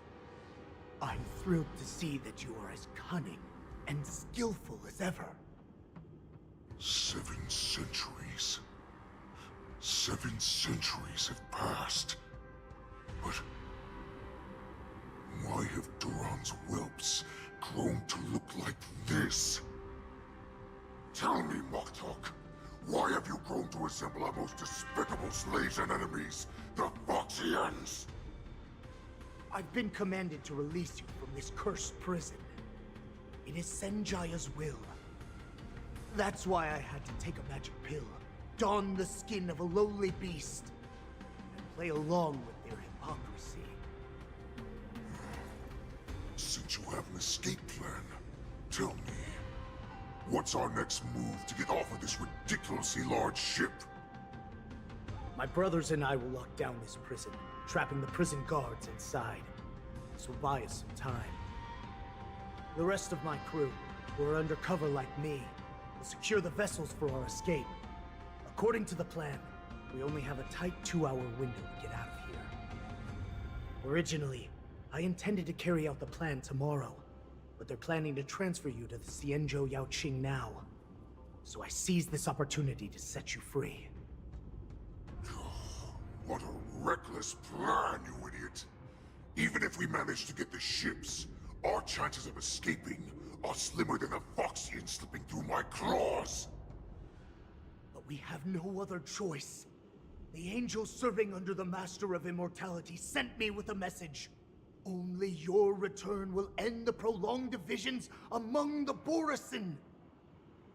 Every one of my crew is ready to lay down their lives if it means setting you free.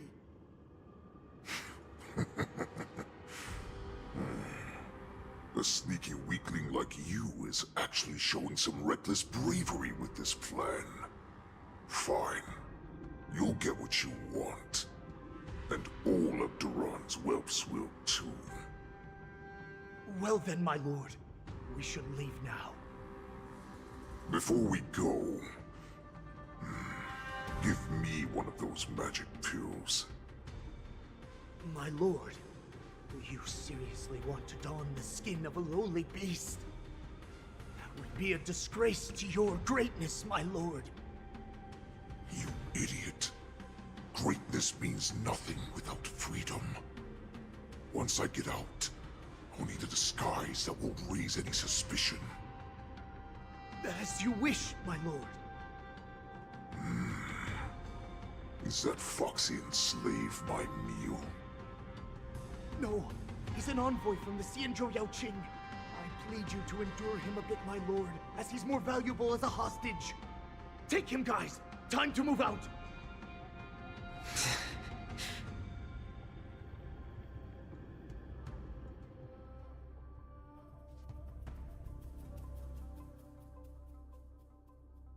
Madam Hanya, the wardens in all areas are regrouping. Those Ingenium enemies are wandering around and causing heavy casualties. And to make things worse, those iron wolves broke open the cages and let the criminals out. We've called for backup, but it seems like all communication is jammed. Let's preserve our strength and first take down the isolated prisoners. By decree of the Ten Lords, all prison breakers and intruders shall be apprehended, dead or alive. Just a short time ago, the Nether Key mechanism was activated. It was probably Madame Shui and the Yaoqing messengers, heading to the bottom of the prison. Given the situation, I'm afraid that area is exactly where our enemies are targeting. We mustn't let that vile beast escape from its cage. We've gathered all the prison guards who can still fight, and we'll split up and secure each floor. Go! Those intruders are quite bold. They must have been planning this for quite a while. Indeed, but Borison tend to favor direct and aggressive approaches. Crafting careful and precise plans like this is simply not their style. Let's focus on the current situation right now. Please help me.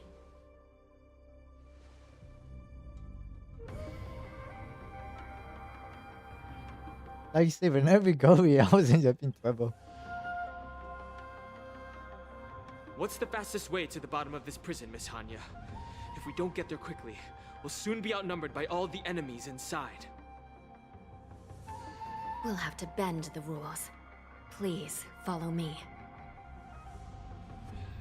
Prisoners must remain in place in a phase By decree of the Ten Lords, all prison breakers and intruders shall be apprehended, dead or alive. Yes, ma'am!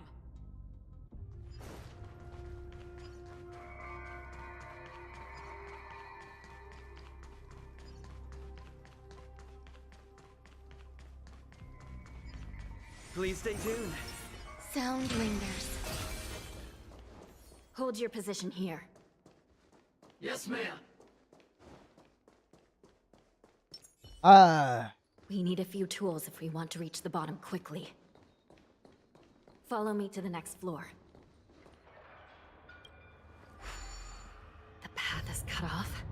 Someone must have altered the mechanism. No matter. It'll just require a bit more work to get through.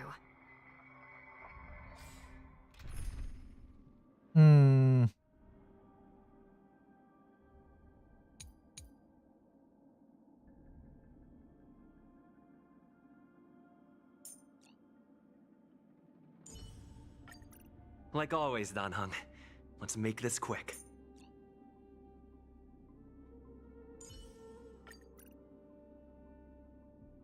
This thing does not make sense, but it's going to be.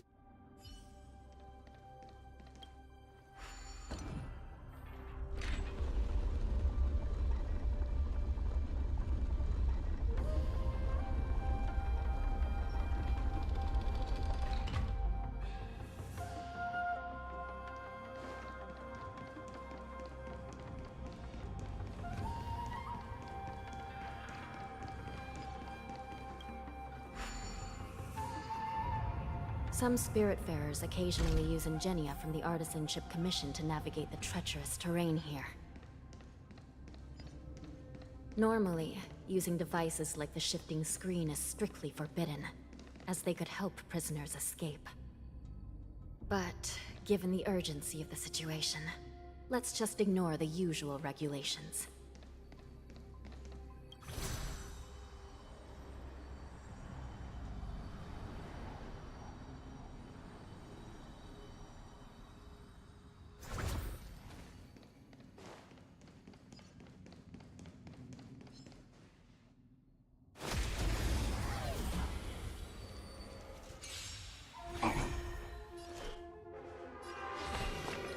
Recount.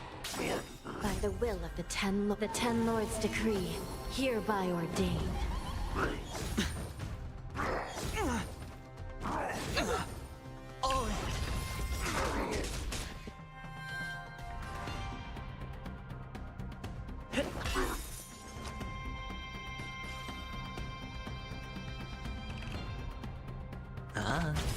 The times are changed. The dice have been cast. Bust. Or maybe I'll take it all. Heaven surge. Rise!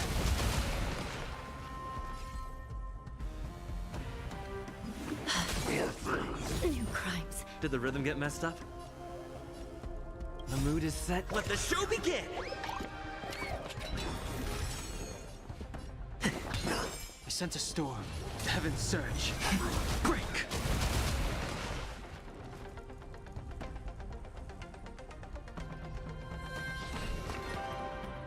I shall be the judge.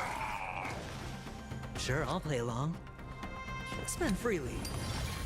This Stay in step.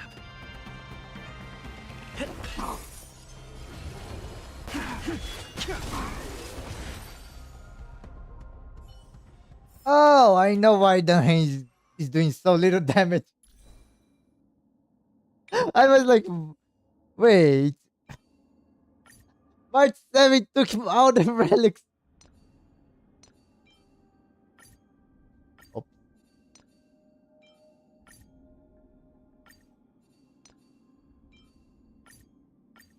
I should had count on that when I thought about that. Or I could give it out to March 7 and use the other verse of the hand. He's using relics, correct? No, he's not using other relics.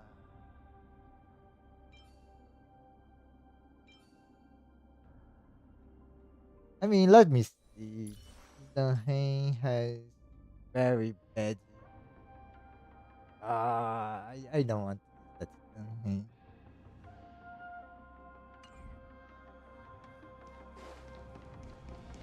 I will need to remember to Another put. key has been activated. I hope we're not too late.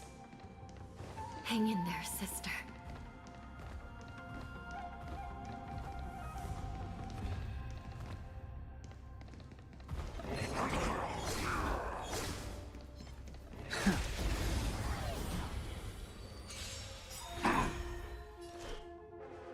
Recount. By the will of the Ten Lords' decree, hereby ordained. Awaken, dormant world-cleansing dragon. Did the rhythm get messed up? It's on me. The strength, heaven surge. Rise!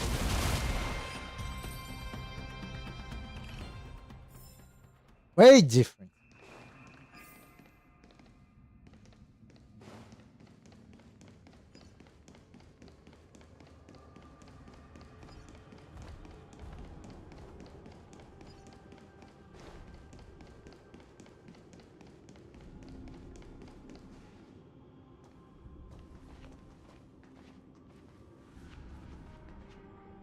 Looks like there was a fierce battle here not long ago.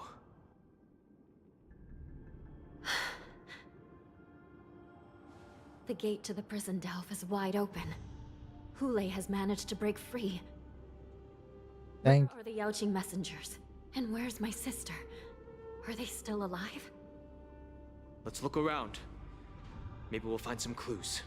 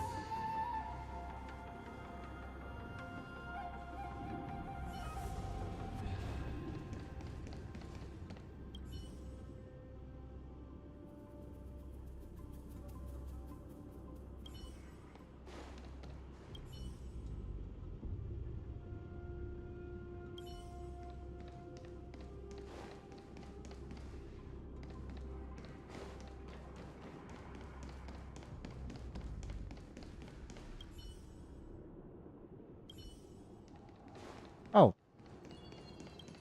I take that.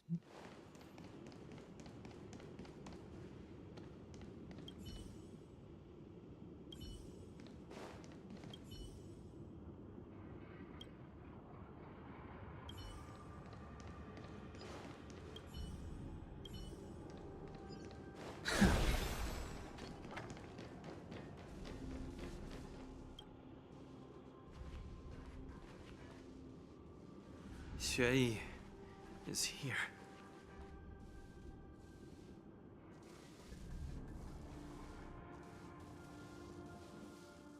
Miss Xueyi bravely sacrificed herself. My condolences, Miss Hanya. Condolences. Well, that's unnecessary. You misunderstand. Thanks to the Ten Lords' blessing, my sister turned into an Ingenium centuries ago. Dying and returning as just a soul to the Hall of Karma's document office has become a routine for her. While I'm not keen on seeing her throw away her body like it's some replaceable part, but...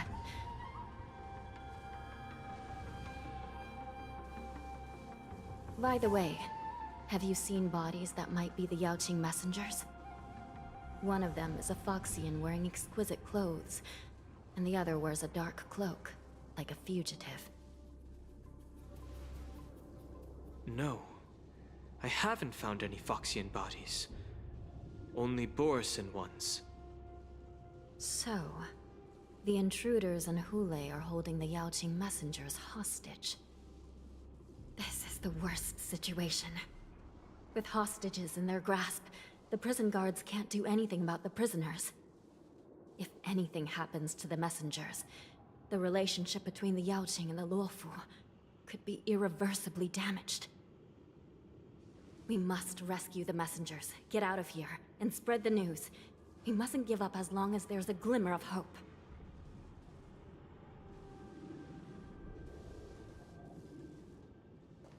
What have you found, Miss Hanya?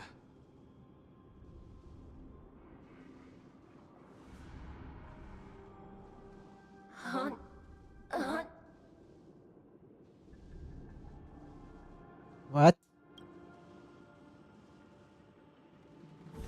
Reconstruct. It's my sister. Looks like her soul hasn't returned to the Hall of Karma yet. At such a critical moment, her death can give us information that we can turn into an advantage.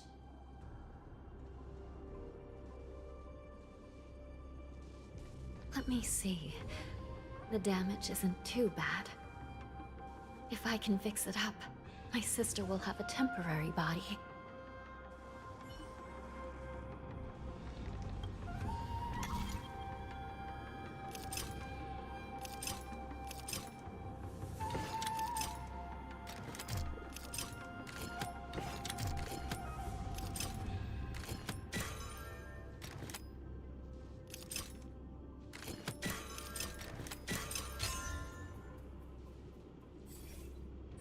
Hanya, I'm back.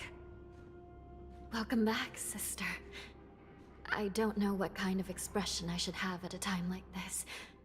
Happy? Tears of joy? Forget it. I'm used to you coming back in all sorts of forms.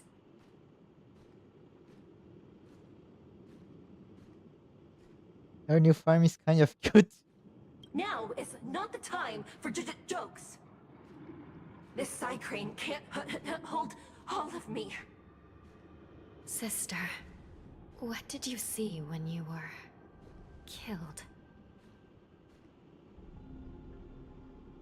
One of the Yaoqing messengers escaped, and the other one was taken hostage and brought upwards? Besides the Borison, there were other intruders. Invisible. Invisible intruders? What does that even mean? How many conspiracies are tangled up in this mess? Do me a favor, sister. The intruders have cut off all communication between inside and outside the prison. And now you're the only person, the only bird who can slip out undetected. Make sure you deliver the news to the outside world. I understand. Please be careful, sister. You are different from me.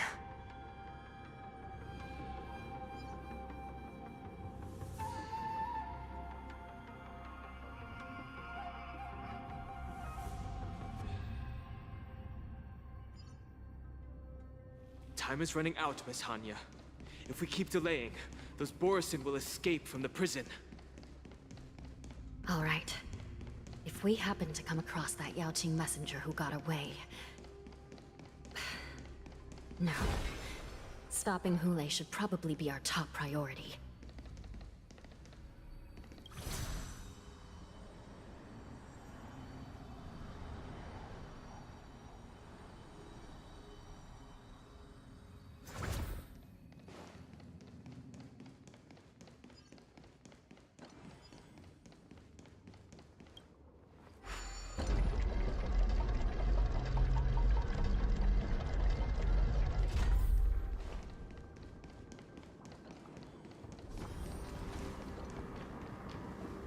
Wait! Something feels off. Something's approaching us. The invisible intruders? Watch your back! These abominations aren't prisoners from this prison. Recount. Crimes. Stay in step. The mood is set. Let the show begin! Dreams do come true.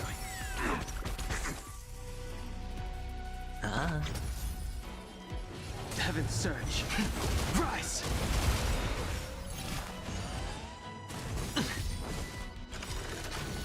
Watch your head. The dice have been cast. Bust. Or maybe I'll take it all. Awaken, dormant. That was a lot of damage.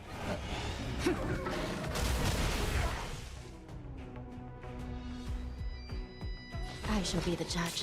Take your positions. Let's improvise. This is serious.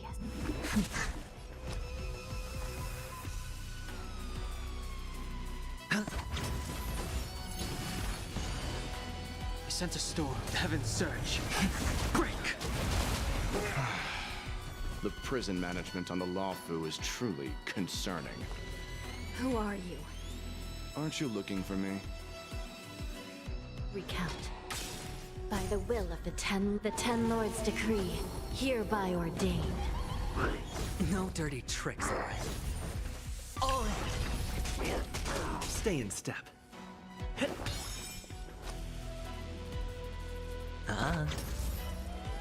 Heaven's Surge. Rise!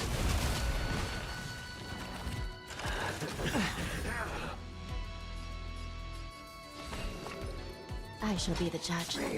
Awaken, dormant scales. World-cleansing dragon.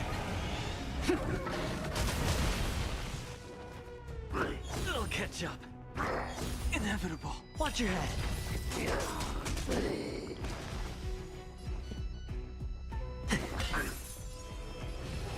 surge.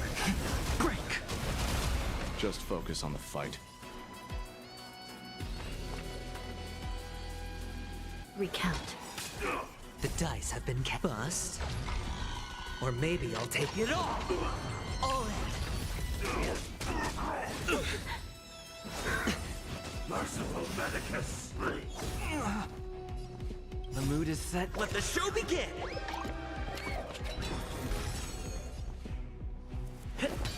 The strength, the heaven's surge. Rise! Awaken, dormant skin. World-cleansing dragon.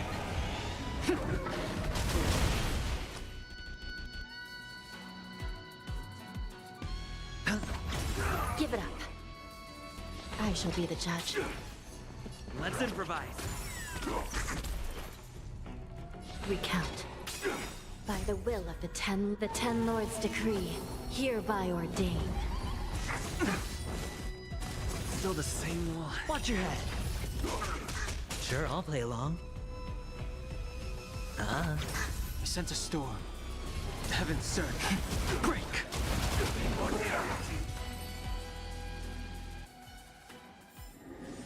There's something wrong. Mine to bear.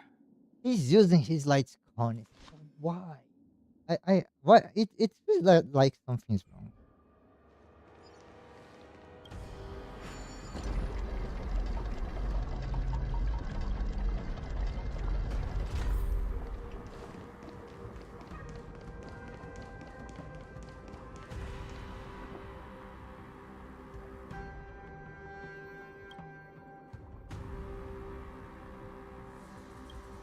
Okay.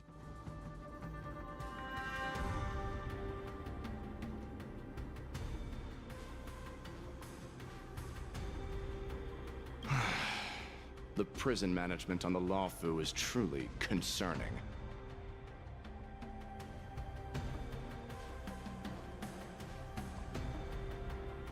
You already said that a moment ago. What if I repeat it? It's the truth after all. The prison management on the Lawfu is truly concerning. At least 2 different groups of intruders infiltrated here. The Wolf Cubs and these Mara-struck soldiers. Their hiding technique, it's pretty similar to the Wind Mantle technique used by the Vidyadhara serving Kailorum Venti on the Yaoqing. What do you think?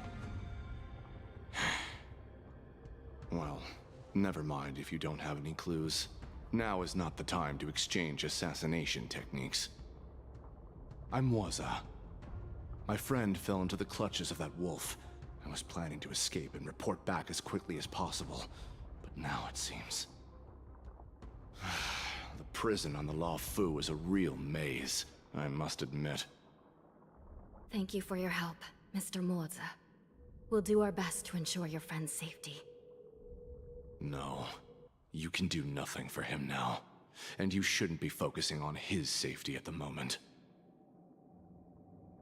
Isn't he your friend? Your friend is in Hulei's clutches and you're just going to leave him behind? Look, I'm the Yaoqing General's guard, not his. I've seen how that giant wolf fights, and there's no way. Trying to save my friend will only get us killed. I don't know how you think, but I won't throw my life away for a lost cause. Listen up. I've been tracking these fugitives, and I know their next move. They're planning to seal off the entire prison to keep the outside world in the dark. The worst case scenario, we are all killed by that giant wolf, and the shackling prison is sealed off. No one will know about us or about their escape until it's too late. And the best case scenario...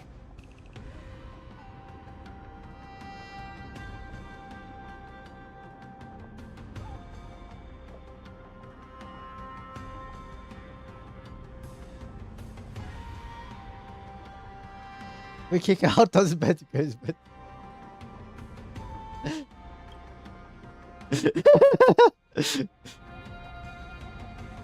that's their mind. The best case scenario would be we seal the gates and trap the enemy inside with us. We can't let that monstrous wolf escape. Hopefully, Someone will eventually notice that something is off and come to help. As for whether we'll still be alive by then, it's not something we should think about. You sure have a way of comforting people, Mr. Morza. As a person of the Yaoqing, I've always searched for something meaningful to give my life to. I have to make it out alive. My companions are waiting for me. As a netherworld dweller, I've already died once.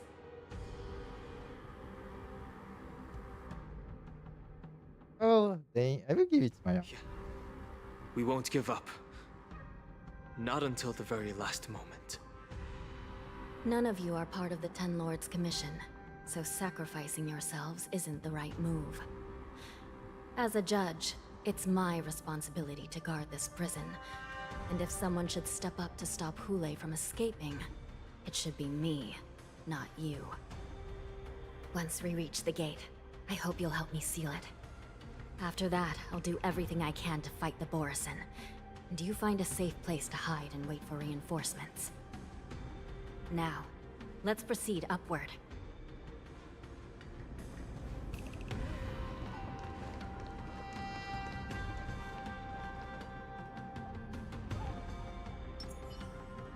Feeling lucky.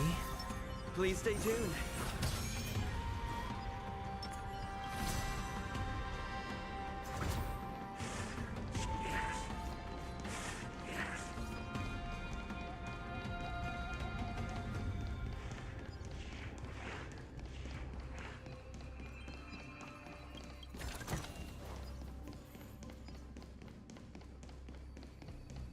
Oh god, this place is going to be a hell to map.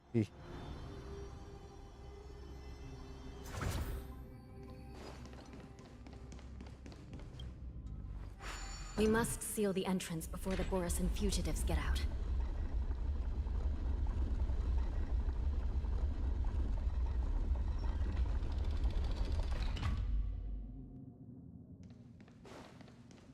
The prison wardens and mechanisms won't be able to hold them for long. Follow me.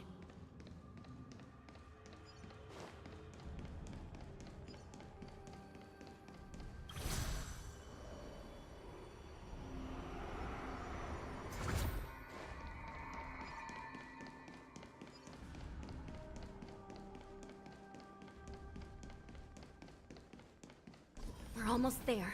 The gate is just ahead.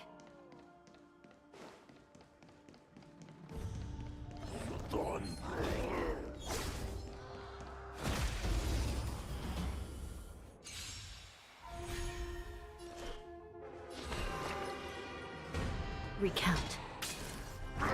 No dirty tricks, all right? The dice have been bust. Or maybe I'll take it all! Watch your head!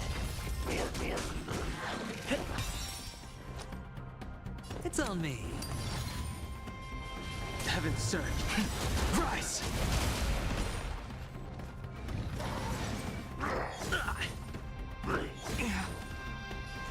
I shall be the judge.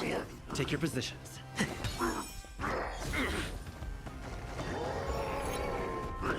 No dirty all in. Still in denial? I hit the mark. I sent a storm. Heaven surge. Break!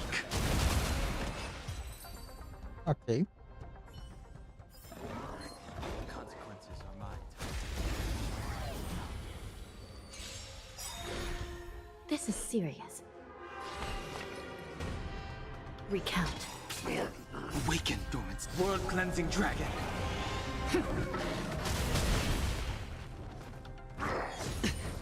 Did the rhythm get messed up? Spin freely. Watch your head. The strength. Heaven surge. Rise!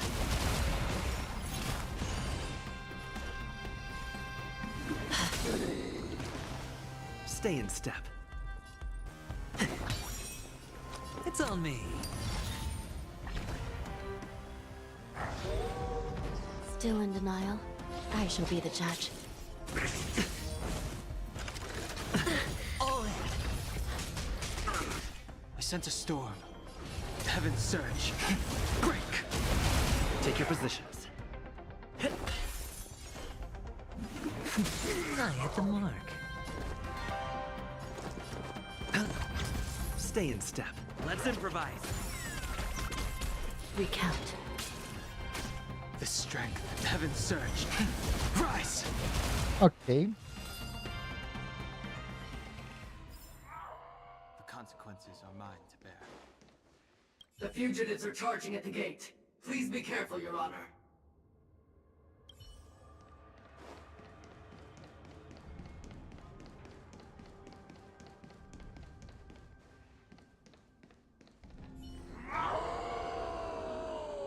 I will hold them back.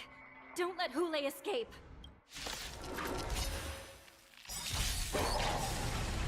Oh, I should have not done that. Or maybe I'll take it all. By the will of the Ten Lords decree, hereby ordained. The mood is set. Let the show begin. The smell of sin. I shall be the judge. Awaken, world-cleansing dragon. Take your positions. Dreams do come true. I sent a storm. The heavens surge. Break!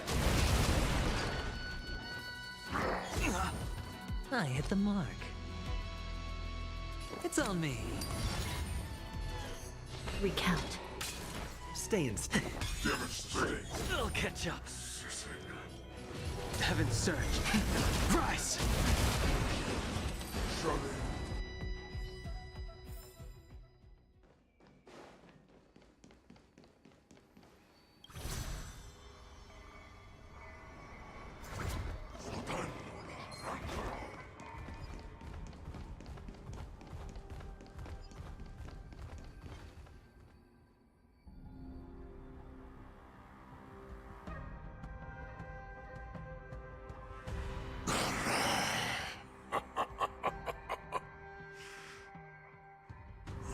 This brings back such familiar memories. Memories of chasing, gnawing, and tearing. Oh, they're back. They're back. They've all come back. My lord, we're just one step away from freedom. As we pass through the gate, no one will be able to stop us. So this hostage is useless now. Kill him, Moktok. He's getting away. Do something, Jiao. It's just like the old days, you useless loser. Just do something! Maybe this Yao Qing messenger can strike a deal in exchange for his life. He can use his status to help us escape from the Xianzhou. What do you think, Mr. Jiaozhou?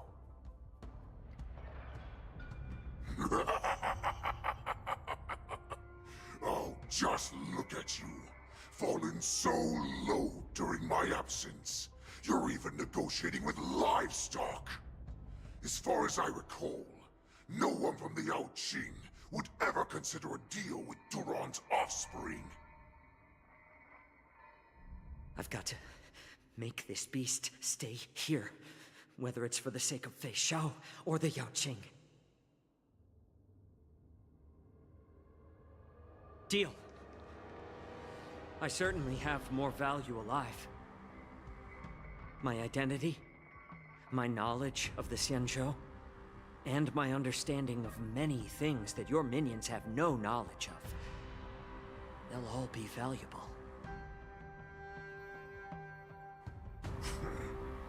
Lowly beast. Muster up that pitiful tongue of yours and plead for what remains of your life. Speak up. I'm afraid you're unaware. The woman who defeated you, Jing Liu, she has recently returned to the Luofu. Your opportunity for revenge is right in front of you. My lord, this slave is talking nonsense.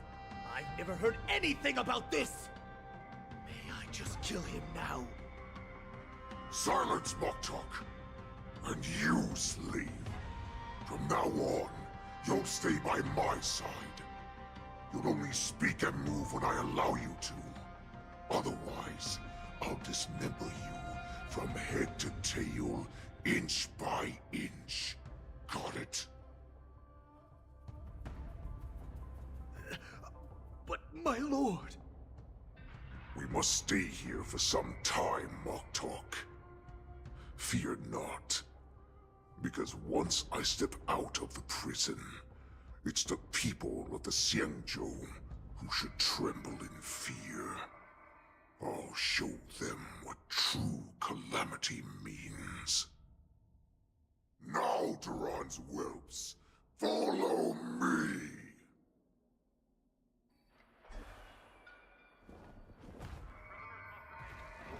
Prison guards! Stop them! For our great lord Hule!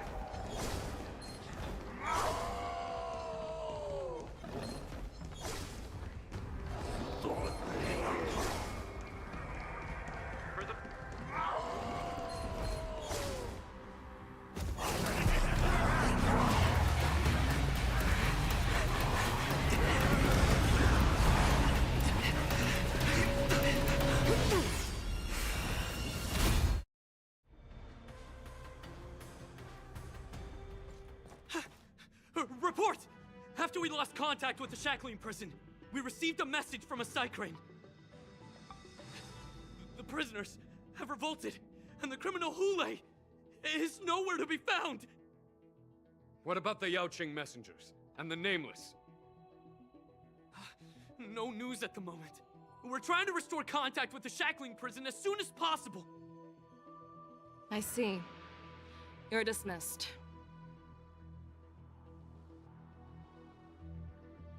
General Jing Yuan, General Hua Yan.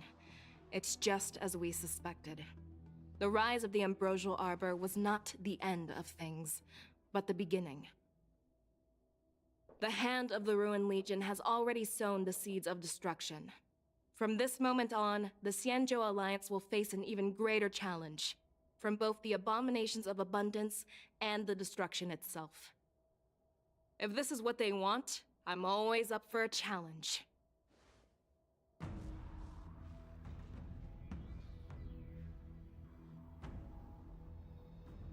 As the Marshal Special Envoy, I'll dispatch the Lawfu Cloud Knights to pursue Hule myself. Looks like the hidden dregs have finally come to the surface. And as I said before, it's time to wash them away, once and for all.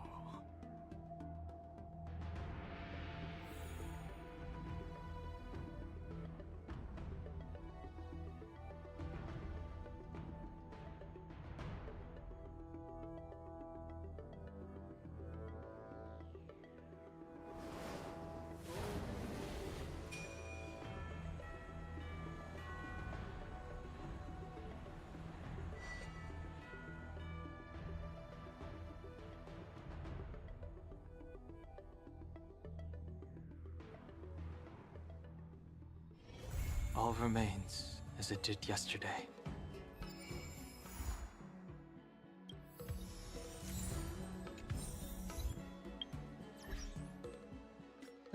So that was the end. Fine. Um,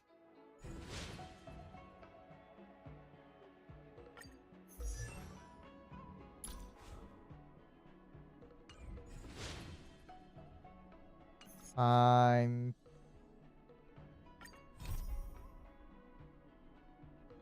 Oh, so this is a side mission. Oh no, this is a no. Oh, okay. So this is the character quest of Yonglin, I think.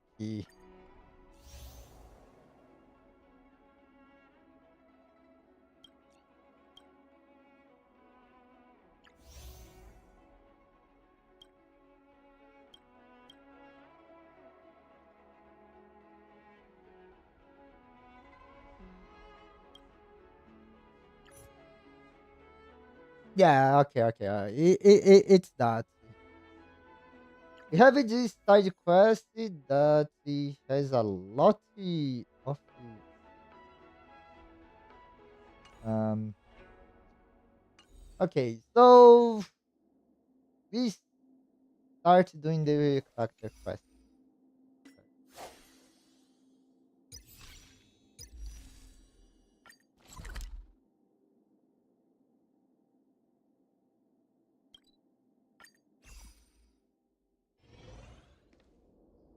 So we are not going to use this thing anymore.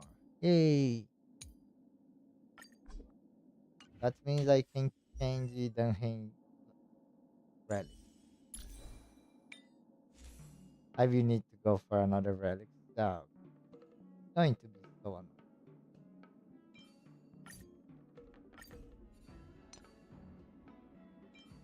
It's so strange how Dunhane lights honey now relics so good for me.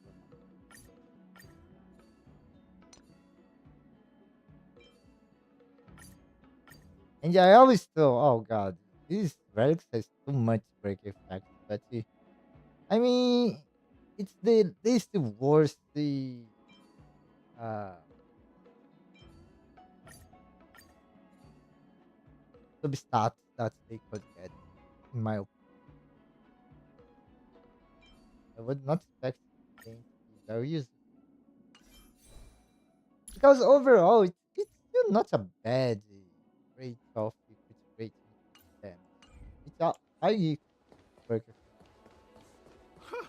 This place is so warm. It's like a You say you like me.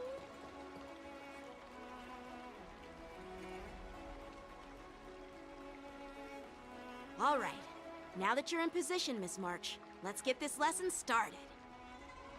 I'm not good at acting all master-like. Since Grandpa asked me to teach you swordplay, I won't hold back any secrets. Thank you so much, Masters. Oh, wait. Does this mean our training is only officially starting right now? After all, we need to watch you practice for a few days before we can figure out how talented you are, right? So, how'd I do, Master? You're definitely talented, Miss March. Hey, here you are. Did you hear that? These two masters just called me a swordplay genius.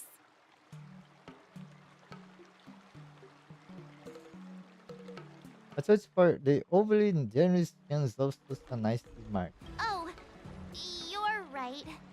I almost got all excited for nothing. I'm just speaking my mind. Trust me, you're really talented. Did you hear that? I'm truly a genius. You are talent, not genius. Swordplay requires rigorous training. Before we start, Miss March, you need to find a clear reason to keep you motivated while you train. It doesn't have to be something huge, but it needs to be clear. In other words, even though you didn't exactly choose to be our apprentice, you still need to take the initiative during this learning process. I once had the honor of learning swordplay from a master. She asked me why I started training at such a young age, why I wielded a sword. So, for our first lesson, I'd like to ask you the same question. Miss March, why do you wield your sword? Why do I wield my sword? I wield my sword to take down my enemies. I mean, what other reason is there? I also questioned that sword master about why she uses her sword, and she said, to vanquish my enemies, nothing more. Miss March, you gave a similar response, which shows you've got potential.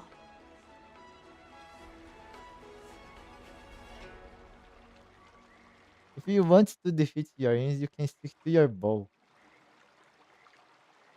There are countless ways to take down enemies. The best way to take down your enemy is with a blaster gun. I heard a hero say something like that in an immersia. He also mentioned that sword training can push a person's physical abilities to their ultimate limit. Seems like you've seen your fair share of immersion, Miss March. But if you want my opinion, if your goal is self-improvement, You'll feel just as accomplished even if you put down the sword and go back to your bow. Oh, come on. Don't listen to his empty talk. Oh, now I'm curious to hear what Master Yun Li has to say. Let me ask you something, March. Do you have any specific goals for learning swordplay? Like achieving a certain ranking in the war dance, or maybe you want to defeat someone, like Yan Qing, or me? Who do I want to defeat? Him? Dan Heng? Himeko? Or Mr. Yang? If you can't think of anyone specific, why not set a simpler goal? Like, how many opponents do you want to defeat at once with a sword? I'll fight 10! 10? Oops, that just slipped out. It's actually another line from an immersia. You're really into immersion. Having 5 enemies on the other side of the battlefield is the limit. No idea what you're talking about. I think I figured out what's motivated March to learn swordplay. Could it possibly be immersia about swordmasters? Hey, now that you mention it, that actually makes sense. I'm super interested in Xianzhou immersia and novels. Even though I use a bow, almost all the great heroes in those immersia use swords. So I want to be a swordmaster too. See? Unlike you, the Vela stereotype about It doesn't matter. Everyone has their own preferences. Becoming a swordmaster who fights for justice and battles evil? Well, that's definitely a good reason to keep you motivated in swordplay training. Now that you've both given your approval, I have another small request. I want to perform a tea ceremony to honor you as my masters. Remember, you'll need to tap the table a few times with your fingers. Tea ceremony? Tap the table? Do we have to be so serious about accepting an apprentice for the first time? Please? That's how those heroes in the immersia show their respect.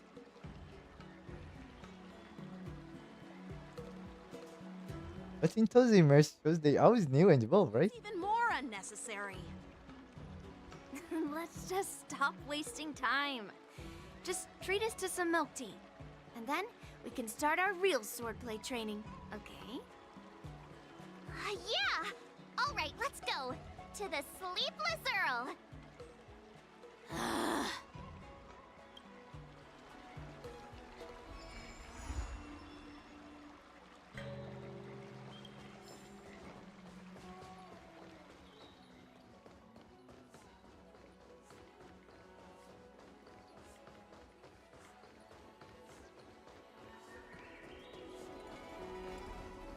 I'm planning on quitting my job at the Sky. Oh, it's cut here. Hey, this is not how it's supposed to be, right? The Xianzhou is known for its tea culture and hospitality, but you're not treating me like a guest at all. Seriously, am I not a guest? Dear guest. Stop! Don't call me a guest. You're not even treating me as one. I want my tea just right. Not too hot, not too cold, but the tea you served was either freezing or scalding. Is this how you treat your guest on the Xianzhou? How fantastic! Your tea tastes like slop, and you even have the nerve to charge me for it! Are you trying to scam honest folks? And that name, the Sleepless Earl, it's so hard to remember. How about we give you a new plaque that says Xianzhou Slop? It suits this place better, don't you think? Let's just give him a good beat. Stop! You've gone too far. Oh, who's that trying to be a hero? It's me, March 7th. Cause more trouble and I'll show you who your mommy is. Wait, that sounded lame. Hey, say something for me. His master serving the sword champion of the Extra Express. That's right! I'm the sword champion! Never heard of you. Now scurry back to wherever you crawled out from. Mr. Scott, I'm Yenching, a Cloud Knight lieutenant. We've met before, and I suggest you stop causing trouble. Trouble? Ha! I'm just giving some feedback as a regular customer. The tea here is terrible, and now the Cloud Knights want to stop me from complaining about it? At this rate, who would want to ever come here for tea in the future? A regular customer? You? Yeah, what else would I be? The Xianzhou's prisoner? Anyway, if you're trying to bully this young lady, you'd better watch out for the weapon in my hand. Huh? Oh, that really scares me. Come on, you're not seriously trying to take my life with that piece of scrap metal, are ya? Scrap metal? This is my sword! I'm here to learn Xianzhou swordplay. Swordplay? Oh, I get it now. It's just another kind of play, right? That explains why you're dressed like you're in a show. You're not even from the Xianzhou, so why bother learning their swordplay? If you're feeling unsafe, I can sell you an IPC mech. Ha! As if anyone wants your junkyard scrap mechs!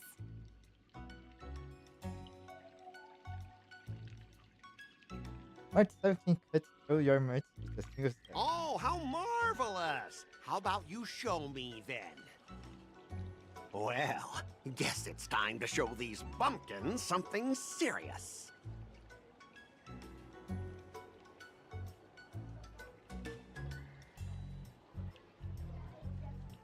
Just a reminder, IPC members, street fighting on the Xianzhou Lafu is prohibited. Make any funny moves, and I'll smash that scrap metal. Hey, relax. I know the rules. These are my subordinates. They got stuck here because of the transport ship incident, and they need to vent their frustration. In the end, it's all the Xianzhou's fault. Well, I could overlook the terrible tea, but now that you're questioning my security, I can't let it slide. After all, I have a courier business to run, and with so many clients watching, that just wouldn't look too good now, would it? Instead of wasting your life learning useless swordplay, why not invest in our civilian mechs? You'll have your master kneeling and begging for mercy in no time. Stop! Don't you dare insult Xianzhou swordplay like that! If you have the guts, I'll show your mechs what I can do. Huh? A fight, you say?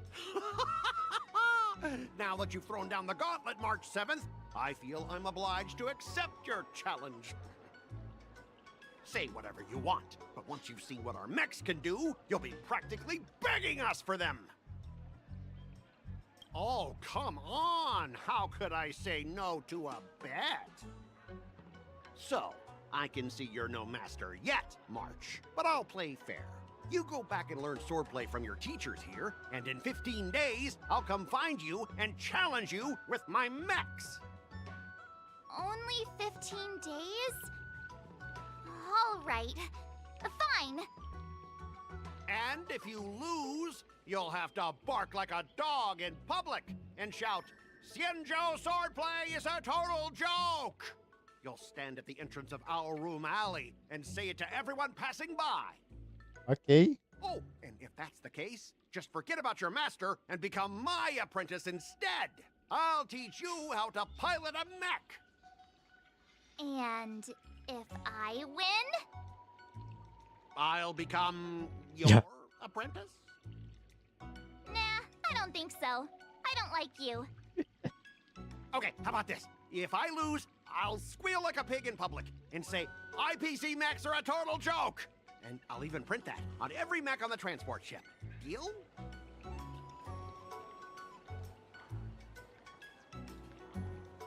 Feel like this happened before.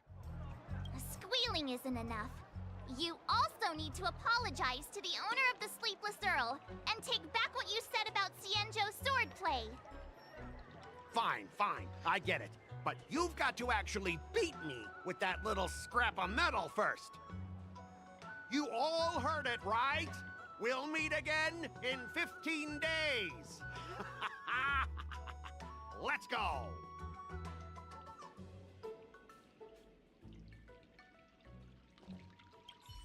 I'm still worried about the owner. Let's go check on her. Ugh. Those IPC guys just want to pick on an easy target so they can promote their scrap metal.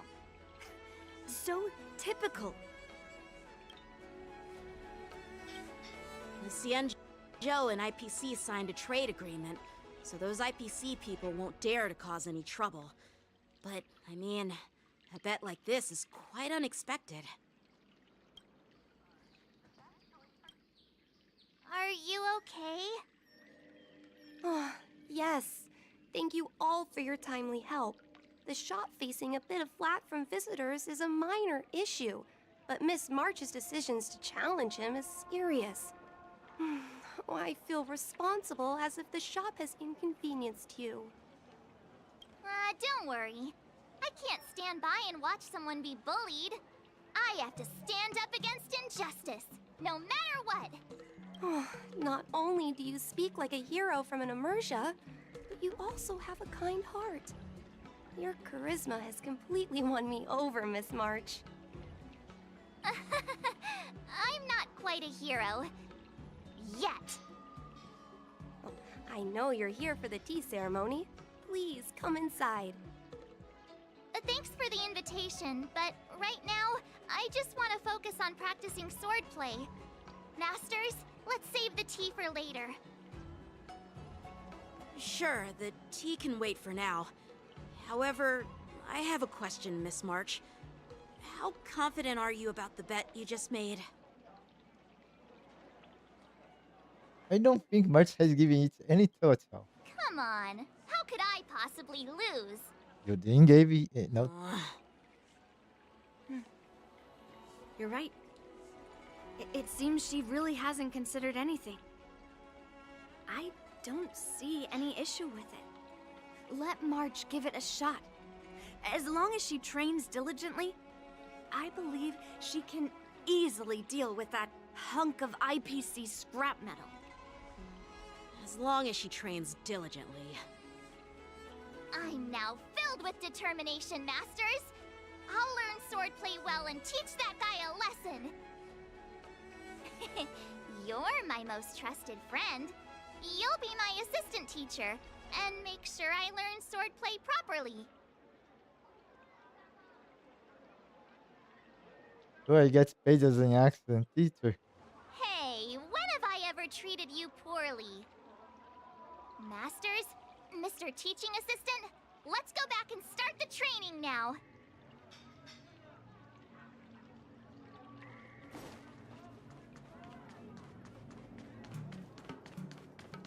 I'm planning on quitting my job.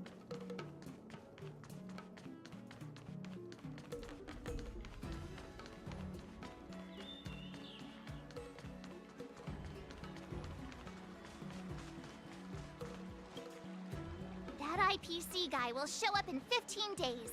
I've got to become a swordmaster by then. Becoming a swordmaster in a mere 15 days is quite challenging. But we can't lose our momentum, Master Yunli.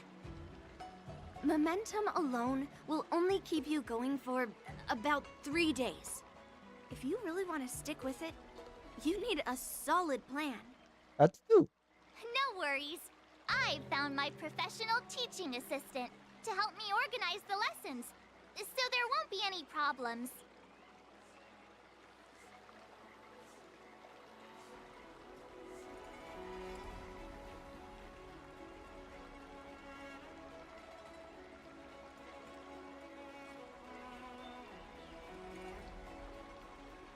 Can you be so serious? Because I trust you.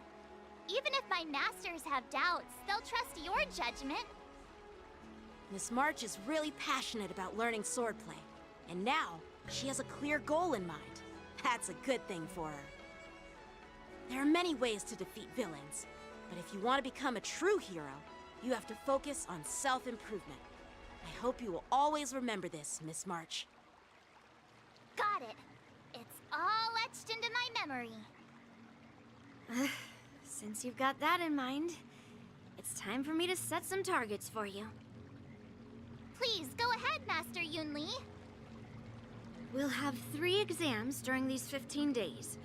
If you pass our tests, those pieces of IPC scrap won't stand a chance. But if you fail... That would mean Yun Li is a terrible teacher. And if that's the case, I hope you won't force yourself to take on the challenge, Miss March. Hey! You are the terrible teacher here. I understand. In the Immersia, the disciple and the master share both honor and disgrace. If the apprentice fails, the master loses face too. Well, there aren't that many customs on the Xianzhou. I'm just worried about you getting hurt. But as long as you practice diligently and pass the tests, we'll feel confident about your duel. Now, let's go back to the first question I asked you. I'm sure you found a reason to wield your sword, right, Miss March? Absolutely! I wield my sword to become a hero! I want to fight for justice, punish the wicked, and make them quiver in fear and run away when they see me! Then keep that fire burning, and learn with all your heart. You haven't said much, Mr. Teaching Assistant. Any suggestions before we officially start training?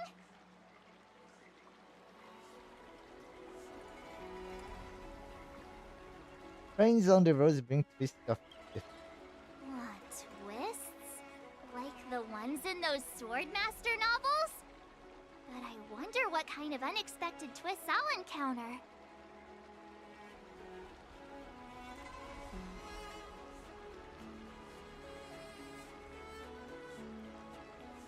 Bumps into a learning goal. It'd be pretty awesome if that actually happened. That's enough chit-chat for now. Don't forget to keep an eye on my swordplay practice.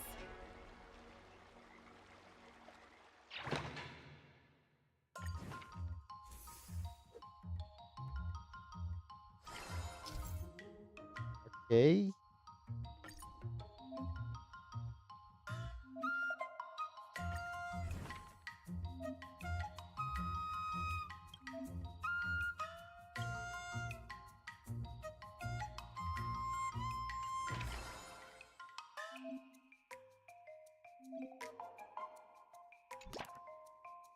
Oh, I see.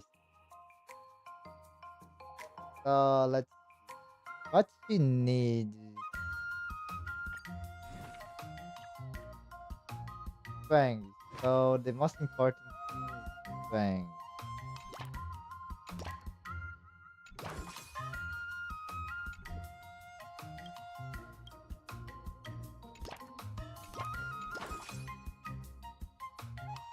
So okay, so I Let's do this!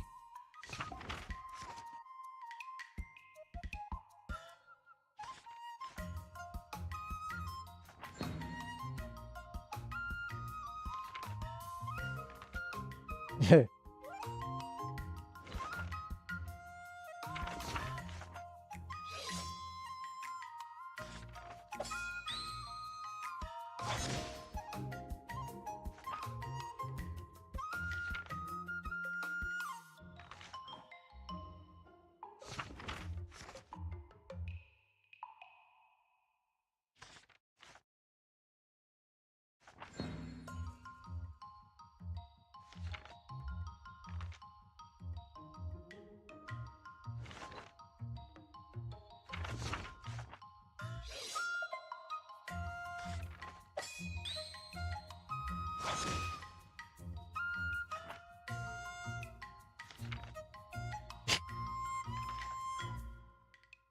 Okay. That's enough training for today.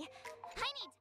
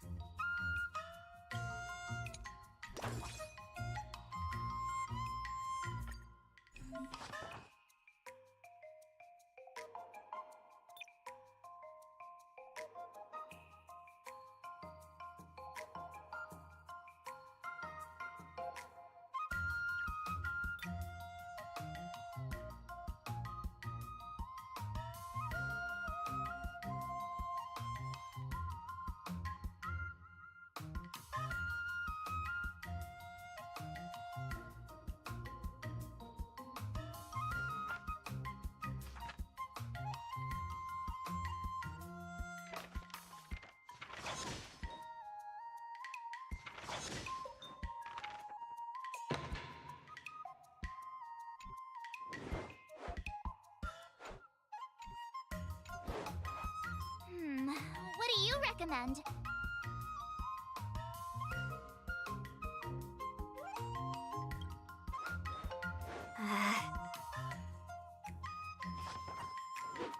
I learned so much today.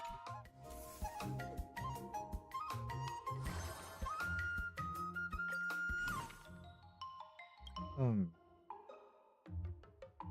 Another new move under my belt. I gotta find time to try it out. So the question is, what have you need next? Is, hmm,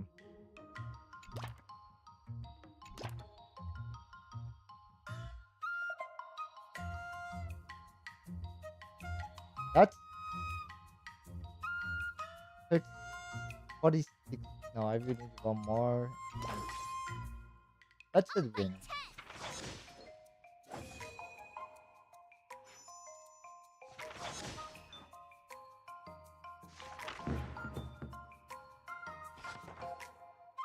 I learned so much today.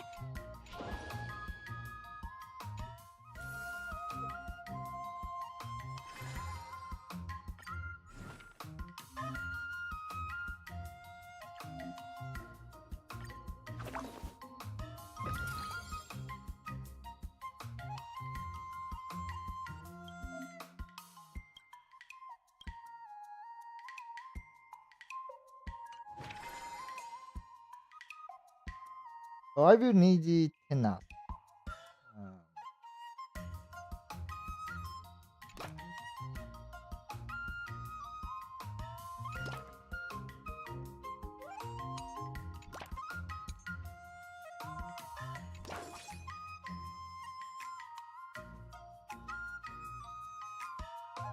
wow. Wait. That's not good.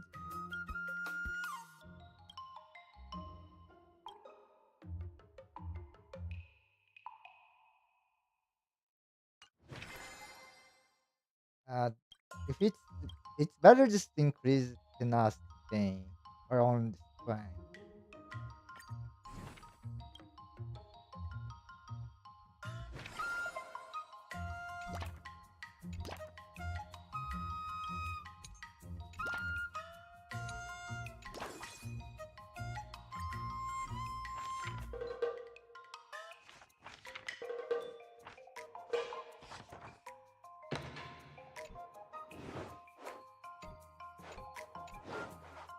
How should I go about this?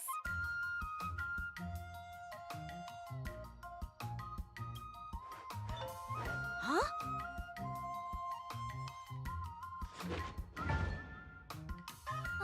That's enough training for today.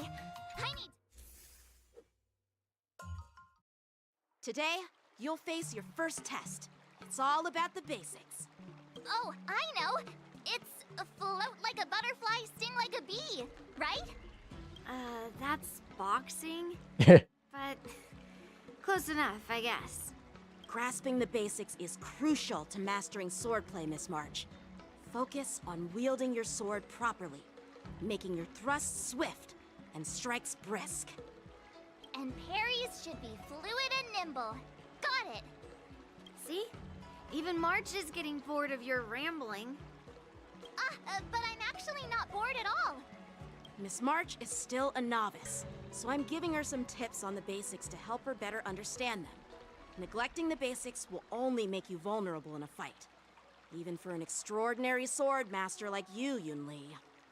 Just focus on your teaching. Why bring me into this? What? Didn't General Huyan offer you any guidance? Looks like your general hasn't told you to stop hopping around like a sparrow in a fight, huh? Okay, save this team effort. Miss March has been learning the basics of swordplay, and now it's time to put her knowledge to the test. Unsheath your swords and show me what you've got, March. According to the schedule, there's a test today, right? I'm ready.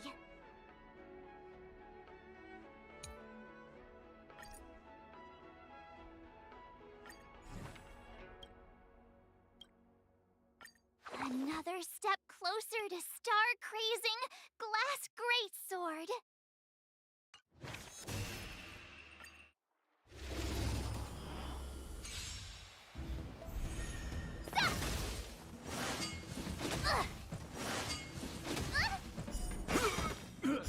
Azure Dragon, White Tiger, less carbs, what's this? Yeah!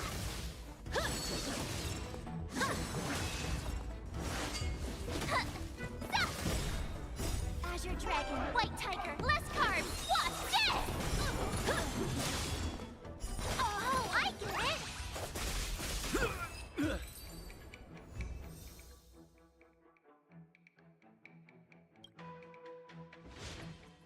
Oh, so the energy has stars after the end. Okay, that's good to know. The test, right?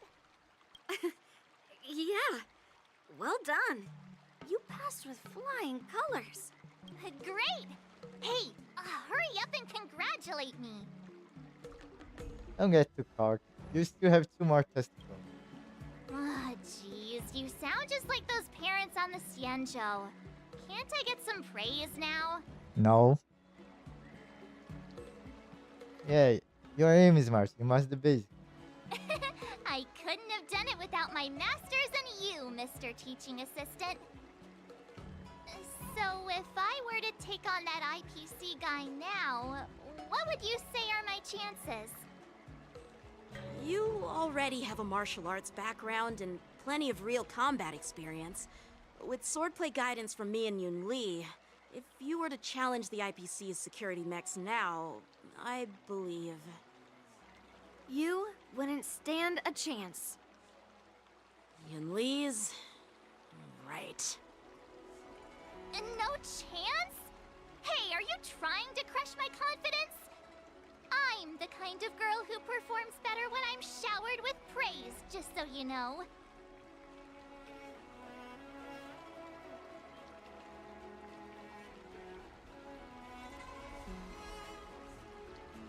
Maybe you would stand chance if you use your bow. Wait, are you saying my swordplay still isn't good enough? I thought teaching March was just something of a hobby, but now, actually seeing her progress gives me a sense of accomplishment. Oh, really? So now you finally acknowledge her talent, Master Yunli? Don't worry, Miss March. I've been serious about teaching you from the start.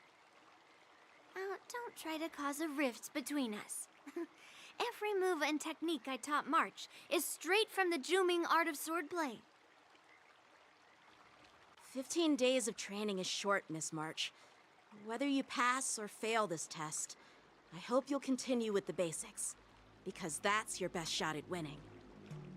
After every test, the General would take me to the Artisanship Commission for sword maintenance. Let's go, Miss March. Today, I'll follow the General's example, as a way of acknowledging your progress. Thank you, Master Yenqing!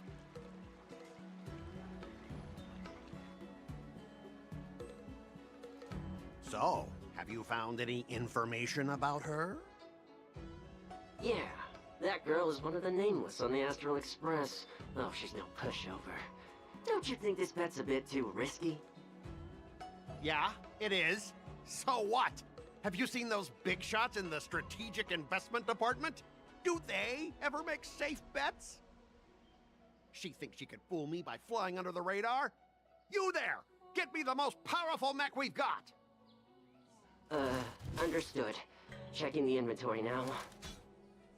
Now I'm curious to see what this 15-day crash course apprentice is really capable of.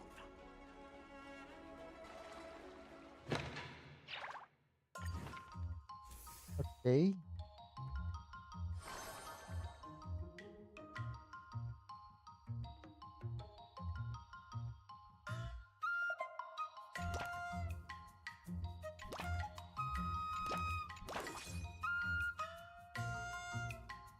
I'll fight 10!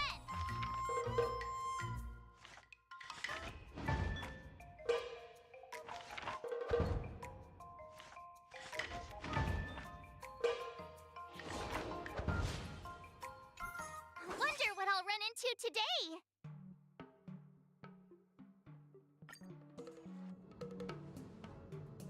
Whoa!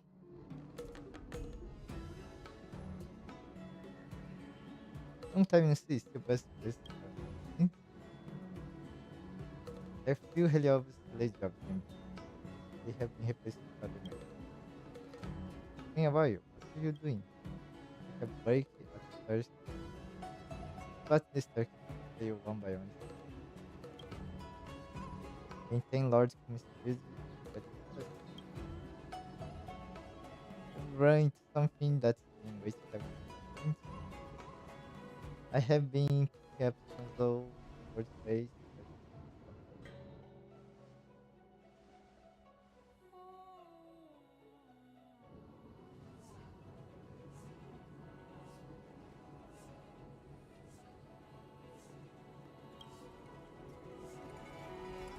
You can tell me all those words.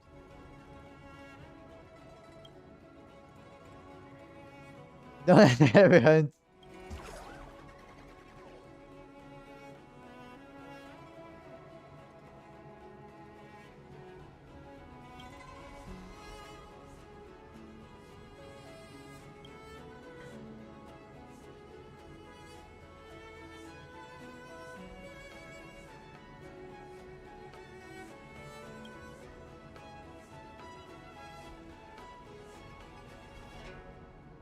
Yes, onwards.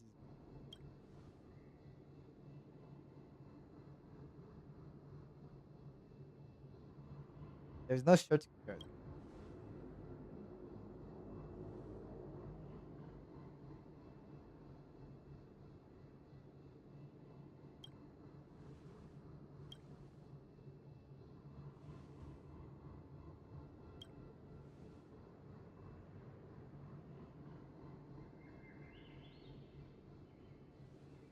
Okay.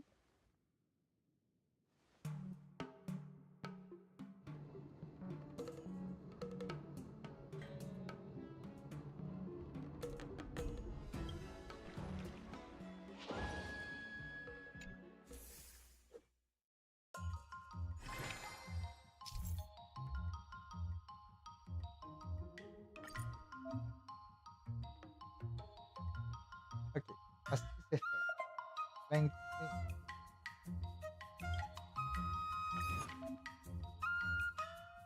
Jeez, I'm exhausted. I think today should be a rest day.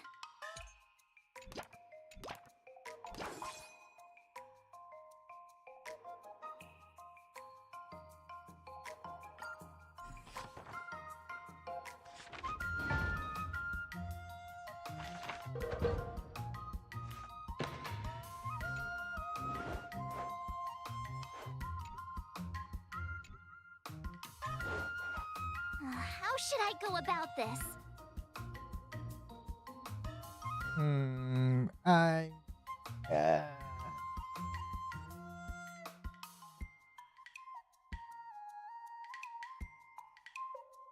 I mean, 5e tenacity is not a lot, but pain mood is also not.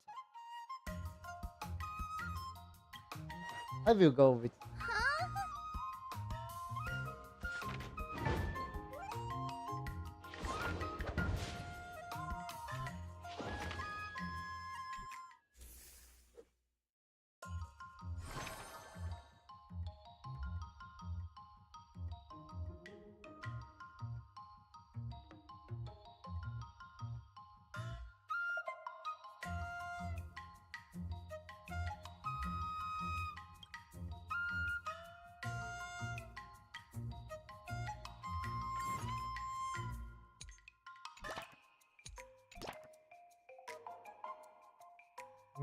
Wait, there is something.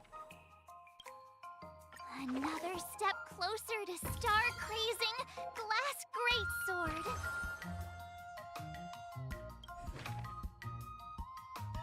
The concept of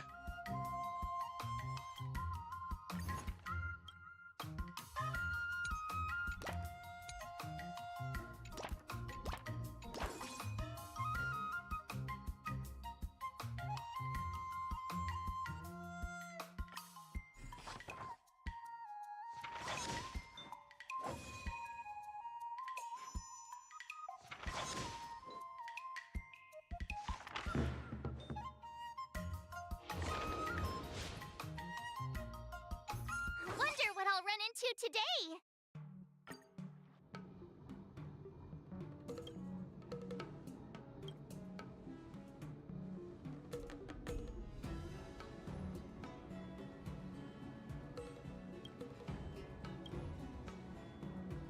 Adonai.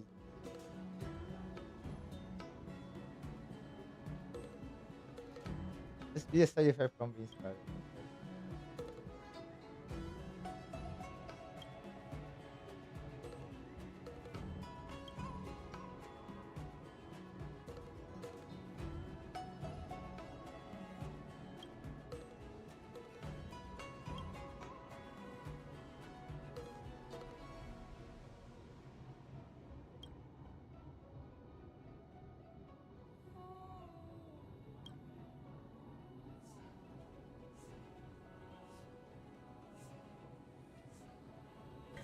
Very persistent too.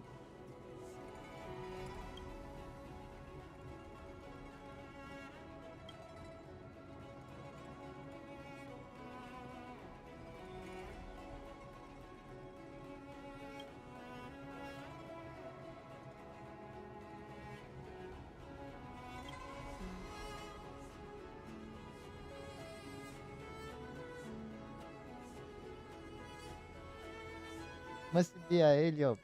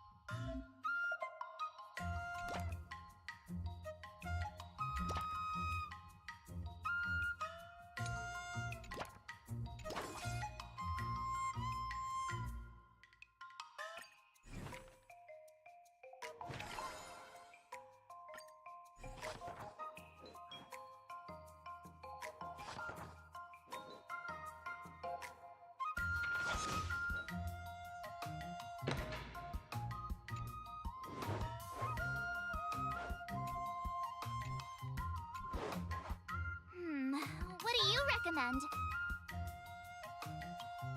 After the fights, I'm going to recover all the moods, so I don't mind not recovering. Time for your second test. I'll be your examiner this time, and I'll be testing your ability to defeat enemies with unconventional moves.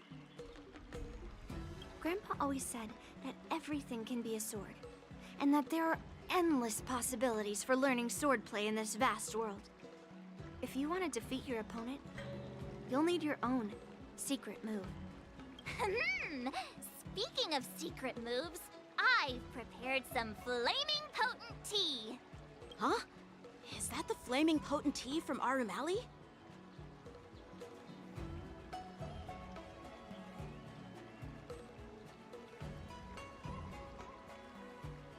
You got it!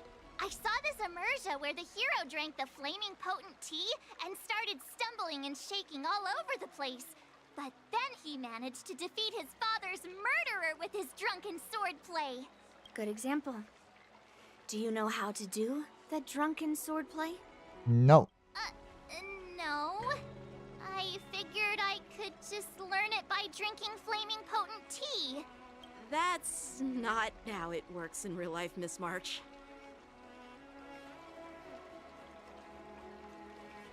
Let's focus on the test. Even if I don't know drunken swordplay, I've got other tricks up my sleeve. I've heard you've traveled a lot, Miss March. I'm excited to see how you incorporate your experiences into your swordplay moves. Your opponent this time is similar to the IPC mechs. Unsheath your swords and give it everything you've got. According to the schedule, there's a test today, right? I'm ready. Another new move under my belt. I gotta find time to try it out.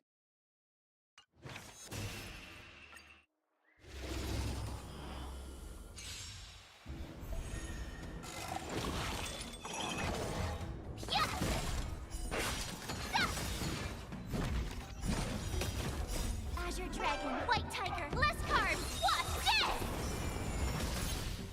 Lower your weapon. Treason.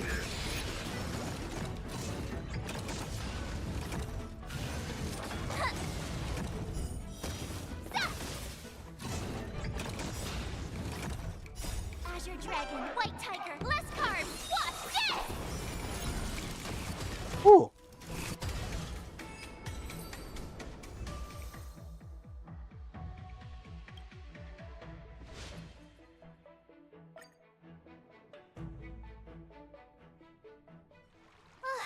Phew, that was tough. Those moves were pretty unconventional, but the way you've blended them into your swordplay was impressive. It's like you've developed your own unique style, Miss March. So, I thought you were just wasting your time traveling around with Yun Li's encouragement, but it seems like it's paid off. Well. Looks like someone's finally seeing sense. Thank you both for your guidance. So, did I pass the test? Yeah. Without a doubt. You aced it. Awesome! Hey, Mr. Teaching Assistant, isn't it about time you showered me with praise? I will save the praise for when you press the next. No saving allowed. Let's keep it relevant. This time's for now, next time's for later. No IOUs on praise. Your aim is Mike. You learn your own stick move. I won't be modest this time. My skills have improved by leaps and bounds.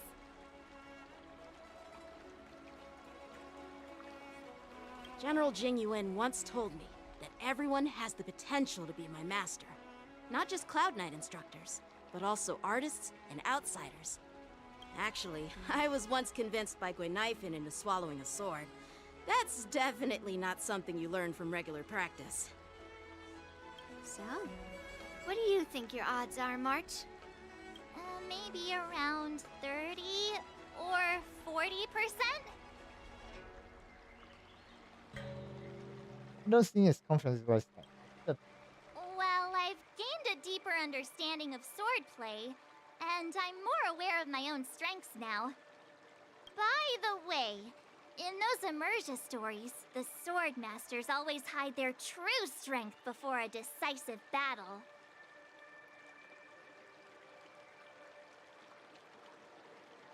Yeah, because who boss they did win, use NJ lose. Yeah, that's usually how it goes. Let's say them dub that's From the probably random now. I can tell that you still need some time to master your swordplay. But you did pretty well. Milk tea is on me today. Yeah!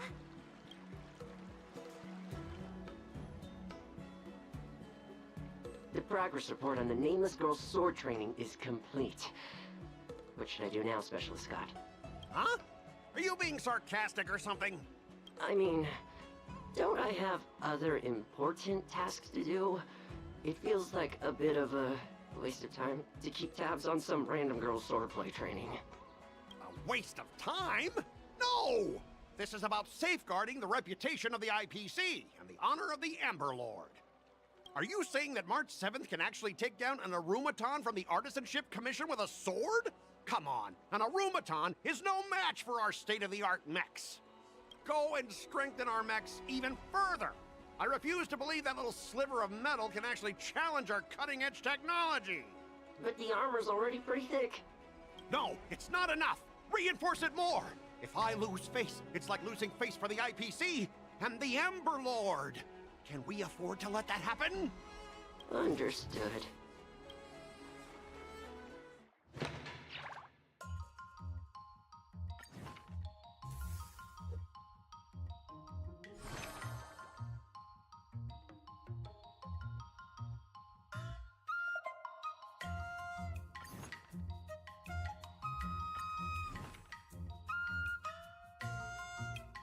But did I really just learn that?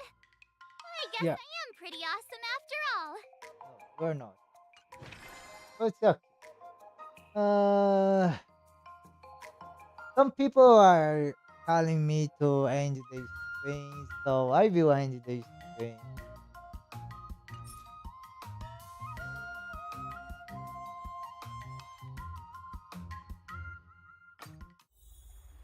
So yeah, I will. I mean, I believe that I will do the rest of the stream.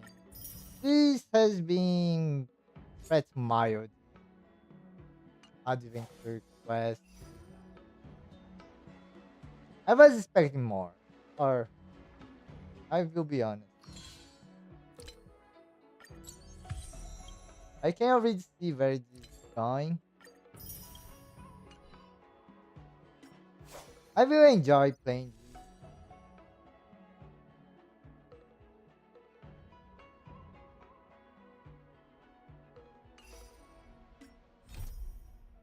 I mean, this is an event, so the adventure quest or companion quest is going to be done later. Um, kind of obvious that I can't do only quest before.